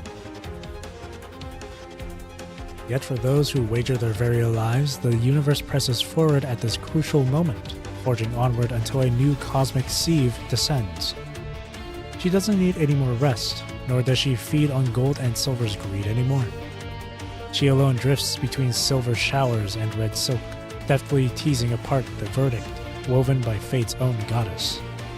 In the Ascension Network, where surrendering everything grants your every wish, across this boundless stretch of once fertile land, bathed in crimson rain and strewn with rotting remains, she's determined to become the happiest person alive.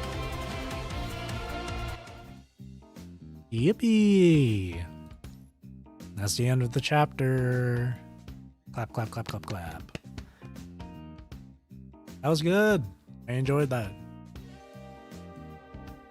Lilith crazy as always, but we love her for that. Yes, we do. In this house, we respect and love Lilith. Alright. Now let's try and go for this secret achievement. The golden bullet attack.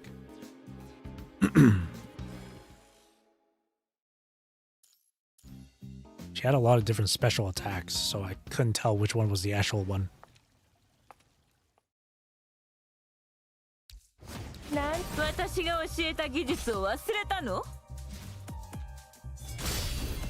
Damn! Okay.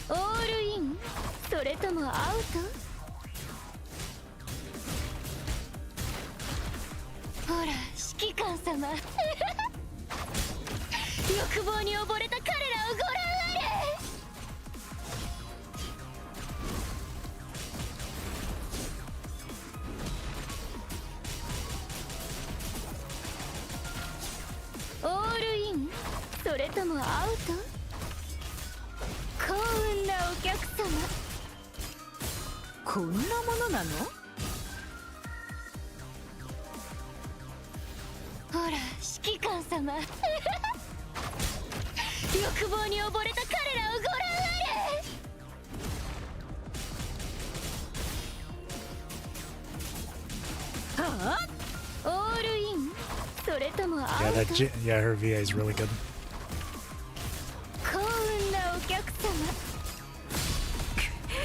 Oh, you can. Oh, you can. You can prevent that. Okay.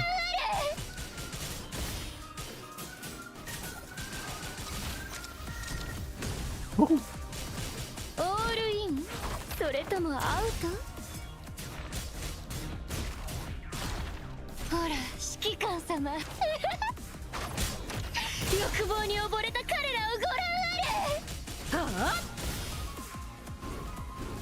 Oh shit. I just dodged once. That was fine enough.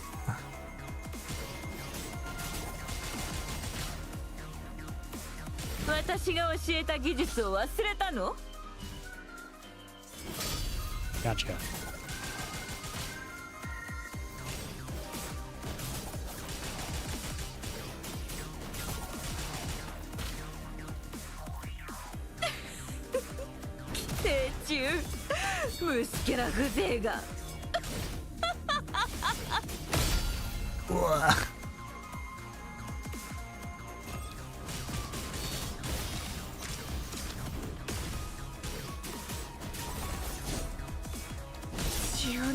Oh, we hit each other.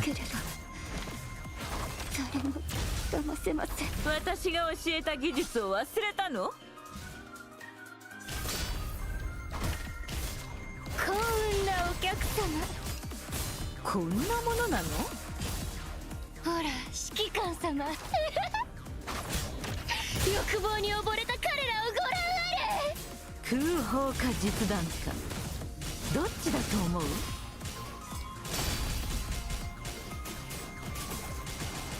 Let's move out of this corner, shall we, lady? オールインそれともアウト？ I say corner, but... Damn, okay. 幸運なお客様。こんなものなの？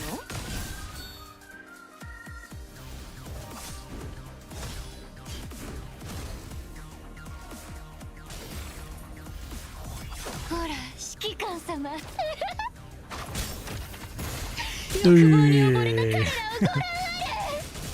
That slow-mo. When you parry an attack with an ult, the slow-mo is so good. オールインそれともアウト？ I wonder what the か実弾か。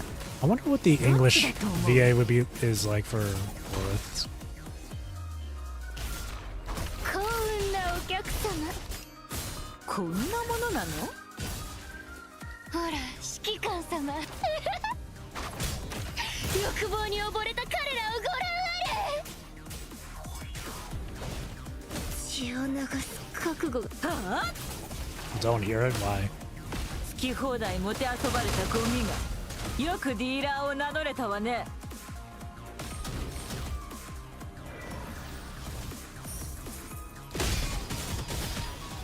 ただのビギ Oh ナー。 shit. 空砲か実弾か。どっちだと思う？オールインそれともアウト？ Okay, that wasn't the golden bullet thing. 幸運なお客様。こんなものな。命をかける覚悟で来なさい。 Okay, this is probably what it is. 逃げてもいいわよ。私の銃口から逃げ切れるものならね。 Oh, was that the bullet? Oh, that must have been it. 血を流す覚悟がなければ。ほら It's out of 指揮官様。 emotions, that's why JP is the best. 欲望に See, 溺れた彼らをご let me just say something real quick about that. I don't like it when people trash VA regardless of the language, alright? I don't care. I have respect for those who work hard in the VA industry, right? Doesn't matter what language. Hear it?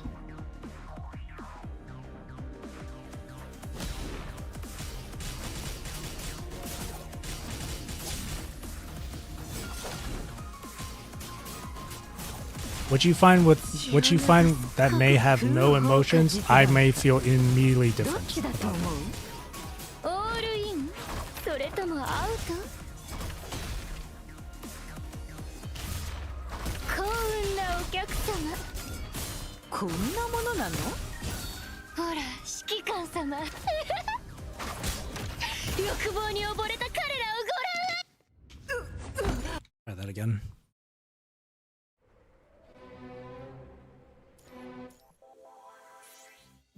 Alright, here, fine.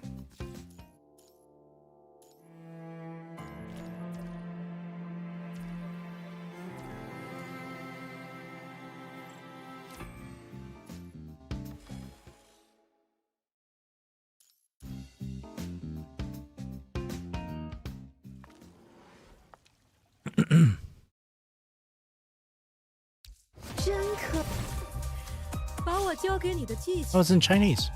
Did I pick the wrong one? Oh, I guess it's not voiced just yet. I guess they haven't gotten it sorted out yet for the game, or in game. Maybe when during combat. It's up to you. Go all in or fold. No emotion? The fuck are you talking about? I hear it. It's the same vibe. What do you mean? Man, leave your personal bias against VE and VAs out of here, bro. Come on. What's the drown in their desire? See? That sounds completely fine. What? What do you mean, no? It's up to you. Go all in or fold. You're the lucky customer. That sounds perfectly fine. Come on, Commandant. Yeah, that sounds completely fine. It's up to you. Go all in or fold. Man, just say you don't like E and VAs and just You're the lucky customer. That's more understandable than just saying that. Watch them drown in their desire.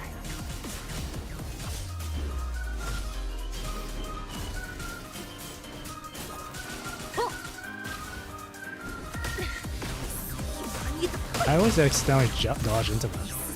双脚。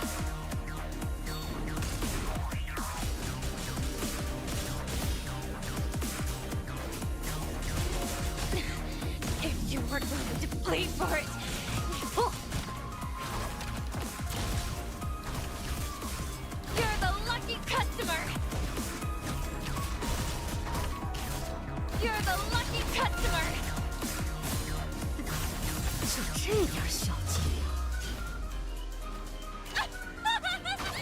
Watch them drown in their desire.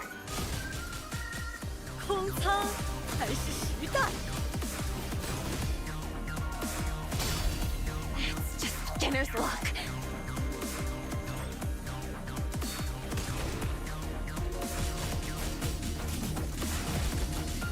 把我交给你的技巧丢进狗肚子里去了吗？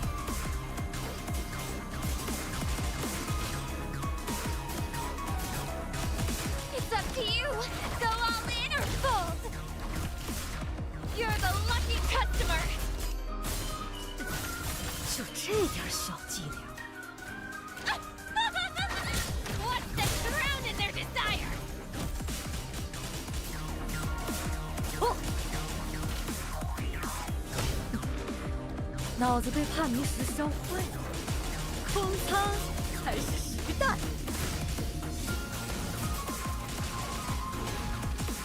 It's up to you. Go all in or fold. You're the lucky customer. You're the lucky customer. 就这点小。 Sounds like someone mad, not someone with psycho background. Do you not hear the laugh she does? Watch them drown in their desire. Why does it matter? She's going crazy. That's such a really tiny nitpicky thing, dude. It's up to you. Go all in or fold. You're the lucky customer. Oh. You lost the bet. Come on, Commandant. Watch them drown. 命的觉悟来吧。过我的枪口吧。I don't believe Oh it. shit. 空仓还是实弹？ That's something you can parry?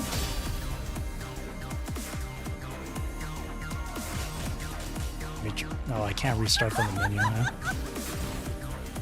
把我交给你的技巧丢进狗肚子里去了吗？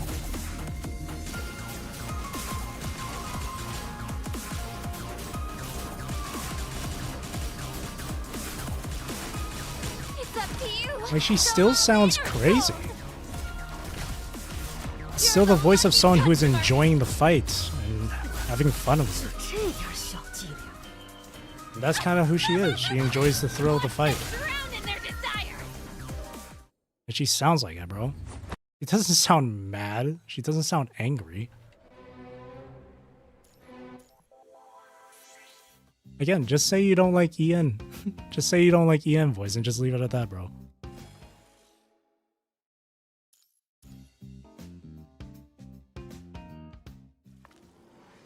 Getting this secret achievement is 真可。把我交给你的技巧全丢进狗肚子里去了吗？ not that. Really? Because it sure sounds like it. It's up to you. Go all in or fold. You're the lucky customer. 就这点小伎俩。Watch them drown in their desire. Yeah, she doesn't sound mad like she doesn't sound angry. To play for it.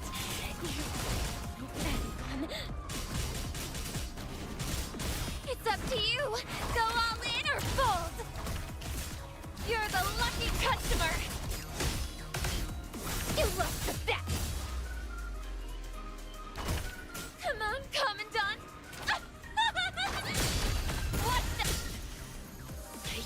一轮。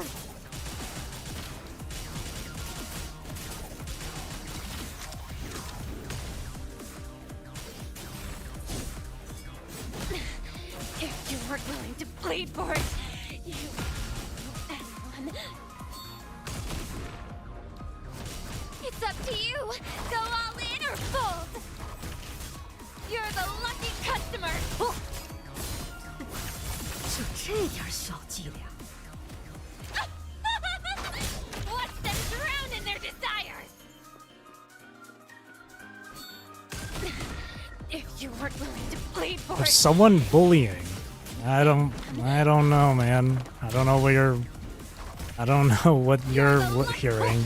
That's not what I'm hearing at all. 随意拿你的肺，你好意思自称庄家？ I don't know what you're hearing, but that's not what I'm hearing. Just beginner's luck. You're the lucky customer.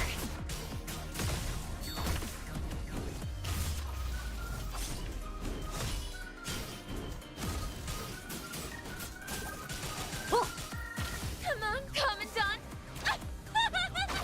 Watch them drown in their desires. What's an evil person, not a Coco person? Why does it matter? 还是实弹。You're the. If you weren't willing to bleed for it, anyone.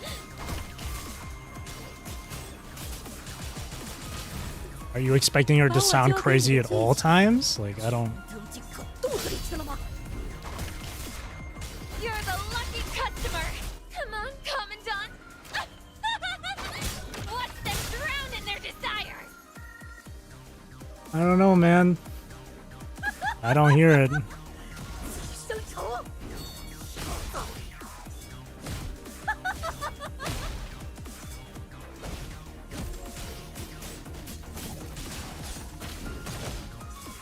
It's still the same vibes to me.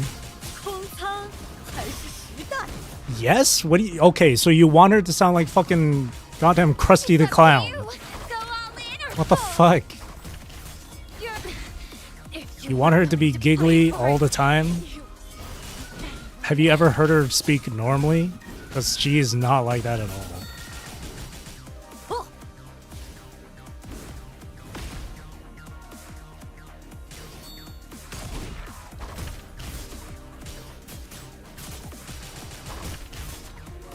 Come on, Commandant. Watch them drown in their desires. Oh. With the personality of the... And she's doing it completely fine. Seriously, just say you don't like Ian. Just say you don't like Ian, bro. Just say it.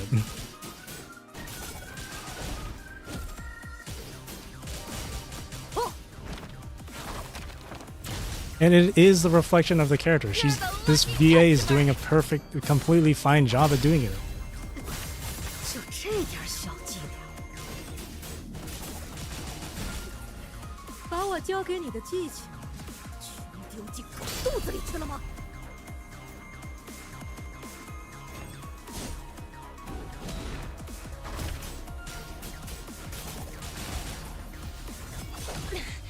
If you weren't willing to bleed for it, you anyone. Oh.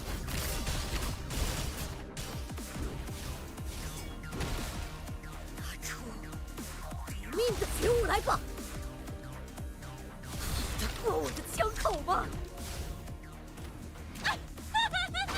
？Watch them drown in their desires. 空仓 That wasn't it at all. 实弹。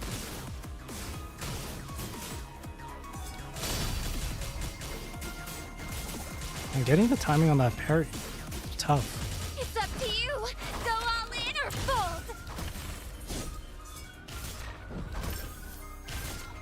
You're the lucky customer.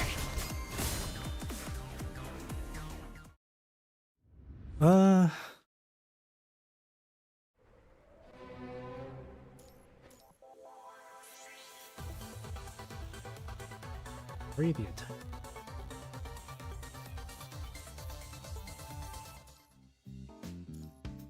try one more time.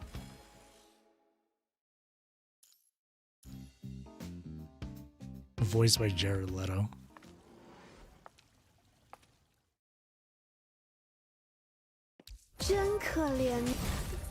Yeah, I guess Lilith is supposed to sound like Majima.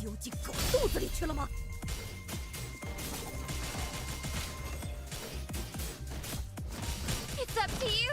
Go all in or fold. You're the lucky customer.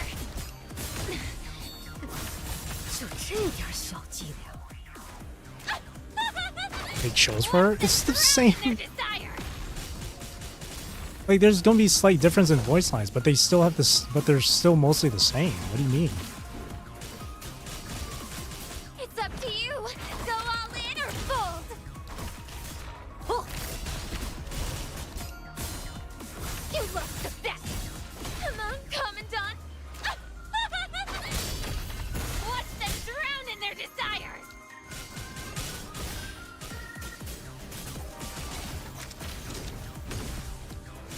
It has nothing to do with the lines chosen for the character. Go all in or fold. You're the lucky customer. The lines given for a VA to read out of a character has no precedence over on how it's delivered whatsoever. It's up to you. Go all The Mad in Dog or Los fold. Prados. You're the lucky customer. Like, if you really have such an issue with the voice for Ian Lilith, it's not the actress herself, it's the voice direction. Alright, so you have anything to complain about, it's the voice direction. Me personally, I think it's completely fine.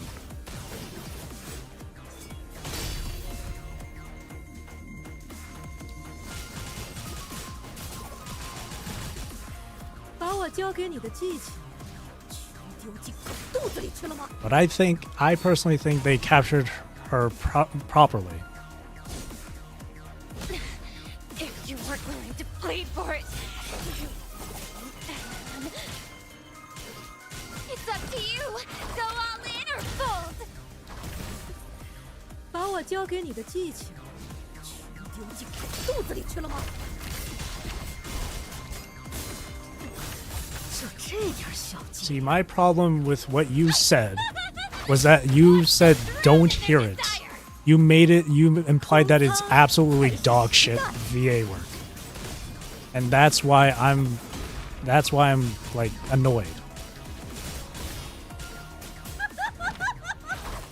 When it clearly is not dog shit at all.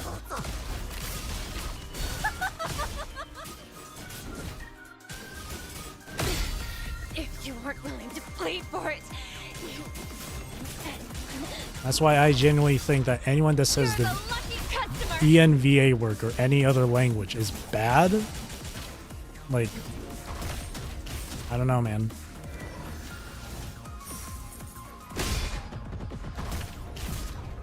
Come on, Commandant. Watch them drown in their desires. 空舱还是实弹？ It's not evil screaming at all, bro. I don't know. I don't know what you're hearing, man. She's one of the many that fit and capture the character well. Exactly. She's doing a fine job. 把我交给你的技巧全丢进狗肚子里去了吗？ It's up to you. Go all in or fold. You're the lucky customer. 就这个出，命的给我来吧！逃得过我的枪口吗？ Come on, Commandant. Is that it? Watch them drown in their desires. No, that wasn't it. 空舱还是实弹？ What is the achievement? You have to that move just then, where she shoots a single bullet at you. You have to parry it. That's the achievement. You have to parry that bullet she shoots, and she uses it once throughout the entire fight, and it's only when she's at 15 health bars or lower. So I'm trying to get that achievement. I said earlier that was the last one, but I'm kind of determined at this point. 真可怜，把我教给你的技巧全丢进狗肚子里去了吗？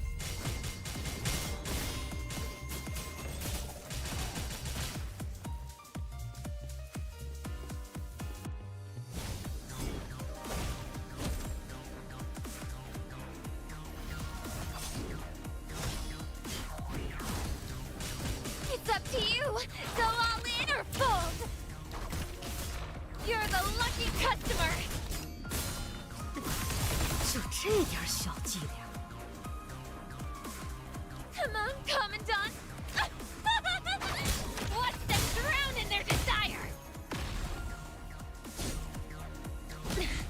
If you weren't willing to bleed for it. Oh.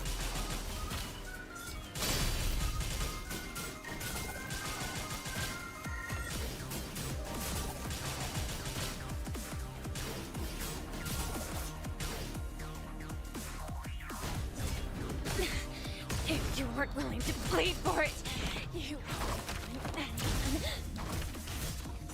you're the lucky customer. 就这点小伎俩， Watch them drown. 还有下一轮。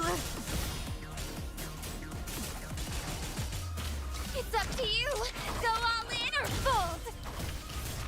You're the lucky customer. You look pathetic. Come on, Commandant. Watch them drown in their desire. Oh. Ah, shit. 喜欢你的肺，别好意思自称庄家。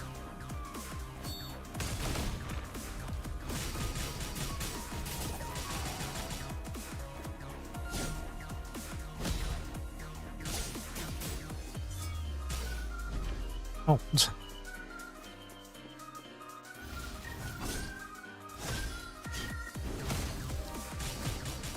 哦， If you weren't willing to bleed for it, you anyone. 哦， It's up to you. Go all in or fold.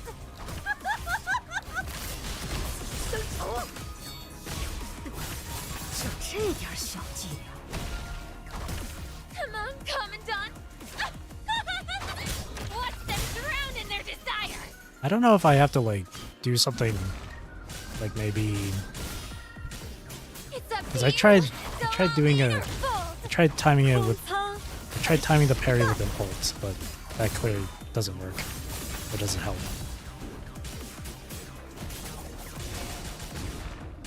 I can try using a ping, You're the lucky customer. a signal orb. I mean.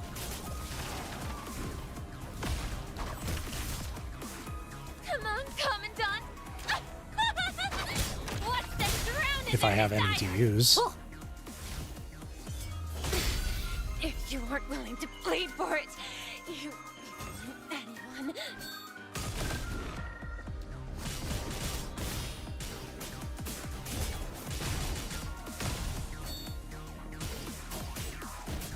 Oh. If you weren't willing to bleed for it, you anyone. It's up to you. Go all in or fold. You're the lucky customer.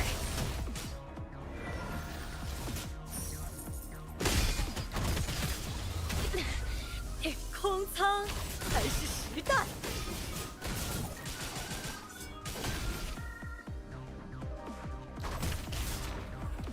Come on, Commandant.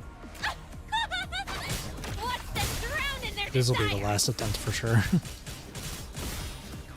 I don't want to be stuck on this forever. It's up to you. Go all in or fold. You're the luck. Oh.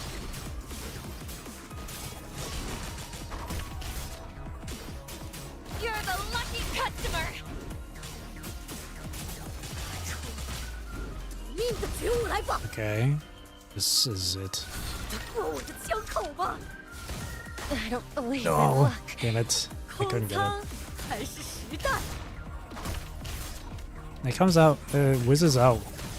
It whizzes by, flies by actually really quick. If you weren't willing to bleed for it, you...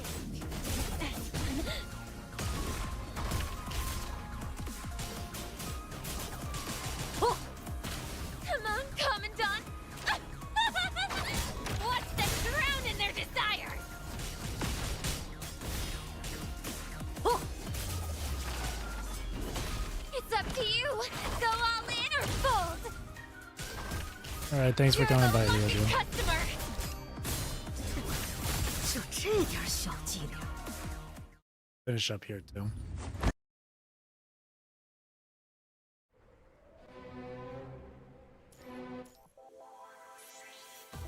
Maybe another time I'll try and get that achievement. No. Alright. Done. Not bad. Not a bad chapter.